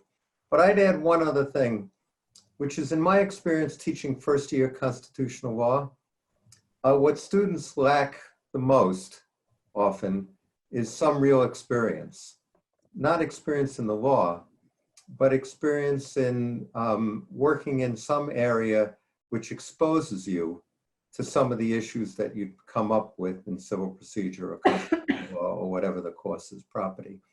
And so I think if you have some chance to get some experience in the summer doing anything that is real. You know, I actually worked before law school as a cab driver in New York City, which I don't recommend now, certainly. But it was an experience that gave me some real life experience, which there's actually a case about cab drivers in New York City involved in constitutional law, and I have more of an insight into it because of my experience. But in any event, I find that one of the shortcomings of some students, particularly those who have gone straight through college and then have applied to law school right away, is getting some more real life experience. And if you could do that during the summer, I think that would be a useful thing to do.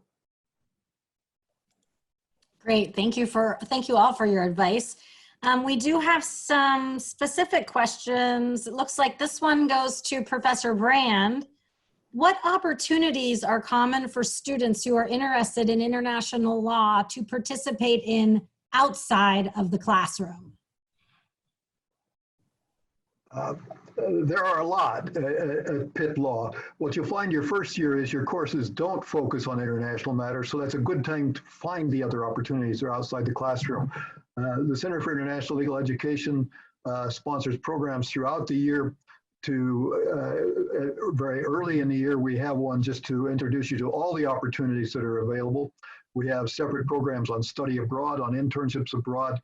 It's never too early to start thinking about what you're going to do your first summer, and we encourage students to think about doing something abroad, studying abroad, or doing internships abroad. The International Law Society, the student organization, is a wonderful one to get involved in, to get to know students who have common international interests. We have several moots. I was scheduled to be right now. I should have been in this week in Belgrade, Zagreb, and Vienna with our team that's going to the VIS International Commercial Arbitration moot. Students who have done that moot then go to the Middle East and to the Balkans and to countries like Georgia to help us train students there. Even while they're in law school, they still help us go and do that training. We have the University Center for International Studies at the University of Pittsburgh, which is a wonderful organization that ties you into interdisciplinary opportunities to connect. If your interest is in a specific region of the globe or in global studies generally, they provide lots of opportunities as well as programs and funding to take advantage of those opportunities. The opportunities are unlimited. Some of the best that students get are some that they've defined themselves and simply walk in and ask, how do I do this? And we work with you to try to figure out the ways to do it. So come and find out the opportunities that we do create and put forward, but come with your own ideas and let us help you get there to experience them.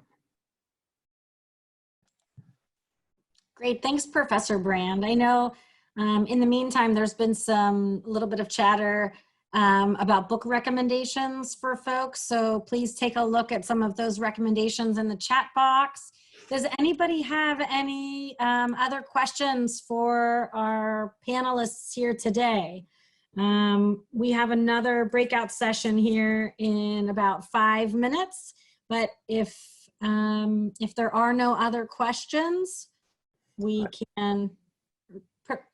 Yeah, I just had one other comment on the books. And I've always wanted to teach my constitutional law first year class through movies. And I think there are a lot of good movies that are constitutional law or in general law related. In my case, you could watch RBG or On the Basis of Sex. I think both of them are on Netflix or Hulu. There's also a great movie, Loving, which is about a Supreme Court case involving interracial marriage. On terms of the book front, the one book I would really recommend is Simple Justice, which is the story of Brown versus Board of Education, written by Richard Kluger, and it won a Pulitzer Prize, and it's a great read. It's a long read, so maybe go to the beach with it if we're allowed to go to the beach again. Thank you. Any last comments? Again, there's been a lot of chatter in the group chat on other books and recommendations for you over the summer and some things to think about. I know that any one of these faculty members would be very happy to connect with you at any point. Oh, I did want to ask one question because I'm pretty sure at least one of you, do any of you hire research assistants during the school year or even in a summer? And can you talk about that a little bit?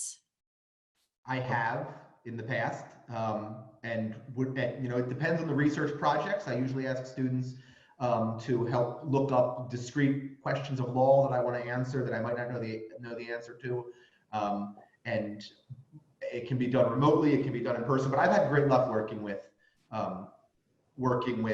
research assistants. I think it's a very helpful for me. It's a good way to get to know students. And it seems to be a good opportunity for students. I also hire, and I think others do, hire teaching assistants, not obviously first-year students, but often I will want to have 2 Ls be teaching assistants so they can do it for a couple years in a row. These are terrific opportunities. I certainly hire research assistants. I sometimes also hire students to help me work on cases. I hire research assistants as well. It's a wonderful opportunity for me to get to know the students and get good work out of them. I think it's a great experience for the students, and some of the best relationships I have with former students are with former research assistants. So I encourage you all to think about that opportunity. I agree with Ron. I've also hired research assistants regularly throughout the years that I've been at Pitt Law. And as he was suggesting in his advice to his children, getting to know a professor is it will really enrich your law school experience. It's one thing to be in a class of 50 students. We very much hope that those are all rich and interesting experiences for you. But one-on-one work with a professor, whether it's on a case with Jules or someone else that's doing, real world litigation, or working in the library with one of us on a more traditional research project, it will really allow you to delve more deeply into a subject that hopefully you're interested in, to develop a relationship with someone who can serve as a mentor for the rest of your career. And certainly at the beginning, when you're looking for a strong letter of recommendation, the people with whom you work as a research or teaching assistant are going to be particularly well suited to write you a strong letter. So there are many good reasons for trying to become a teaching assistant or a research assistant. Great, thank you. Okay, well, it doesn't look like there's any other questions. So again, I want to thank my panel. I thought it was fantastic. Thanks for sharing all of your advice. And hopefully all of our students in the audience, you will be able to meet with some of these faculty members perhaps later on this summer, because we do, I mentioned earlier in our program that we have lots of summer activities that go on for our incoming students. That does include small groups of students meeting with faculty. And so I've had, I know Josh has taken students out for environmental walks before. Rhonda has met students, you know, over lunch, and Ron and Jules the same. So we will have different types of events over the summer, depending on where we are and where we are with social distancing at that point. We may be back online and meet virtually, and that's fine. If not, we will provide some places, maybe not only in the law school, but around the law school, so that you can get to know your faculty as well. So thank you again, panelists. Thanks for giving us your time today. And we do have all of their emails in the chat. And we're gonna go ahead and take a minute here to switch out to our next panel, which is another breakout panel that will include Stephanie Dangle, Lori McMaster, and Mimi Jeffries. So thanks again, everyone. And I see Stephanie, you're already online. Welcome. Mimi, I think there's Mimi. And do we see Lori yet? I think we might still be waiting for Lori. We're still waiting on Lori. Okay. No worries. What we can do, it is my clock. I don't know if my clock's fast. I have 2:45, which is when the next panel should start. So why don't we go ahead and start? I can reach out to Lori to make sure she's coming on board. Oh, never mind. There she is. Hi, Lori. And just so, oh, look at Lori. Wait, Lori, unmute yourself and look at Lori's background.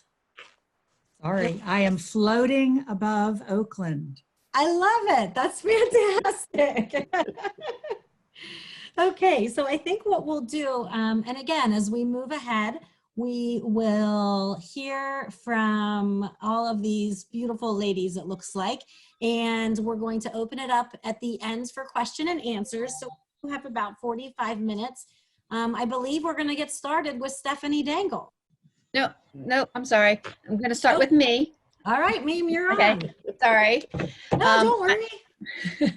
My name is Mimi Jeffries. I'm the Director of Financial Aid, and this is a student services panel. So each of us will talk briefly about how we assist students through law school, and then we'll open it up to question and answers afterwards. So I'm going to start with myself, and then after I talk, Stephanie will have a short presentation, and then we'll end with Lori before we open it up to questions. And then you could go ahead and type your questions whenever you have them chat box, and we'll get to those when we get to the question and answer part of this panel.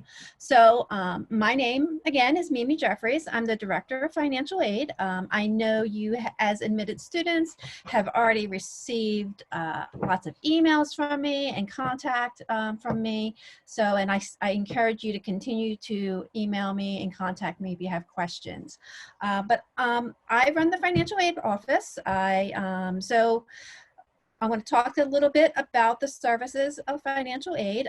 It is housed in the law school. So if you have questions about financial aid, I am the person that you will come and reach out to. I am right in the building on the second floor. So, you can, start, between classes, hop up and see me if you have questions. But we are a state-related university, so we do have two tuition rates. We have an in-state tuition rate as well as an out-of-state rate. The in-state rate is about $30,000 this year. The out-of-state rate is about $45,000. The total cost of attendance is the difference between a state and out-of-state person is just basically the difference between tuition. So your cost of living is the same whether you are in-state or out-of-state, but it's around for living expenses, fees. It's probably around another 22,000. So for an in-state student, the full cost of attendance would be around 57,000, and then for an out-of-state student, around 67,000. Students can appeal for residency at any time. That is appealed through the university, not through the law school. So you would just go to Pitt's website, pitt.edu, and search for residency information there. If you want information on it, you can email me. I can certainly send you the link for that as well. So that's the cost of attendance for the University of Pittsburgh School of Law. I can process financial aid for the full cost of attendance. So for the in-state student, again, around 57,000, you could receive financial aid for that full amount. For out-of-state students, around the 67,000 amount as well. So what makes up financial aid is your scholarships, as well as student loans. Our biggest scholarships are our Dean's and Tuition scholarships. Those are, every student that is admitted is reviewed for our Dean's and Tuition scholarships. And if you were offered a Dean's or Tuition scholarship, it would have been in your accept packet. For those before March 15th, those were mailed out. Those accepted after March 15th, they were emailed out. So you would have gotten an email already if you were offered a Dean's or Tuition scholarship, or it was in your acceptance packet. Those are, our Dean's and Tuition scholarships are renewable for your second and third year. The Dean Scholarship does require a 2.8 GPA, which is below our median GPA typically for a first year class. The tuition scholarship is renewed automatically as long as you're full-time in the law school. Our other scholarships that the law school offers is our endowment scholarships. Those are our donor-funded scholarships. There is no application process really for your first year. For your first year, you just have to complete your FAFSA. That's your free application for federal student aid, and be admitted, and you're automatically reviewed. I did mail out everybody who had completed FAFSAs in February and were accepted before March 1st. I did mail out those financial aid letters, and now I'm in the process of emailing out financial aid letters. So I hope to complete some of those awards via email later this week. But if you have any questions, please feel free to email me about that or contact me. My email is mjeffries@pitt.edu. So those are some of the scholarships offered by the university. I strongly encourage students to look at scholarships outside of the university. I email some of those out to students. When you're admitted, I do blast the whole group on some of those scholarships that can apply to anybody. If they apply to a certain group of students, I will email them out to specific students as well. You can check out some of the external scholarships on our website, just law.pitt.edu. Financial aid is found under the admissions tab. So go ahead and look at some of the external scholarships there as well. And then student loans. So most of our students do take out some student loans during their 3 years of law school. About 80% of our students take out some kind of student loans. There are both federal and private student loans. I will walk you through the loan process your first year. I start a series of emails starting in late spring, early summer, and I'm going to walk you through the whole loan process, billing process, and refund process throughout this late spring and throughout the summer and when we start in the fall. So I will walk you through that process. With federal financial aid, you just have to complete your FAFSA. Every student who is a U.S. citizen can get $20,500. And then if you need more, then if your scholarships and that $20,500 does not cover your total cost of attendance, you can also borrow through either the Federal Graduate Plus loan, or you can borrow through a private educational loan. Most of our students, I would say 95% of our students go with the Federal only. There are a few students that do go with private loan. That is okay. They're right or wrong. Some students just prefer a private loan over the federal loan. And I do send, like I said, I do send information about both of those. And then if you have questions or want to talk through whether a federal loan or a private loan is better for you, I am happy to do that, students. And I have done that many times with students, talking you through whether a federal loan or a private loan is better for you. So that's pretty much financial aid in a nutshell. Again, reach out to me. I am available during this time via email, phone. If you call me, if I don't pick up, just leave a message and I'll get back to you as soon as possible. You know, I am here for you if you have any questions. I'm going to go ahead and turn it over to Stephanie. She's going to talk for a few minutes, and then we'll go to question and answer after that. Okay, go ahead, Stephanie. Okay, I was going to talk to you a little bit about externships. So in addition to supervising externships, I'm the faculty director for that program. I also teach in the areas of entertainment law and innovation and technology. So if there's specific questions about those areas, either with courses or externships, I'm happy to answer those questions as well. So what is Pitt Law School's externship program? Well, our externship program allows students like yourself to earn credit for legal work performed outside the law school during the fall, spring, or summer sessions.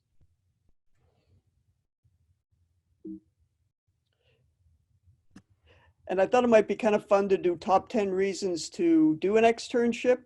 The first is that it fulfills the law school's experiential learning requirement. That's probably not something you've had to deal with yet, but in brief, it allows law students to perform skills necessary for effective and responsible participation in the legal profession. So you can earn these credits through clinics, externships, simulations, but this is a great way to kind of get out of the law school and earn those credits.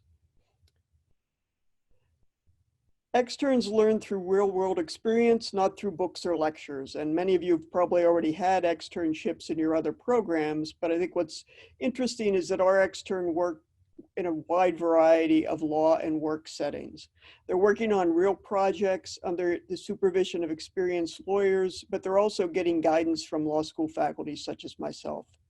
You're getting an opportunity to build professional relationships with practicing lawyers and judges and other supervisors that you'll meet through your externship experience.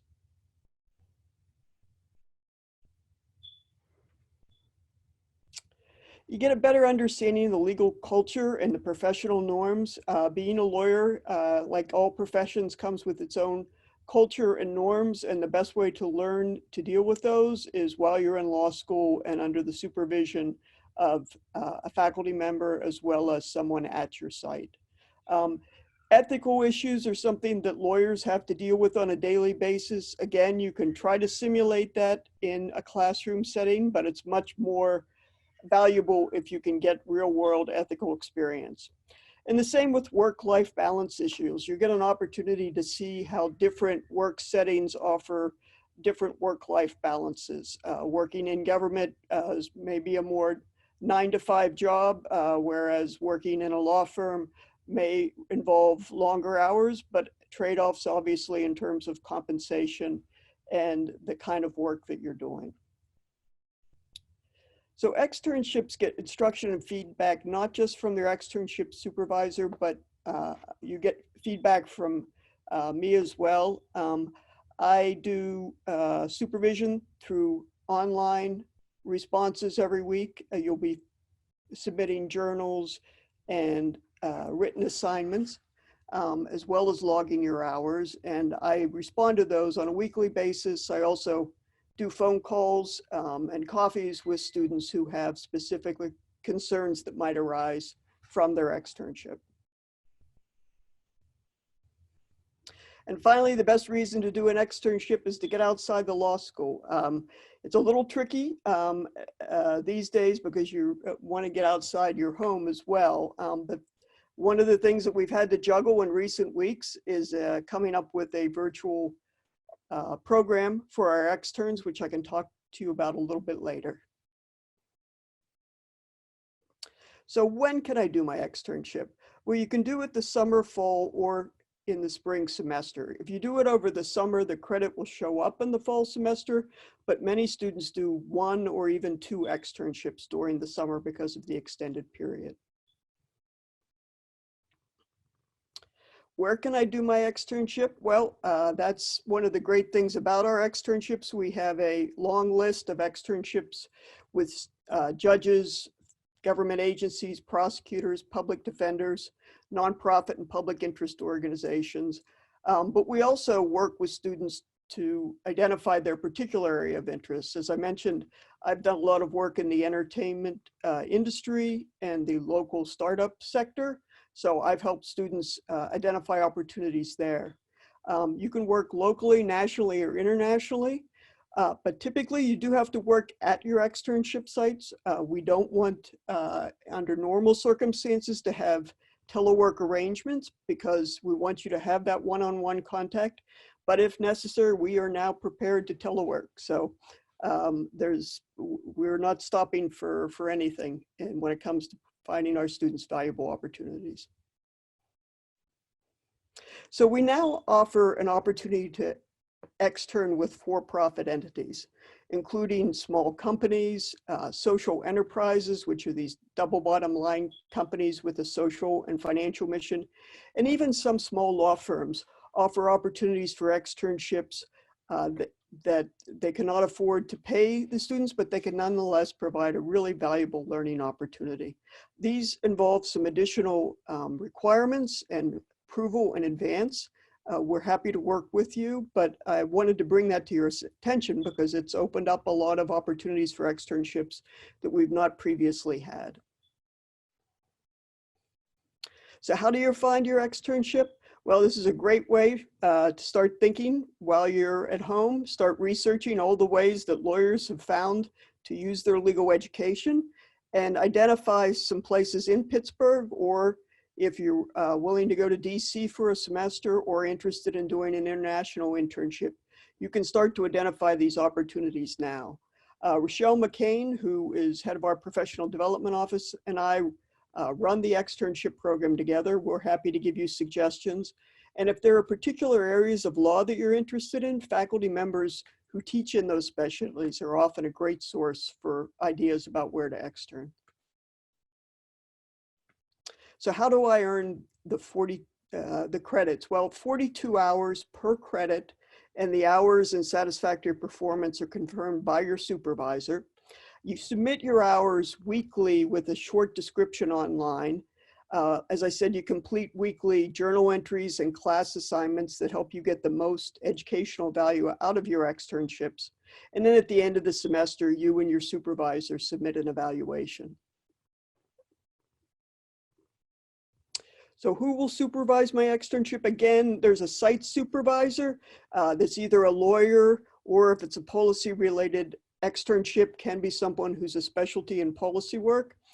And then as well, I serve as a faculty advisor to ensure that in addition to the day-to-day work you're getting at your site, you're doing exercises to help you figure out how this externship fits in with your long-term career goals. Externships are graded on a pass-fail basis.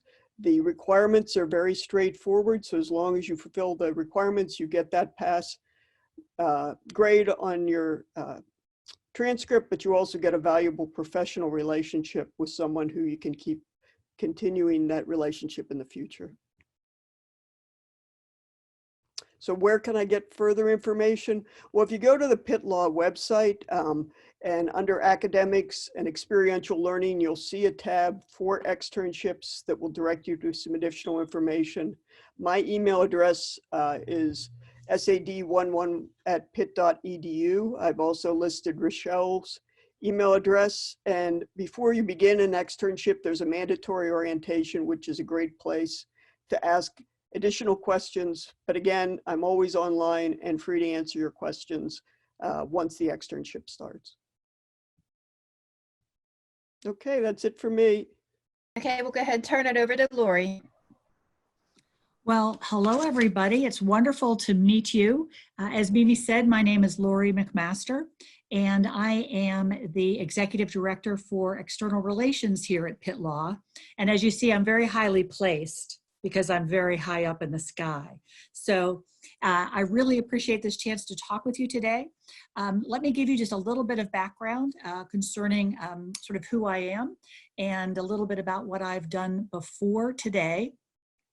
First thing I'd like you to know about me is that I'm a Pitt Law alumna. I graduated Pitt Law in 1986 and had an extraordinary time in law school, and continue to think that this school and our faculty are among the finest in the country. I practiced as a trial attorney for 20 years and then worked as a legal recruiter for 6 years for both law firms as well as in-house corporate legal departments. And then back in 2011, when I heard that the opportunity to lead the Career Services Office was open, I jumped at that chance and was fortunate enough to do that for about 8 years until I was just recently promoted to the Director of External Relations. And so I had the great honor of working directly with law students, as well as legal employers and our alumni on a whole host of career services related functions. And so I just wanted to tell you a little bit about what the Professional Development Office does for its students. And some of my focus is going to be on what you would be able to expect as a first-year law student at Pitt Law. The first thing you should know is that the Professional Development Office provides a very full and robust set of services to our law students. This, of course, goes well beyond the individualized counseling sessions that the Professional Development Office provides. On top of that, of course, they assist students with their resumes, with their cover letters, with job applications, particularly those to government or public interest or public service related organizations. And of course, they also facilitate introductions to employers and do that in a wide variety of ways. But most of all, the focus is to help Pitt Law students discern and then pursue whatever their career ambition is, and to provide the level of service that will allow that student to compete successfully for whatever type of role they're pursuing. And on top of these individualized counseling opportunities, there are a whole host of additional resources available to our students. And this, of course, encompasses a wide array of programs, such as the first-year alumni mentoring program, in which first-year Pitt Law students are paired with a recent Pitt Law grad, likely within the last 3 or 4 years or so, who will be there to guide them throughout that first year of law school and hopefully throughout their entire career at Pitt Law, with a host of questions that they might have about adjusting to law school, preparing for classes, how to go about preparing for an exam, and then, frankly, work with that student as they continue through their career at the law school and address the different kinds of issues, obviously, they might be facing both as a second year and then ultimately as a third year student. The Professional Development Office hosts a wide variety of additional networking opportunities, including speed networking opportunities, where our students have an opportunity to really meet and engage meaningfully with employers and alumni in the legal area here in Allegheny County.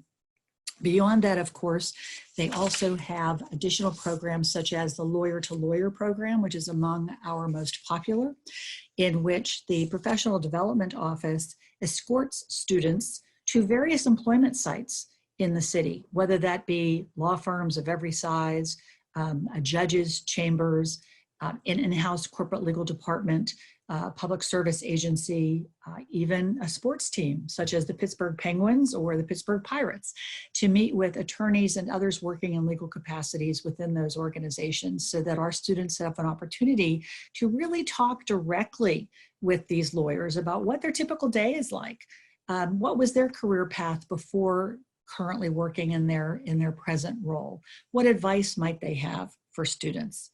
And on top of that, there are also large receptions held at the law school, such as the on-campus interview reception, in which the employers who populate our on-campus interview programs throughout the year come and have a chance to simply meet and greet our students and have an opportunity really just to talk with them and hear more about them and to share information about their firm or company. Beyond that, we also have several speaker programs in which attorneys come to the law school and talk about their particular area of the law. We also have an annual judicial, government, and public interest law reception in which more than 120 judges, judicial agencies, government offices, and public service agencies meet in the Power Center, actually at Duquesne University, because this is co-hosted with the law school at Duquesne, and meet with students who are interested in turn learning more about what those offices do, and perhaps also exploring internship opportunities that those offices may present.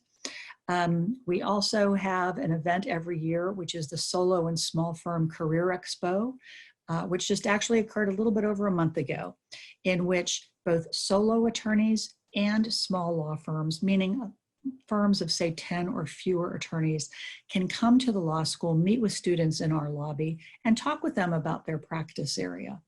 The point in all of these programs is to make that connection between Pitt Law students and the surrounding legal community as sort of active and porous as possible. We want you to be meeting as many lawyers as you can throughout your law school experience, because that's frankly the best way to better understand the profession and to help you determine for yourself what area of law you might be most interested in as you proceed through your career.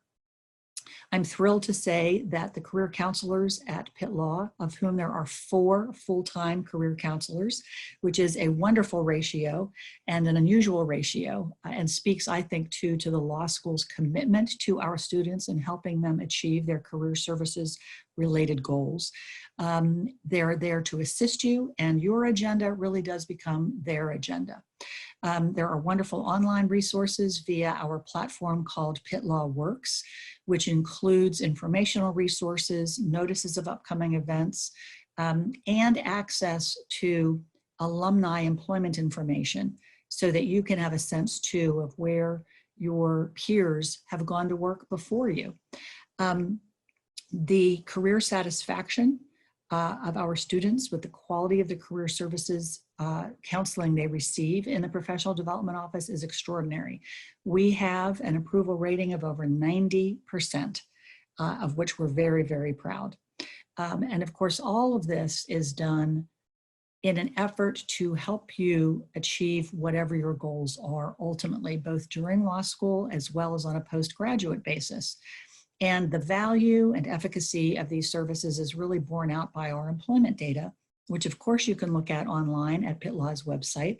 And you will see that about 90% of our graduates who are actively seeking work, as opposed to, for example, pursuing an additional degree immediately after they graduate from law school, are finding meaningful jobs that require bar admission and that are really fulfilling our graduates' aspirations where career services are involved. And so I wanted to open it up to questions because I'm sure that there may be some out there, and I'm happy to talk with any of you. And please also know that I'd be delighted to follow up with you offline as well after today's open house. Thank you, Lori. So if you have any questions, go ahead, please type it into the chat box and we can answer them. I do see that I do have one question already concerning when do students need to make their decisions for whether to choose a federal or a private loan. So I'm just going to briefly go over the timeline for applying for financial aid and doing your student loans. Like I said, I do in the late spring start a series of emails walking you through the process. So late spring, I do my first email telling you to do your FAFSA. The first step is then doing the federal unsubsidized loan for the $20,500. And then my next email will be about getting additional loans, and that's where you can choose between the federal Graduate Plus or the private loan. So that would probably put us into early to mid-June as far as when you're making that decision, but you don't have to apply that early. I would not apply before then, but you can apply anywhere between June and August. You could even, if you want to use your savings and want to hold off on borrowing loans until later, you can certainly do that. I've had students who, don't want to borrow loans until semester. That I am right in the law building, so if you want loans later, you can see me and say, maybe what do I do now if I want to borrow loans now instead of over the summer. So if you have any questions, go ahead and put it in the chat box. Lori and Stephanie are both available as well if you have questions for them. And let me just see if there's any additional questions here in the chat box. Or if you want to raise your hand, you can also do that as well. There was a question earlier about policy work, I think, for externships for Stephanie. Let me see if I can find that question. It was earlier this morning. Let's see. A lot of students interested in the policy work end up doing a semester in DC, and Professor Bayless is always available to answer questions there. I mean, students work for a number of government agencies, and even now there are students who have remained in DC and are teleworking through the current pandemic. They've continued to work at those policy-related externships. There have also been students locally that have worked for county government and state government as well, with offices here or judicial chambers in Harrisburg or Philadelphia. Stephanie, could you, do you have any examples of policy work that in the local area that students have done? Yeah, let me think here. I mean, I know in the past that some students have worked in the mayor's office on various policy issues. We had a student actually who was working with Grant Irvin, who's the mayor's chief resilience officer, dealing with issues of sustainability. Trying to think of others. Lori, you may know the answer to this question as well. For local policy, there are local environmental organizations that students have worked with. The Women's Law Project, a number of students who've worked there on policy-related issues. And again, if your interest is in policy, I'm happy to meet with you one-on-one or schedule a phone conversation to dive into that more deeply, because the more I know about your particular interest, the better I'm able to sort of identify what the opportunities are that are out there. Lori, did you want to add anything to that?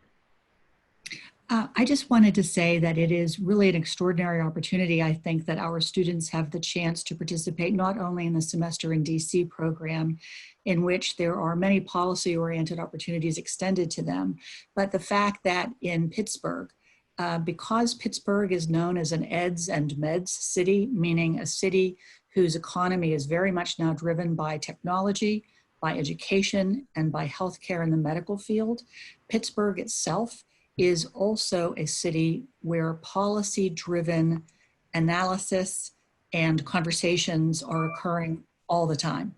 And that includes within the university itself, of course.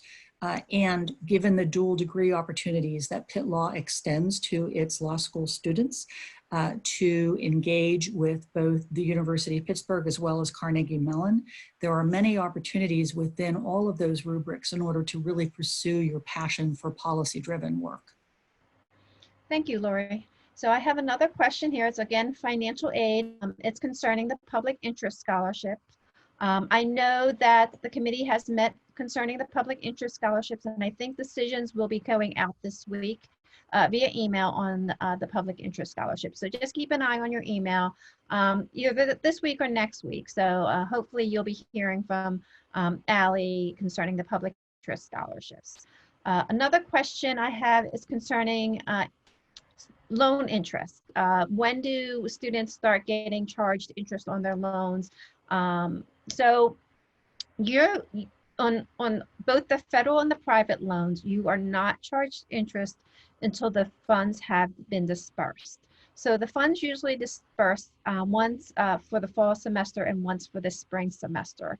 So you'll get charged on half of your loan amount. So if you borrow $20,000, $10,000 of that interest is accruing on that $10,000 through the fall semester. But that other $10,000 you haven't received yet, you won't get interest on that portion until it's dispersed in the spring semester. So in general, loans do not accrue interest until you receive the funds or the school receives those funds. But interest does accrue while you're in school. We have another question.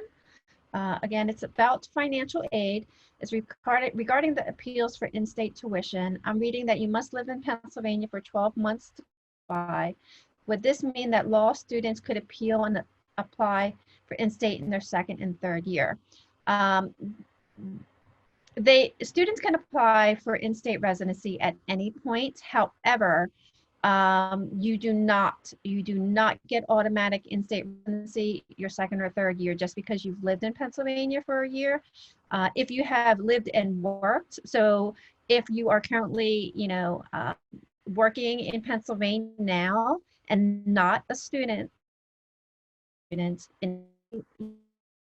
but just working the Commonwealth of Pennsylvania, then you're considered a state student. But just because you started law school and you've been here for 12 years, that doesn't guarantee that you are a Pennsylvania. So some things that go into residency appeal are why did you come to Pennsylvania?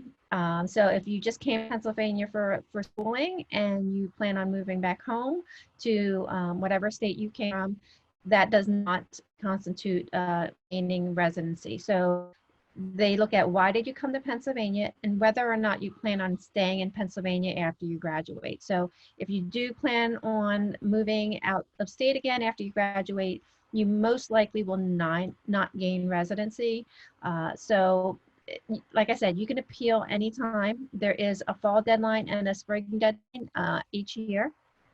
And you could appeal in the third year if you can show that you have employment after graduation in Pennsylvania. So,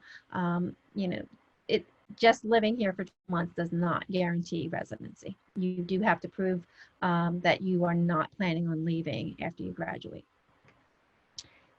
Any other questions? Oh yeah, I'm sorry, did I? No, I think I answered that one. Let's see, I think I have one more coming through.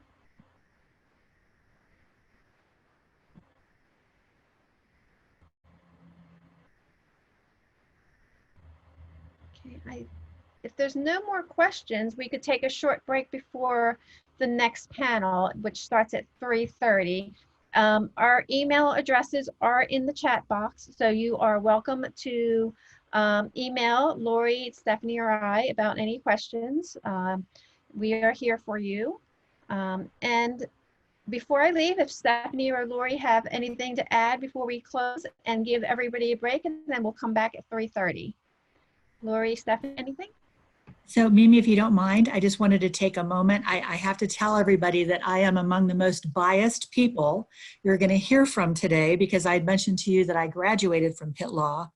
One thing I want to leave you with and ask you to ponder as you're continuing to sort of consider your choices is an observation I made when I was a law student, which remains true today. I think the thing that makes Pitt Law as extraordinary as it truly is the fact that it is a law school whose faculty equally prizes excellence in teaching and excellence in legal scholarship. Meaning, they care just as much that their faculty are superb teachers as they care about the fact that they are also contributing to the national scholarship in the profession. It is a very unique thing because most law schools honestly emphasize one over the other. But you don't get to be a faculty member at Pitt Law unless you excel at both. And so that really inures to the benefit of our students who receive extraordinary teaching while they're here at the law school. And it inures to the institution because our faculty is known and recognized nationally for the quality of their academic scholarship, meaning we have a faculty that is recognized nationally and internationally for their excellence in all of these respects. And I think that's a big reason why a Pitt Law degree is worth what it is worth and travels so well, regardless of the area of the country or indeed the world that you're hoping to work in. So thank you so much for the opportunity to meet you today. I really appreciate it.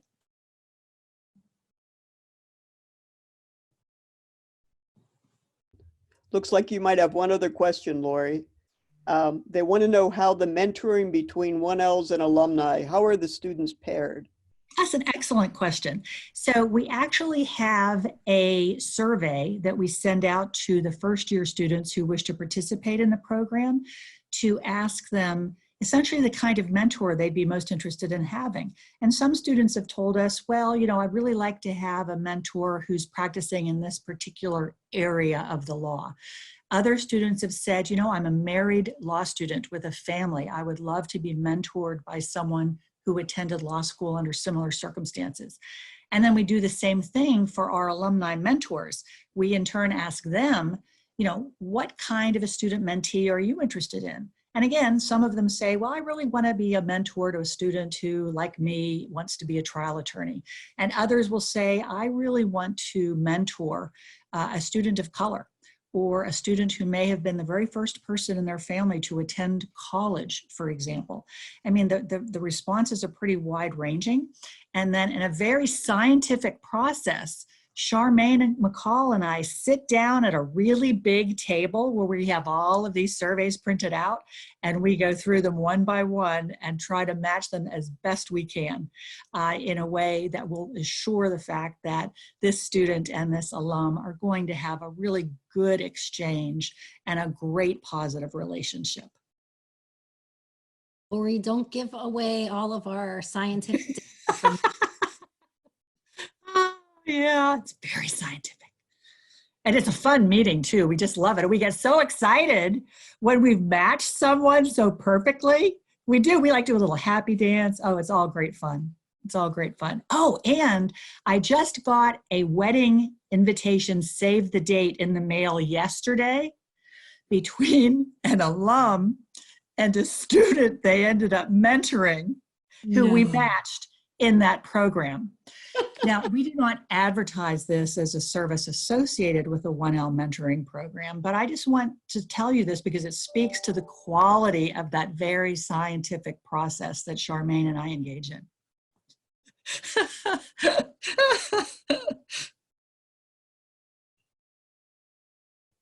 Thank you, Lori. Stephanie, do you have anything to add before we just take a short little break?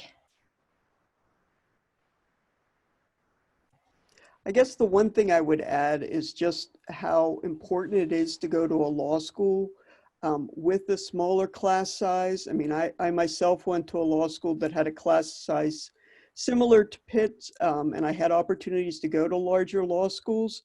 And I tell you that is probably one of the most decisive factors for me, just because of the opportunity to meet with faculty members, the opportunity to take advantage of externships that if you're at a much larger law school, I don't think you'll have those same kind of opportunities. So as you're making your decision process, I think that's an important one to keep in mind. Thank you, Stephanie. So we'll take a short little break while the other panel, it's our current student panel, gets together. So we will be back at 3:30. So that's about 4 minutes according to my clock on my computer, but we'll take a short little break now. Thank you, everyone. I see we still have a lot of our admitted students with us, which is wonderful because I know it has been a long day And we have given you much information to think about. I don't know if you've noticed, but I have changed my geographic location. I am now sitting in the student lounge. For my current students, I spent the morning sitting on the first floor. So I just keep trying to change it up. Since we can't be in the building, I might as well show you parts of the building in hopes that you can see it. But I will tell you, I know it's been a long day, but we truly have saved the best for last, in my opinion. Our student panel is my favorite part of every admitted student open house that we do. And I think there is nothing more valuable than hearing from people who are walking through the experience as they're doing it right now. I will tell you, I'm very grateful to all of them for taking some time out of their day. They have just made this transition to online learning. I believe Madison, who's on one of our panelists, did her oral argument this morning. Was it this morning, Madison? It was at 1 p.m. Oh, it was this afternoon, even Yes. better. So I'm coming down from that adrenaline rush still, so. Okay, well, we're happy you're here. So I think they've all taken time out of their day. So what I'd like to do is start with each panelist. And if the panelists want, you can unmute yourself completely, or you can unmute when you're going to talk. It's up to you. But let's have each panelist introduce him or herself, say, what year you are, what academic interests you have. I know for the 1L, some of you are still figuring that out. That's okay. And then kind of what organizations that you have, taken an interest in and you're participating in. And for those who have worked, I know the 1Ls have not yet had a summer experience, but for those who have had work experience, potentially share with our admitted students what you did during your summers or even during the academic year in your 2L and or 3L year. Okay, so Sean's the first person on my screen, so we'll start with Sean. Awesome. Hopefully it's because the last name was first. But my name is Sean. I'm a 2L. I'm interested in immigration law, but that is a recent development as I did not know for a long time what area of the law I wanted to practice. Let's see, the summer between my 1L and my 2L year, I worked for a judge in Allegheny County in family court. It was kind of a trial and error into if this was a practice area of law I wanted to practice. It was super fun. I had a great time, but I found out very quickly I didn't want to do that. I'm currently here in Charleston because this is where my next summer job is going to be, and I'm going to be working at an immigration firm down here. But the city's currently on lockdown, so this is just my apartment. What else would you like me to say, Allie? I think that sounds about it. Good. Organizations, did you list your organizations? Well, I'm part of the Pitt Law Ambassadors, as are my fellow students here. I am a member of Outlaw. Let's see. It's weird when you're not in the building. You kind of forget about all the stuff that's going on. I think that's it, but the other students might say something I might be like, oh yeah, that's right. So I'll just go ahead and pass the baton there. Thank you. We'll go to the very lovely Tara Nath next. Hi, everybody. My name's Tara, and I'm a 1L. I miss everybody a lot, so this is so nice to see everybody's faces and everything. Anyway, I am interested in military law, so I just signed a contract with the Marine Corps, and I'll be pursuing a internship with JAG in the upcoming summer, and then a job with them after graduation. So that's a little niche area, and Pitt Law actually offers a military law class that I'm super excited about for in the fall. I'm originally from Pittsburgh, just to backtrack a little bit. I'm originally from Pittsburgh, but I studied at UNC Chapel Hill for my undergraduate education and decided that I loved Pittsburgh so much that I wanted to come back. At Pitt, I am a 1L SBA representative, and I hang out in Allie's office all the time and do everything with the ambassadors. I also can't remember other things that I do. It's weird. It's so sad I don't have an office right now. It's so sad. I'm floating. I haven't had little snack chocolates in a really long time. I wish I could send it through the Zoom to everybody. Thank you, Tara. Let's go to Danielle next. Thanks, Allie. My name's Danielle. I'm a 2L. I'm originally from Mountaintop, Pennsylvania. I went to Ursinus College for undergrad. It's a really small school outside of Philly. I'm interested in family law. I came to Pitt Law wanting to do family law, so we have a family law clinic, which I'm excited to take next year. This past summer and currently, and this coming summer, I work at a firm called Gehring, Rutter and Beam. It's, they do like general civil litigation, but I focus on family law there, so that's nice. For organizations, I'm an ambassador. I'm also the 2L class president in the SBA. I'm on the Diversity, Equity, and Inclusion Student Council, and I also am in like PLWA, and I'm the secretary of the Federalist Society. I think that's it, right? Danielle, we'll go to the very nice Madison. Hello, I am Madison. I am a 1L, first year. I'm from Cleveland. I'm a Pittsburgh transplant. I came here to go to Carnegie Mellon 6 years ago and fell in love with the city and decided to stay forever. So when I was looking at law schools, Pitt was my top choice, and I'm very happy with that choice. I don't know what I want to study yet. I'm really looking at the civil litigation certificate right now. I actually just signed up for it last night, but because all of our classes are set for our first year, I haven't had a chance to really dive into that yet. So I am going to take those classes, and I just did oral arguments in our virtual courtroom, and it went really well, and I loved it. So I think I'm making the right choice. Let's see, things that I'm involved in. I'm a Pitt Law ambassador, and I am in the Pitt Law Women's Association. I'm an outlaw. I am on The Jurist. I write articles for our online news source. And I'm also involved with an organization that is not really affiliated with Pitt Law, but it's called Christian Legal Aid. And on Monday nights, I volunteer and do interviews with clients and send summaries to attorneys and help people at the poverty level and just above get legal services. So, perfect. Thanks, Madison. We will now move on to Nadia. Hi, so I am a 2L. I'm originally from New York City. So I went to Penn State undergrad and just kept moving further west. What else? My academic interests. So I am currently signed up for the International Law Certificate, and I'm also in the Environmental Law concentration. I don't really know what that's going to look like in practice, but I've enjoyed both of those classes, so I'm just, having a good time in school, I guess. And organizations, I am an ambassador. I am the secretary of International Law Society. I am kind of in BALSA by association. And I think. And you're on a journal. Oh yeah, I'm on a journal. I'm on the Journal of Law and Commerce. I think that's about it. But last summer, I was at K&L Gates, which is a large firm in Pittsburgh. And I'll be there again this summer. But last fall, I did an internship with the Bureau of Consumer Protection. So I got to experience like the public interest side of the legal market. But I'm excited to go back to K&L this summer. Yeah. Awesome, Nadia. Thank you. Let's go to the lovely Emily. Hi, my name's Emily. I'm currently a 2L at Pitt Law. I matriculated straight through from Pitt for undergrad, where I studied philosophy.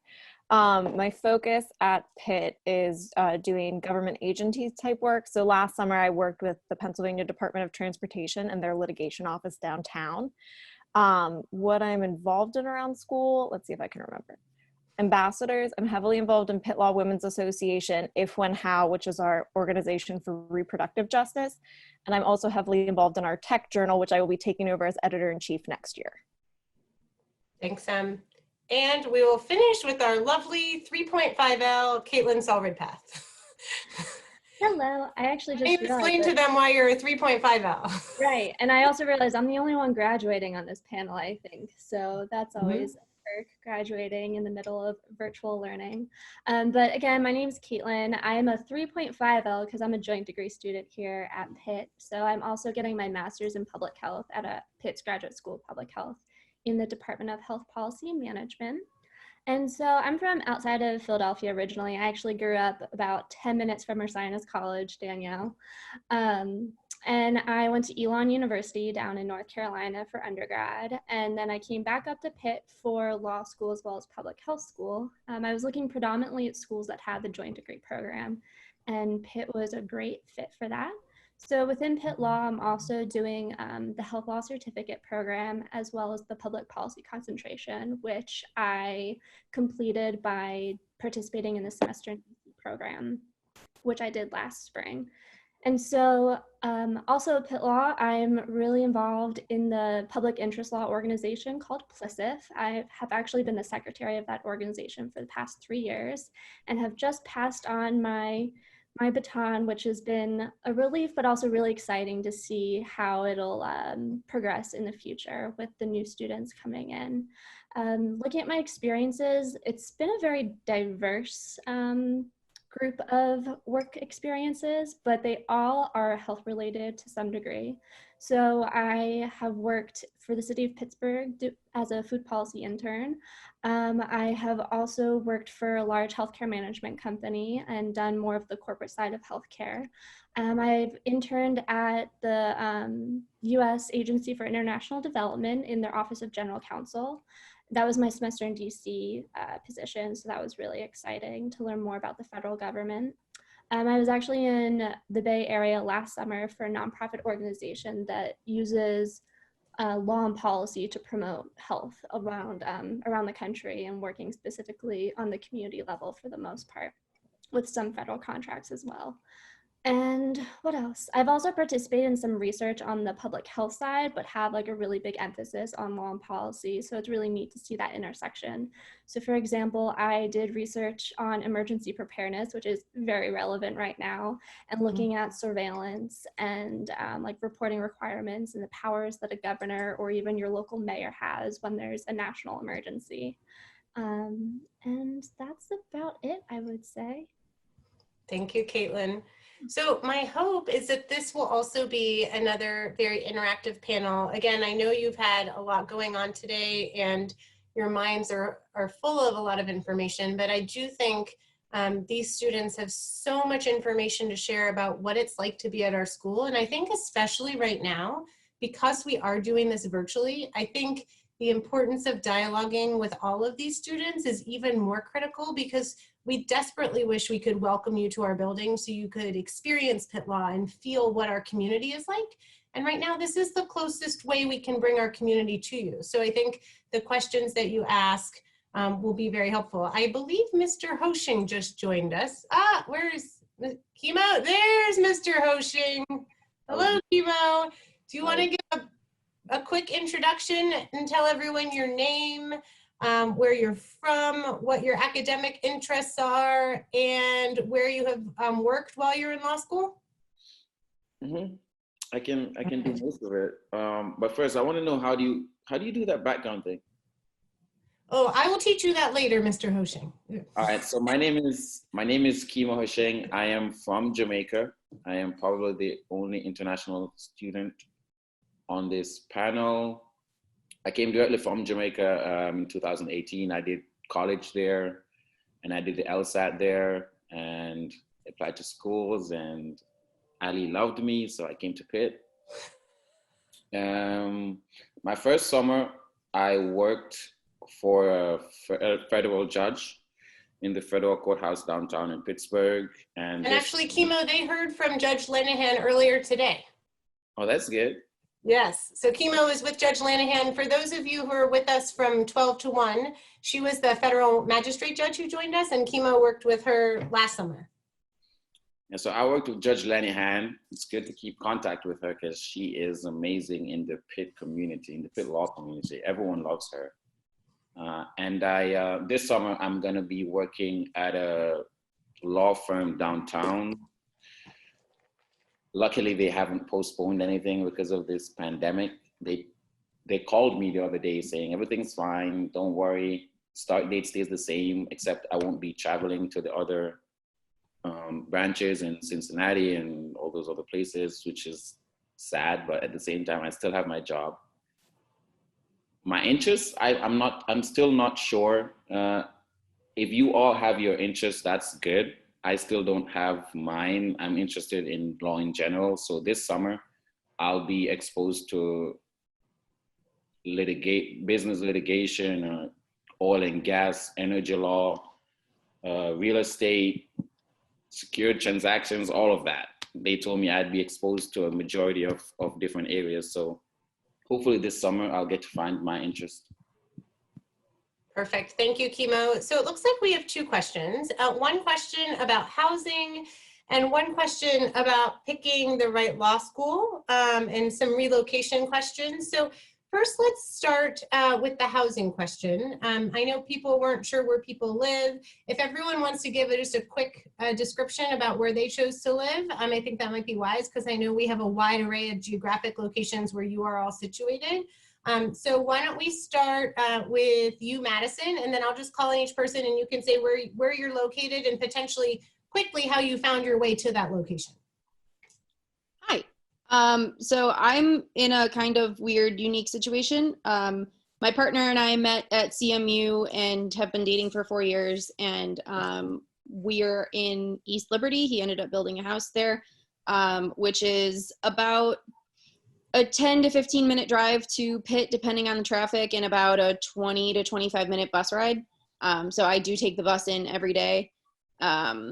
And before that, I lived in Shadyside, which was a bit closer. And I personally, back in my single apartment living days, really loved Shadyside. And if I had to pick anywhere to go right now, I would move back there if I had to leave where I'm at right now. Thanks, Madison. Nadia, let's jump across the water, because I know you're across the water. Well, last year I started off in Shadyside, but I just didn't want to pay the price of living in Shadyside, so I moved to the South Side, and I love it because to me it's kind of like a mix between Penn State and New York in the sense that it's more lively. So I love that, and I'm still super close to school. I usually drive in, so it's about a 3-minute drive if there's no traffic, 10 if there is. So, and about, 10, 15-minute bus ride. Thanks, Nadia. Emily, what about you?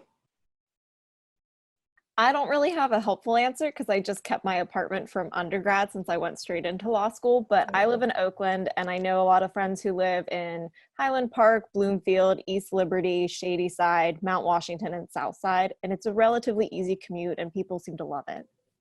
And you like your proximity to the law school? school? I love, well, for me, my parents live 10 miles away from the law school, so if I wasn't going to be super close to the law school, I was just going to commute from my parents' house.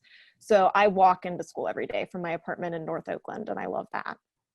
All right, Sean, I know you're currently not in our state, but when you are in our state.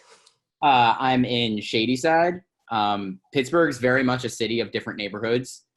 So if you're looking for either different cultures or different costs, it's you have an array of options, which is kind of unique to Pittsburgh. It's because of landscape and all sorts of things. And I think Charmaine just said, but you do get free transportation with your Pitt ID or access to, the bus systems with your Pitt ID, which is super helpful. Pittsburgh housing markets kind of, it's not the cheapest, it's not Oklahoma City, but it's also not San Francisco. So, it's not too bad affordability wise, which is kind of nice when you're thinking about some of the bigger cities where you can move to. Pittsburgh is still kind of affordable. Perfect. Thanks, Sean. How about Danielle? We'll go to you. So I currently live in South Oakland. If you're looking at a map, it's I don't even know, we're literally right below the law school. I would say it probably takes about 10 to 15 minutes to walk to school, which I really like on really nice days. There's also buses that'll take me to school if I'm lazy and don't feel like walking. And I live with another law student, actually. So we were both 1Ls together and we live together, and it's worked out really nicely. So I like it. Tara, we'll go to you next. So I have a little bit of a unique situation because I'm originally from Pittsburgh. I live with my parents, so I save lots of money, which is very nice. And I drive in every day with my mom. So sometimes I'll drive myself, other times she drops me off because she works downtown too. So I kind of hit the jackpot there. But when I drive, because I see there was a question about parking, I don't have a parking pass because I don't drive enough for that to be worth it. But there is a lot, like a 10-minute walk from the law school. I forget what it's called because I feel like I'm never at school anymore. Panther Hollow? Panther Hollow. And it's $5 a day. And you just pay cash. And Carolyn, the parking attendant, bless her heart, she is the sweetest woman. She'll just like tell you where to park. And as long as you get there early, there's plenty of spots. When I say early though, you have to roll up at like 7 a.m. If you wait until like 8:30, there's no spots anymore. So that is one downside of that law. Yep. I would also oh, go ahead, Madison, sorry. I occasionally drive in and learned this hack when I went to Carnegie Mellon, about a 10-minute bus ride up Forbes Avenue. There's free parking in the neighborhoods, and there are 4 buses that come by, and they come by once every 5 minutes. So on the days that I drive, I'm pretty cheap and I won't pay for parking. So I'll drive over there and then just take a bus in, and I can leave my car there all day and I don't worry about it. Thank you, Madison. Sorry, I also wanted to just hop in about driving in. I also don't have a parking pass, but that's because I am very fortunate and one of my friends gives me a ride every morning. So I don't have to actually pay for parking and I don't have to wait for the bus. But thanks, Nods. Caitlin, we'll come to you. Where are you living? Yeah, so when I first started at Pitt, I was in Shadyside, and now I'm back in Shadyside, but just on like another little main strip of restaurants and places like that.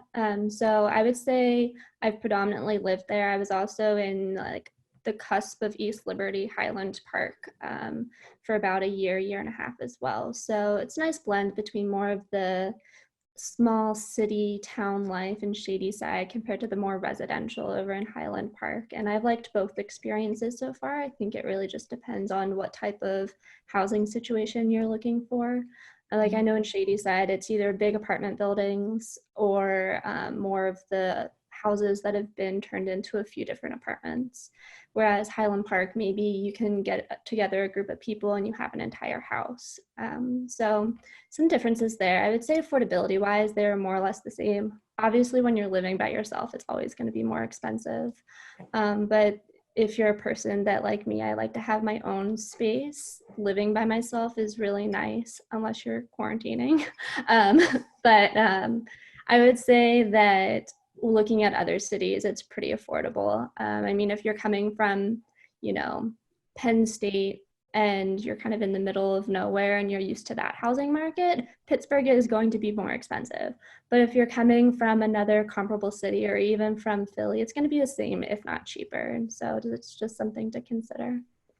That's a great question because someone had asked about cost as well in the question. So we'll go to Chemo, and then if anyone has feelings on cost of living in Pittsburgh, I'd be open to anyone jumping in on that. Chemo, you are in Shadyside, correct? I live in North Oakland. Oh, you're in North Oakland. Sorry. I can actually see the law school from here. Well, I can't see the law school. I can see the Cathedral of Learning, so I know that it's right there. It's okay. Off the street, basically. But in finding places to live, I used the OCL website. There's an OCL Pitt. Yep, it's off-campus living.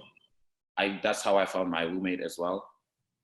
And I still live with him this year. We switched apartments. We moved up the street to a big apartment complex, but we're still roommates. So you can find roommates there and you can find apartments there. There's like hundreds of apartments listed on OCL. You just have to go on there and just search vigorously, test your luck, see if you can find some place that suits you. But I live close to the school, so I walk to the school most mornings when it's hot, and then when it gets cold, because I don't like the cold, I take the bus, which is right down the street. So I just take a bus and I get to school in like 5 or 4 minutes.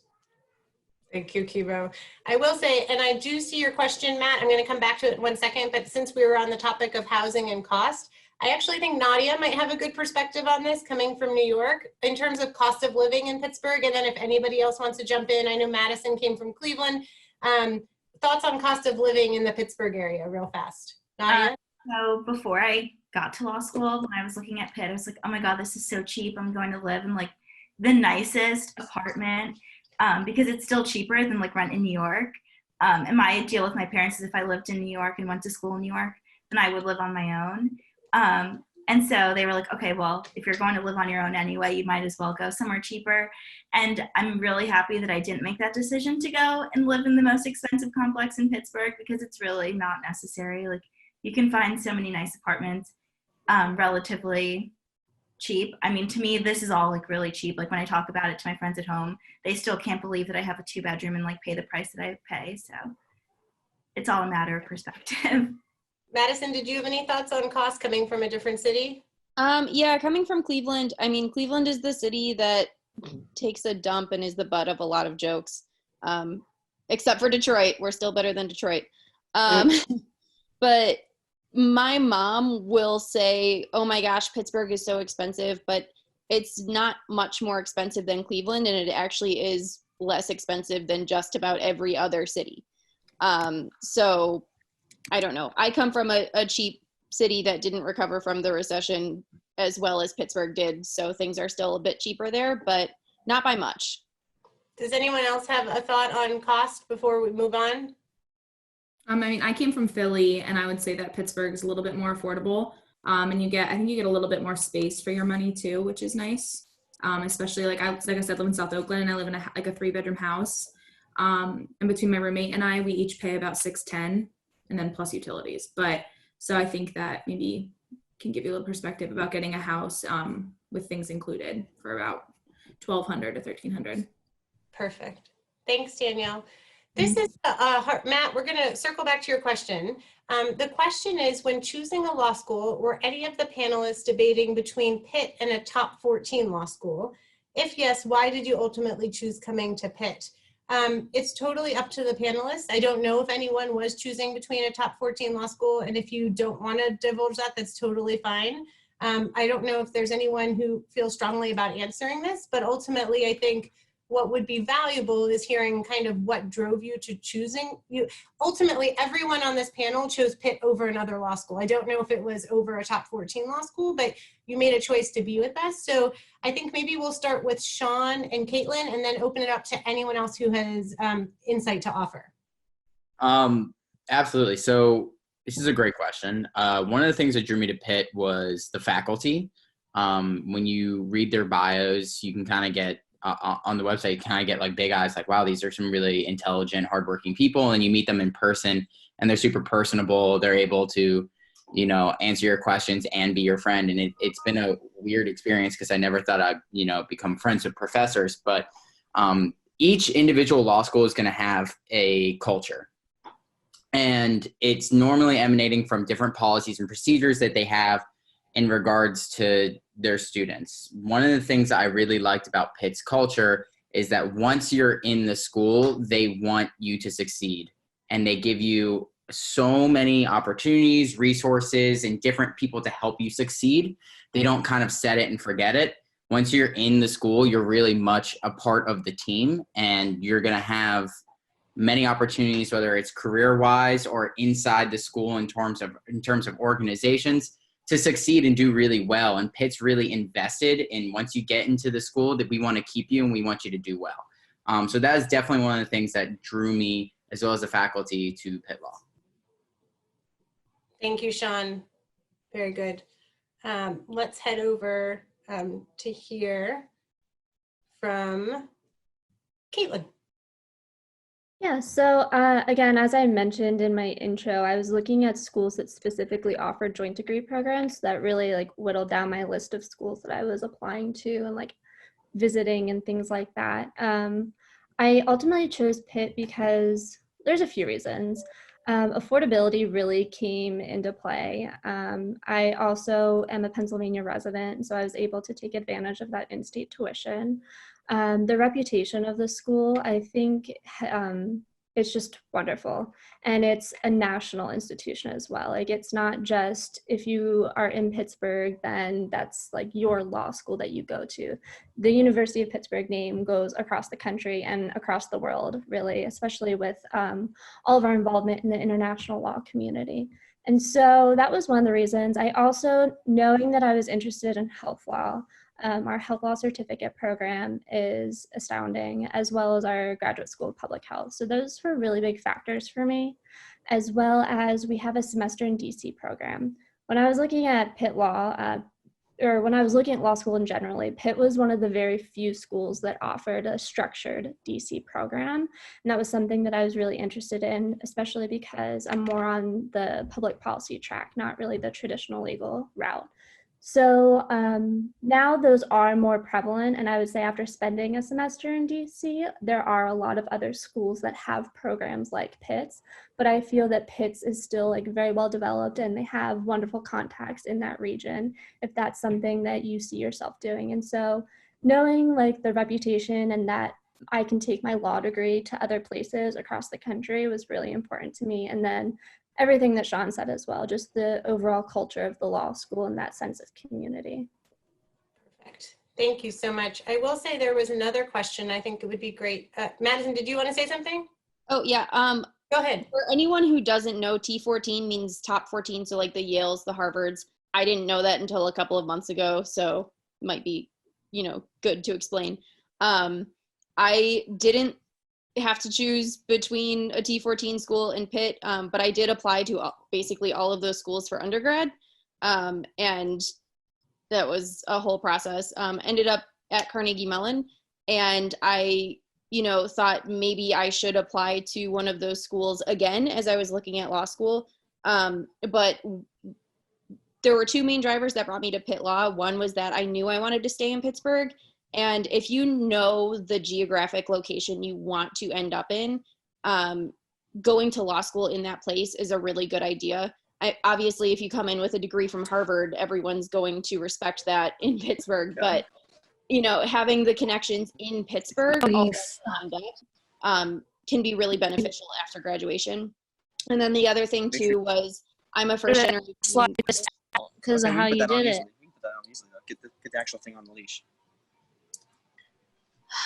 So the other thing that really drove me to Pitt is that I'm a first generation college student, and going to Carnegie Mellon, I felt kind of lost in a sea of not knowing how to navigate college and not knowing what I was supposed to be doing. And right off the bat, you could tell from the moment I started looking at Pitt Law that they really guide students through the process of navigating the legal field and how to get a job in the legal field and all the unspoken things that you don't know. So that was why I chose Pitt. I thought I saw it. Caitlin, did you want to say something? Yeah, I did. I'm not going to say I don't agree with you, Madison, but the whole going to law school where you want to practice, I think depending on what you want to do, if you know what route you want to go, may impact that decision and change that answer a little bit. Because like if you want to end up in a firm, maybe it's ideal to go to a law school where you can spend your summers there and then kind of work through that process. But if you know you like want to work for the federal government or you want to do something else, I wouldn't say it's like if you start in Pittsburgh, like you can only stay in Pittsburgh. Like I don't want to stay in Pittsburgh, and I haven't had any issues going for like summer internships elsewhere and like looking for jobs in the process right now. So I think it really just depends, but there's no right answer, there's no wrong answer. Was there somebody else who wanted to say something as well? Yeah. Sarah. I just have a brief point to add on to what Sean said, but I think building off of what he said about faculty is that it's not just that they are super smart, super great people. It's also that they care about their students as people, which I thought was very unique. And that's not exactly what I was expecting coming to law school at all. Like, I feel like all of my professors genuinely care that I am okay as a person and also okay as a law student. Like those two things, they're able to separate those and make sure that you are healthy, you are progressing, you are kind of transitioning properly into law school. And if you are having a bad day, like there's plenty of professors you can just go to and be like, I need to talk, I'm struggling with this. And whether it's related to their class or not, they're there with an open ear and they're going to provide you guidance. And I just love that type of support from our faculty. Perfect, thanks.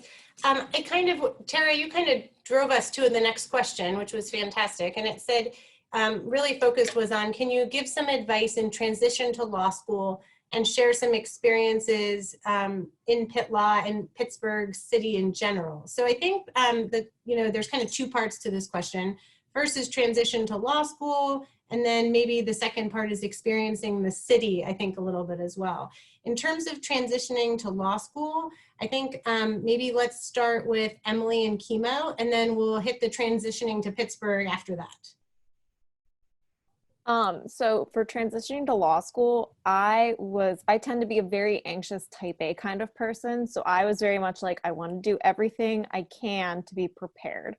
And what I came to the conclusion of over the summer before I started law school was, you really can't do that. You just need to relax, because it was nerve-wracking to me that there were people coming into law school where their parents were lawyers, or they knew lawyers well, or they'd done some type of legal internship before law school, and I didn't have any of that experience. But we all really start on the same blank slate, and everyone's starting from scratch. And that made me feel a lot better. And to reiterate a lot of the things that were said before, they're gonna help you. All the professors and the faculty at Pitt Law are excellent, and there's a lot of helping you through the process, and everyone's going through the same thing. So in terms of preparing for law school, my best advice is really just relax and enjoy your time before law school, because soon enough you're going to be in that 60-hour plus week grind. So I just really took the time to spend time with my family and friends, like transition easily, get everything prepared, get everything ready, and then just be ready to focus. Perfect. What would your thoughts be, Chemo, on transitioning to law school?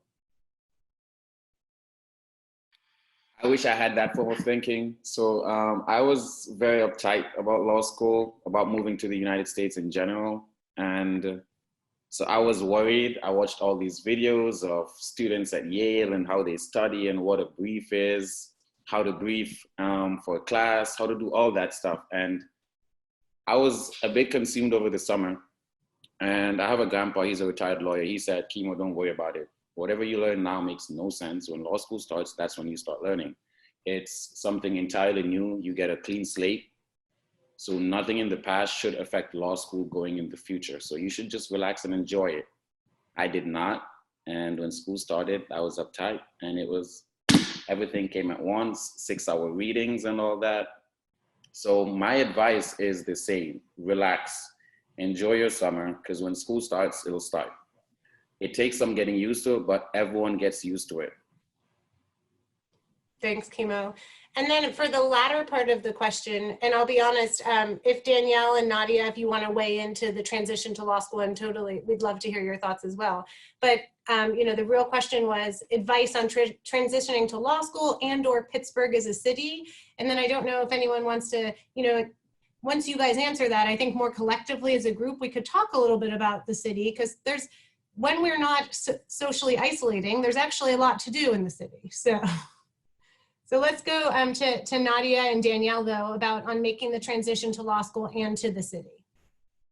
So in terms of transitioning into the city of Pittsburgh, it has not been the easiest for me. And I think it has a lot to do with, like, my sister just recently had a baby. So just being really homesick and not being able to be as close as I would like to be.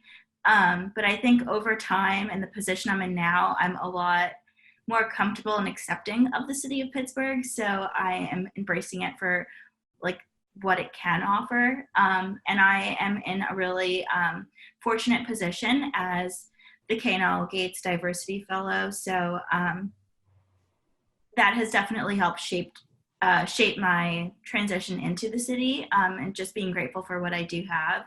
And in terms of transitioning into law school, I feel like I didn't necessarily transition until after first semester grades came back.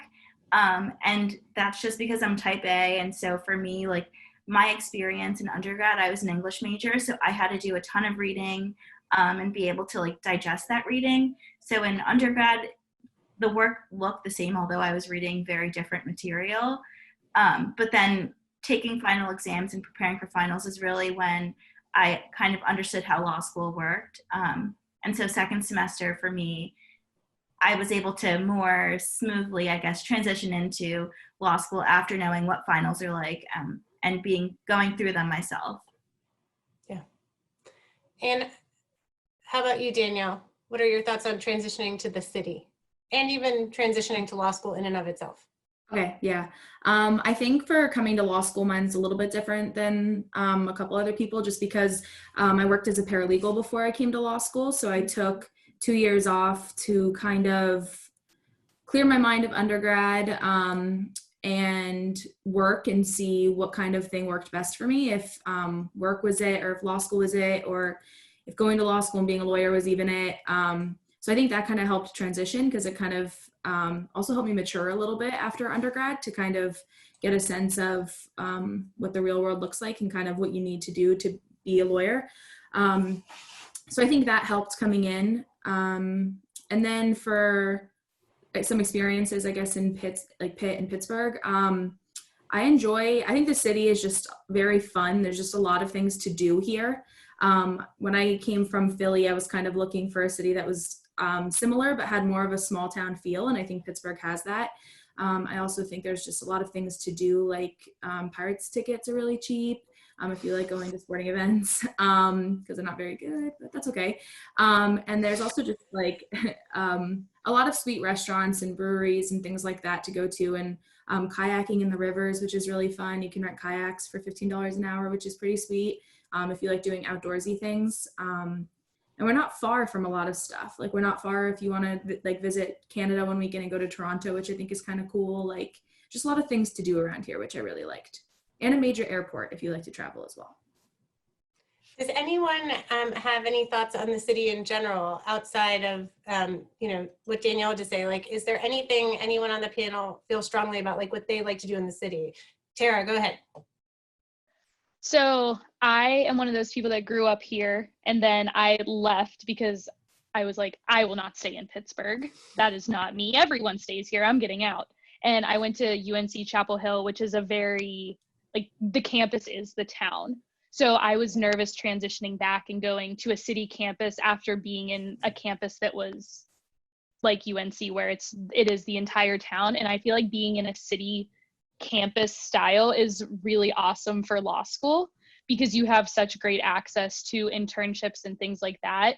And the buses with your pass, you can just like go and try out all these new things. And I found like a newfound love for Pittsburgh. Even though I grew up here, it's really different coming back and being an adult, because you have access, kind of like what Danielle said, to all of these restaurants and breweries, and it's a really cool foodie scene. And Pittsburghers just love this place. Like, there's just something about it here that people don't want to leave, because it's kind of hard to describe. It's more of a feeling of pride in the city and the sports, and even if you aren't a sports person, like you kind of become one, because whenever we're good, at least, and whenever there are sports. So that's just kind of something to think about too, is like the vibe of the city as well. Perfect. Anybody else with something? We have one more question after that, but Sean or anyone, did anyone have strong feelings about what to do around the city? Nope. Okay. Well, I want to take a Segway tour of the city. I keep hoping someone will do it with me. Tara's in? Okay, we could do it together. I just think it'd be really fun to see it. Another question that was just posed was, and I think this will be one of our last questions, and once we finish this one, I would love to give the panelists an opportunity just to give you a piece of advice before we wrap up. But for classes, how does everyone feel about the grading curve? Does this add to the stress of the course, especially if you have to maintain a certain GPA to keep a scholarship? Go ahead, Nadia. So I think everybody in law school can agree that we hate the curve as students, but when you like really think about it, most of you will end up falling somewhere in the B range. So your scholarship most likely won't be severely compromised, unless if you're like really falling below that line. And like I said, most people don't.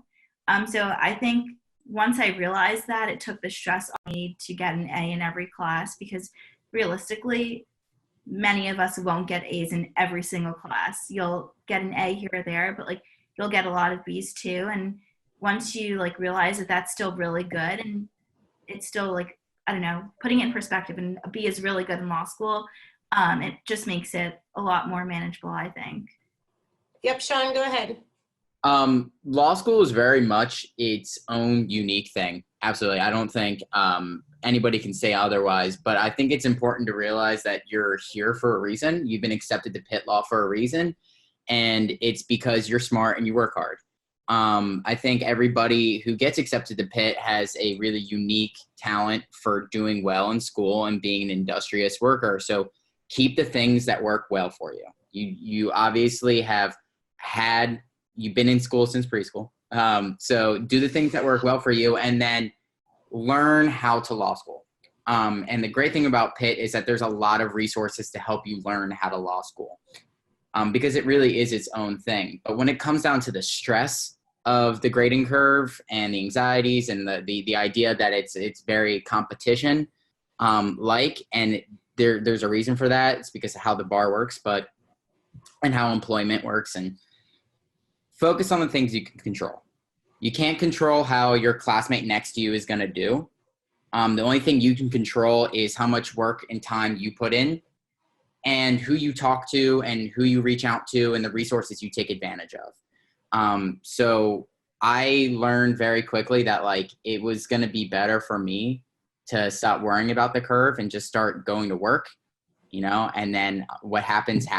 And, if you put the work in, the curve happens, and you're just well, I did the best I can, because you focused on what you could control opposed to what you couldn't. Thanks, Sean. Was there anyone else who wanted to say anything about the curve topic? Go ahead, Tara. Just a short thing, that stress is contagious, and you'll see everyone around you kind of freaking out. I've learned to just kind of shut that all out. I go to my own little part of the library. I have a table. Most people have seen me there. It's mine. And I just avoid all of it, and I focus on me, and don't let other people who are talking about the upcoming exam or the paper or the whatever in the heck is happening bother me. Just stay focused on you, and don't let other people stress you out.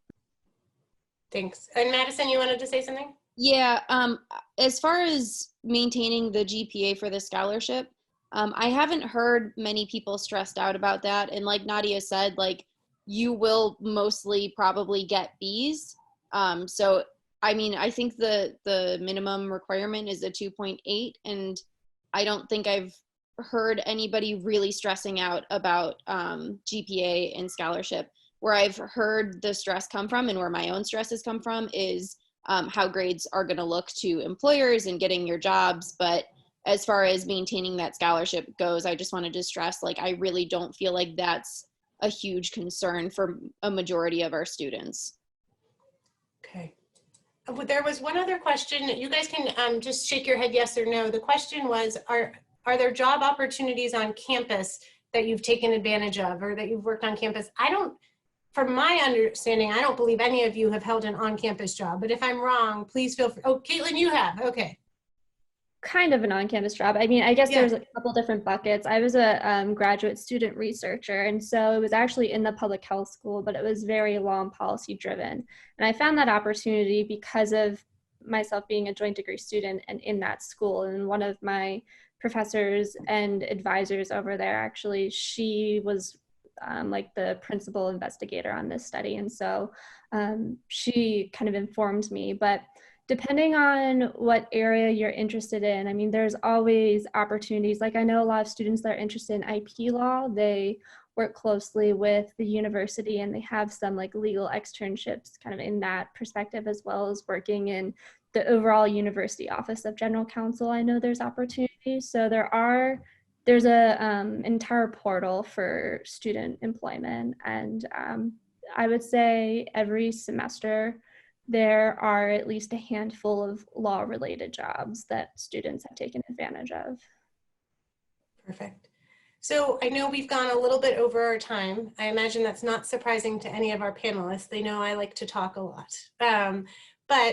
I will say, I know the panelists have great insight, great perspective. First of all, I know we've had a finite amount of time with them, and you may be thinking, ooh, that's Sean or that Tara, I want to talk to that person more. And the great news is these are Pitt Law ambassadors who I know would be delighted to continue to dialogue with you. I know many of them have dialogued with some of you in the past. So we will absolutely make all of their email readily available to you, so that if you have specific questions for them or someone in general, or, I'd be happy to connect you. If, we can continue to make sure that you get all your questions answered and get the best fit. And I can see Sean has already entered his email in. Thank you, Sean. So we'll go from there. I do want to give each panelist an opportunity to share with you a piece of advice before we finish up with the student panel. I think their advice comes from a very genuine place of wanting to help you be successful in law school. So if we can maybe just go through our panel, and again, I know we all look different on each other's computer screens. It's fascinating. But I will just call on a different person, and then once we get through the panel, we'll sum up at least this portion of our program. So Danielle, do you want to give our first piece of advice? Just advice, you said generally, right, about law school? Just generally as these people embark on law school. I think, let's see. I'll just talk about generally about law school. I think something that people don't think about as much going into law school that I think they should maybe more is when you kind of go in, you're like foot's on the gas pedal and you're going 0 to 100 as soon as the first day of classes start. So I think it'd be really important, and it was really important for me to always carve out a little time to have me time, whether that be just with my friends, with my family, watching like my favorite show. I have like the box set for How I Met Your Mother, so I would just pop an episode on and kind of get a laugh and relax a little bit. And I think that having time for yourself is just very important for both your mental health and your productivity. So that would be my advice, I guess. Thanks, Danielle. Kimo, how about you? Any advice you would offer? I have 2 pieces of advice. The first one is your first semester grades will be the most important grades of your law school career. And I say that because after the first semester, that's when everyone starts looking for their first summer job. And your first summer job is what leads you to your second summer job, or sets you up to apply for your second summer job. And my second advice is don't fall behind in your class readings. If you don't, you will be perfectly fine. If you do, you will have a lot of catching up to do. You will be stressed out, like I was at one point in one semester. And like now, I'm always keeping it together and everything seems simple. Everything seems okay. So just try to keep up with the work. It's a lot of reading, but if you just manage your time week by week, you won't have to, at the end of it, pour so much energy into it that you're so stressed out and you push your friends and family away. And you go to Thanksgiving and you're not talking to your family because you're studying and all that involved. Most of us have been through it. So yeah, those are my 2 pieces of advice. Nadia, how about you? So I'm going to kind of disagree with Kimo. I think it depends on your situation, because going into law school, I knew what I was going to be doing over the summer. So for me, grades were kind of just like my own personal like pride, I guess. And I think grades do matter, but second semester, I did significantly better. And although like your first summer, I can't really speak to that experience because I didn't have to necessarily look for a job. But in terms of doing OCI and going into second summer, like you'll know your final grade point average after the whole first year. So you can go into OCI, and if you do significantly better second semester than first semester, it'll make up for it. But for me, like my advice for law school is Pitt Law has done a really good job of like having more TAs in the classroom for first year students, and definitely take advantage of that. Like I've been on the side without having a TA, and now I've been a TA in a couple of classes. And I think the more you utilize them and reach out and get like a student perspective on understanding your professor, it'll set you up into being a lot more successful. Thanks, Nadia. Madison, how about you? So first semester grades, I definitely agree with Kimo that you should take them seriously and that they mean a lot. That being said, I did like fine first semester, pretty much middle ground, and I did get an offer from a large firm for this summer. So, you know, you don't need straight A's to get a summer job. Don't put that much pressure on yourself, but do take them seriously. My other piece of advice is to go with your gut when you're choosing a law school. I didn't know what I wanted, and then I came to one of the admitted students days at Pitt Law, and I just felt it. I felt like I was supposed to be there. It seemed like everything was falling into place, and it was just an energy. And you will hopefully feel that at a school, and listen to that and go where you feel you will be comfortable, because you will also be the most stressed you've ever been in your life in that environment. So go to the place where you feel the best. Okay, so we got to finish real fast advice because the dean's going to come on. So let's go to Caitlin, real quick advice, and then we'll go Emily, Tara, Sean, real fast. Yeah. So your first semester or your first year of classes are set in stone no matter what school you go to. But then for your second and third year, take some fun classes. You know, every school is going to say, these are the classes we recommend because they're heavily tested on the bar. And you should take a lot of those classes, but also take classes that interest you, because you'll do better, you'll be more engaged, you'll learn more. So it's an opportunity to have fun and really dive into some areas of law that you might not otherwise be exposed to. Thanks, Caitlin. Okay, and we'll go to Tara, and then Emily, and then Sean.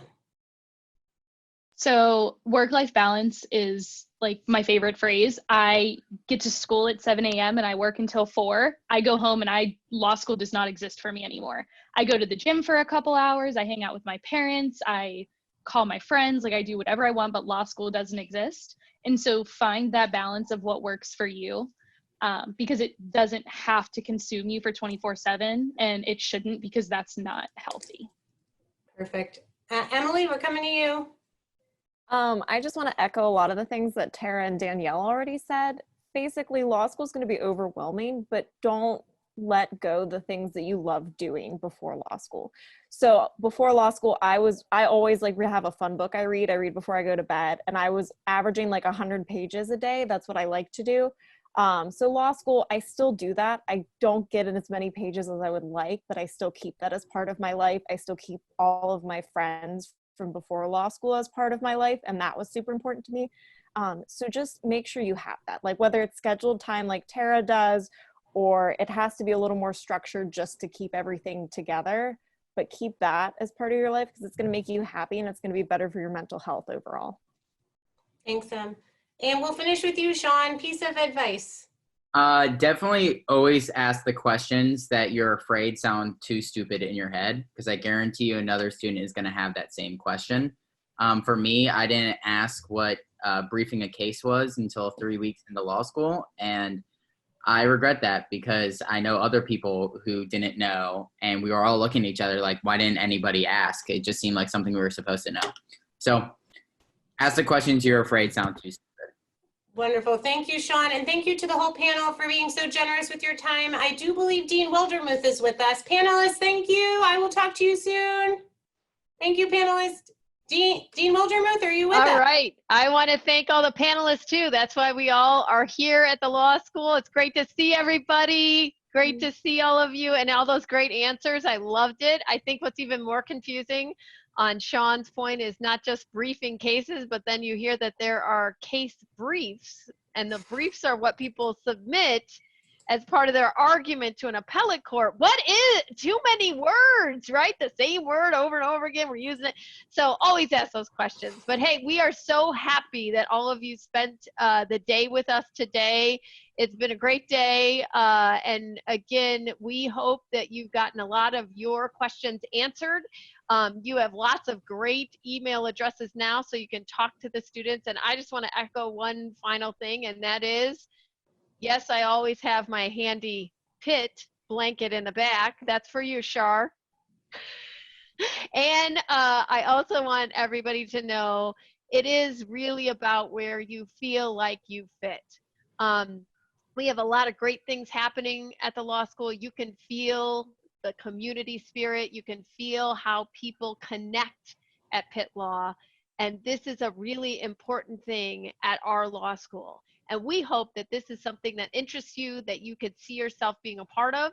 But more than anything, we want you to make a good decision for you. So please let us know how we can help. Thank you again for joining us today.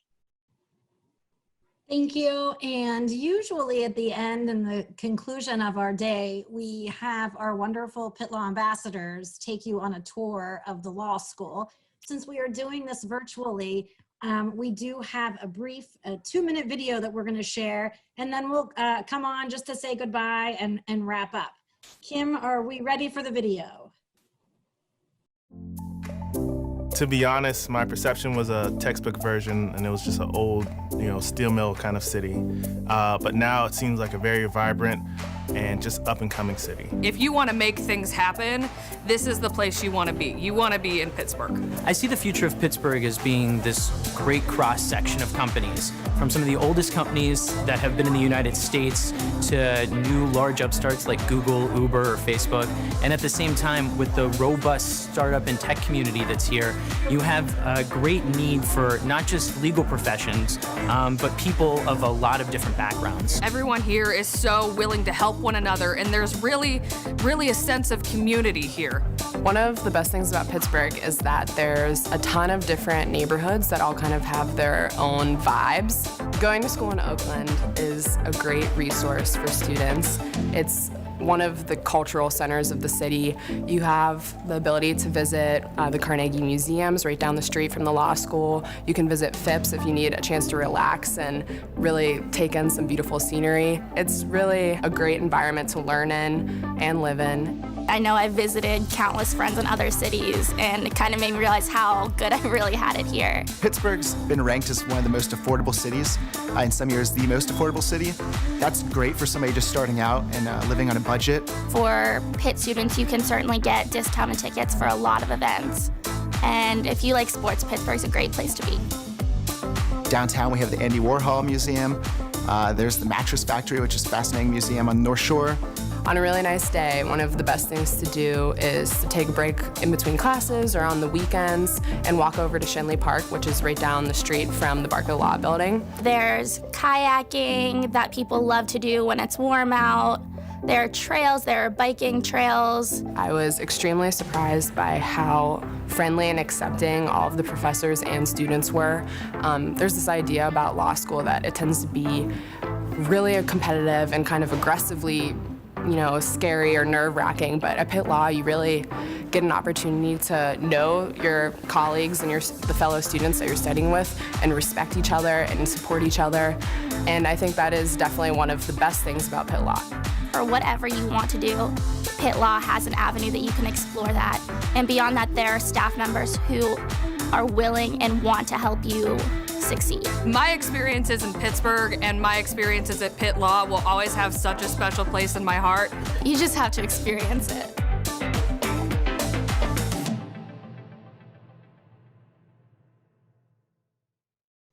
So we certainly hope that you will all get to experience Pitt Law. If you haven't at this point, we would love to show you around the school, the city.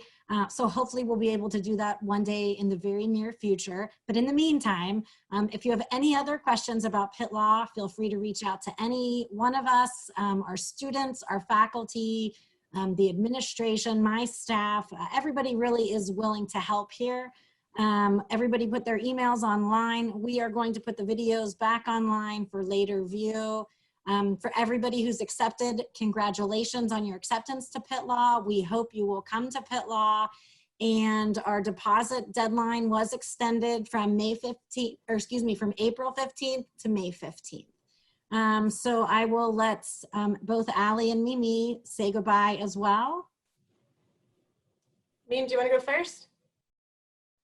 Yes. Oh, thank you for everybody for joining us. And again, if you have any questions, please feel free to reach out to us.